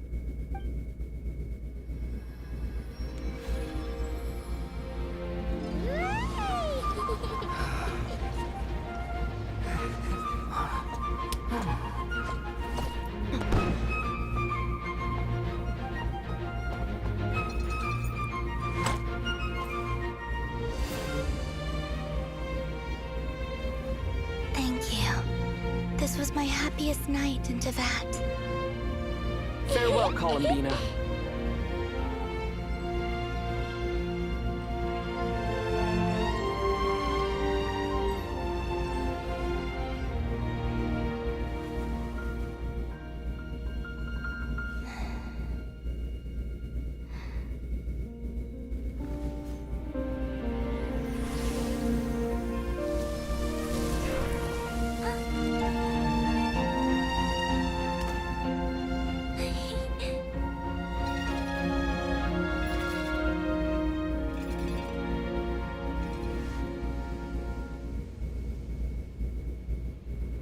The moon really is closer than ever tonight.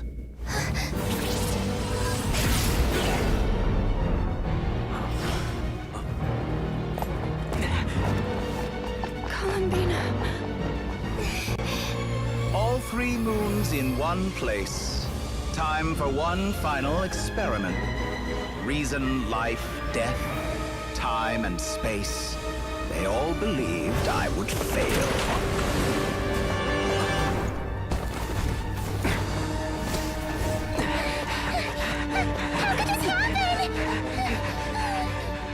But Tevat's primordial power never did belong to the throne of heaven.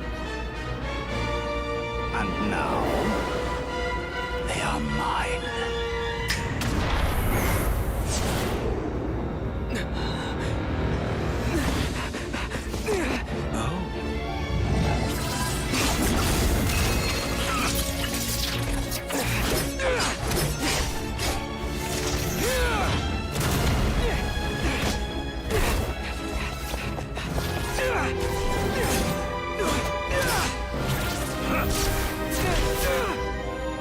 No, as long as I'm here. The Doctor is free to wield the 3 moons' power.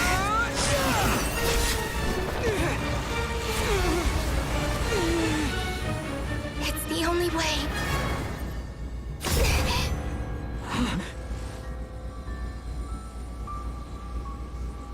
I guess I won't be going home today. Columbina! No!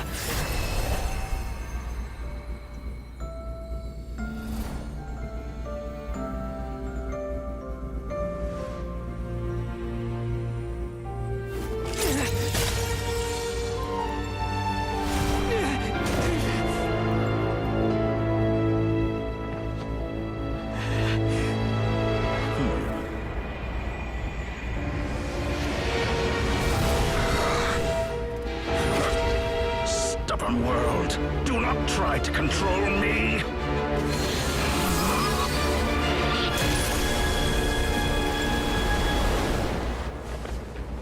Columbina.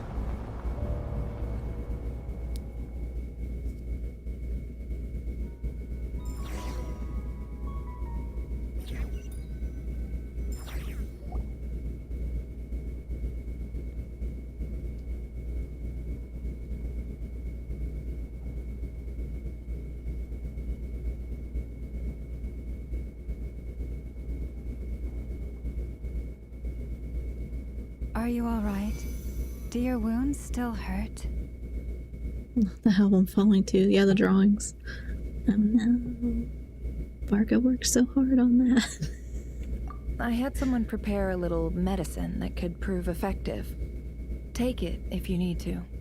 Thanks, but I'd rather talk about what just happened. In that case, let me relate the contents of the call we made to Alice after the incident occurred. That Dottore is a crafty one. He distracted the Hexen Circle by creating a huge fuss at Tevat's borders. I'd assumed that the cause was an abyssal intrusion from the outside world, which in fairness is a rather common occurrence. But after learning that you managed to influence the phantoms in Notcry, I realized that perhaps this interference could have come from within Tevat instead. But we weren't able to change their fates. True, you couldn't change how their stories ended, but you did build some variables around yourself. Variables? Yes. Things you heard that you could not otherwise have learned. Ideas that would otherwise have never crossed your mind. All these things are variables. Of course, most variables usually pale into insignificance with the myriad of possibilities floating around. But the moment you start treating them as building blocks and intentionally stacking them, that changes things. That's what Dottore did, and it's how he created the necessary conditions so that when you activated the portal tonight, it played right into his plan. However, we have no way of knowing exactly what he did. Yeah, we also need to ascertain Columbina's status. And that about sums it up. As I suspected, Dottore has disappeared completely. If it's any consolation, he wasn't able to control Columbina as he might have wished to. I'm afraid that's a small consolation given the reason why. Oh no! To disrupt the doctor's plan, she escaped into the moon's reflection. What? She did what? Wait, didn't any of you see her do that? All we saw was Dottore appeared and used some kind of power. The next thing we knew, he and Columbina were gone and you were falling into the sea. I see the doctor first time, which is why only I can move freely. From their perspective, the battle and Columbina's decision all happened in a single instant. So that's the power of the 3 moons, but why wasn't I affected? Is it because I'm a descender? So, Columbina intentionally opened the moon gate and escaped into the same mysterious world as Rerir and Thalindis. Sounds like bad news. This must be why Dottore's been lying low this whole time. He was biding time until he could execute his plan. Seen in that way, the trilunar syzygy and Rerir's emergence, Dottore might have been pulling the strings in both cases. According to Miss Alice, he is attempting to transcend his destiny and finish an experiment that only a god might complete. An utter lunatic. Wait a sec, where's Hat Guy? Seems like he'd want to be here for this. He took off with the Dodo communication device after we spoke to Alice. He said he had a hunch that he wanted to investigate by himself. The look on his face was terrifying. I've never seen him like that before. Probably anger and frustration at the fact that Dottore was one step ahead despite his best efforts. And honestly, I feel the same way. I'm back.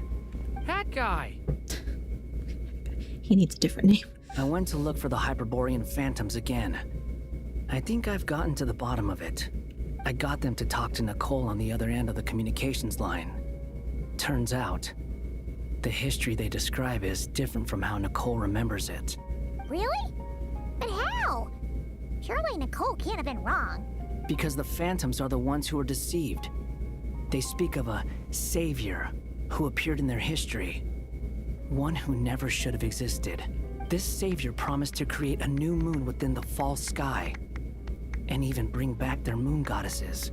Foolishly, they believed in him, and told him everything he wanted to know about the moons. It's obvious that this was Dottore's doing. Now you mention it, the first time we entered the Hyperborean ruins, we heard the phantoms discussing their history, and I remember Nicole commenting that something sounded a little strange. But Dottore shouldn't have been able to get in there in the first place. He didn't. Nicole said that this was an anomalous state triggered by disruptions in the causal connections between phantoms from the same era. The variables that Dottore put in place were substantial enough that they even affected phantoms that he never met. So it's not that their memories were unclear. They'd been tampered with. That's exactly the possibility Dottore was trying to manufacture. He turned these variables into knowledge and engineered the situation so all that knowledge would fall into his hands. Then, he harnessed that knowledge on Moon Prayer Night to truly create a false moon. How is that even possible? To be precise, he exploited a weakness in the way the spell works. The spell senses Kuvaki to detect the moon's location. So, as long as the false moon more strongly resembled the moon than the frost moon beyond the skies, the gate would teleport Columbina to the false moon's location. In other words, to Dottore's side. Once he had her under control, the teleportation spell remained active, and he manipulated her power to seize both moon marrows. At that moment, the moon marrows disappeared right before our eyes. It was already too late, even as we were leaving the ruins. By then, Dottore had already amassed the power of all 3 moons. So, where does that leave us? What do we do now? I'd certainly like to know what Her Majesty thinks, now that the concerns I expressed to her have come to pass. But we cannot simply sit and wait for her to decide the matter. And in any case, it is not the Fatui Harbinger Damselette who sees us as her friends, but rather Columbina Hyposelenia. If, even in such extreme circumstances, Her Majesty will not lift the prohibition on the Harbingers drawing steel against one another, then I will do as my heart demands. I will fight as Peruware instead. Oh, Arlecchino! Time is short, so I'll make the first move.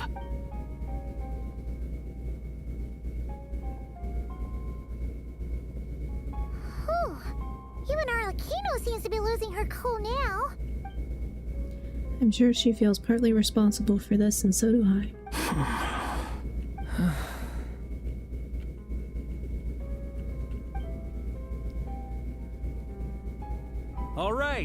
All right. Lose those dejected looks for a moment and let me get a word in. It looks bad, I won't lie. Very bad, in fact. So Dottore's pulled some real dirty tricks to gain the upper hand. For now. And yeah, it's to the point where even the mages say that his variables have affected destiny. I'm not so sure, though. Many have told me that Tevat's destiny is fixed, and that does appear to be the case. Well, what makes Dottore so sure he'll be the exception? And since he was able to stack these variables up, who's to say we can't do the same? You of all people should not be discouraged, traveler from afar. This isn't over yet. I still can't help but blame myself. And you're not alone in that. Everyone here does, whether they've spoken thus far or not.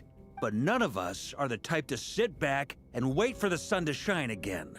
That's exactly how a knight should roll. If they knock you down, you get back up and get back in it. Don't forget, Honorary Knight, you're a legitimate member of Mondstadt too. Fork is right. This is far from over. Dottore's already way overdue a butt-kicking given his past shenanigans. And after this, he's earned himself a double dose. Paimon, what are you gonna do? That's what I'm talking about. How's everyone else feeling? I'll use Kuvaki to investigate Columbina's whereabouts. I am not ready to give up either. Leave the intel gathering to me. Whatever happens within Nodcry's borders, when the Curatorium of Secrets wants to be in the know, we always find a way. Aino and I will do all we can to support you. We will attempt to reverse engineer Dottore's actions and seek a breakthrough that way. Alice and Nicole are busy dealing with an emergency at Tevat's borders, so they can't return just yet. But they're both very angry about this. They've asked Albedo and me to act on the Hexen Circle's behalf and do everything in our power to fight back against Dottore. Are you ready then? We're going to have to conduct a lot of research, even in the early stages. I'll do my best. As for me, I'm pretty familiar with Dottore's way of doing things, so I can try to predict his next move. I'll help with your investigation. Nice! Looks like we have our basic division of labor. I'll get in touch with Flint's and Itlua, get them to have a chat with their Starshiner. It couldn't hurt to bring the Lightkeepers on board as well. At the same time, I'll pass on instructions to the Knights present in Nodcry to assist the Lightkeepers and other organizations in ensuring the safety of those living here. Understood. We've got to be prepared for anything. Yeah! We'll show him! That's it then. Good luck, everyone.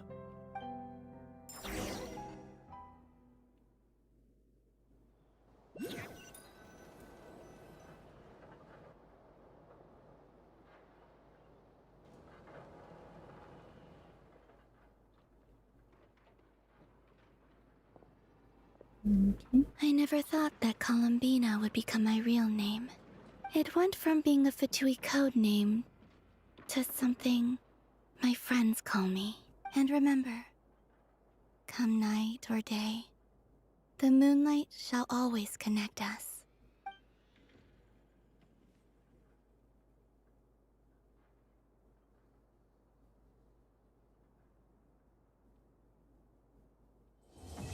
Okay. Well, that was long.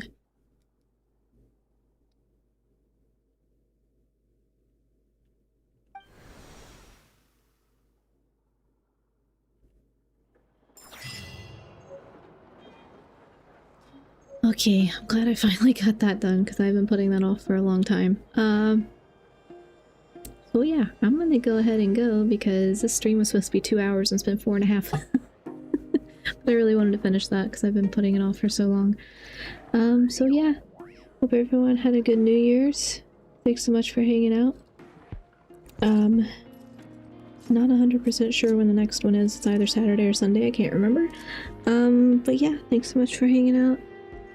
I will have to find something else to play. Because I've mostly been just cleaning up Genshin stuff. Have a great day, Thondiel. Happy New Year. Thank you, Repapal. Sorry, saying that wrong. Thanks so much. Happy New Year. Good night, Kokeska. Kokeska. Oh my gosh, it's the time of night where I just can't talk anymore. Anyway, I will be back in a few days. So thanks so much for hanging out. I'm gonna put my Christmas ending screen up because I forgot to get a new one. So, see everyone later. Thanks so much. Bye.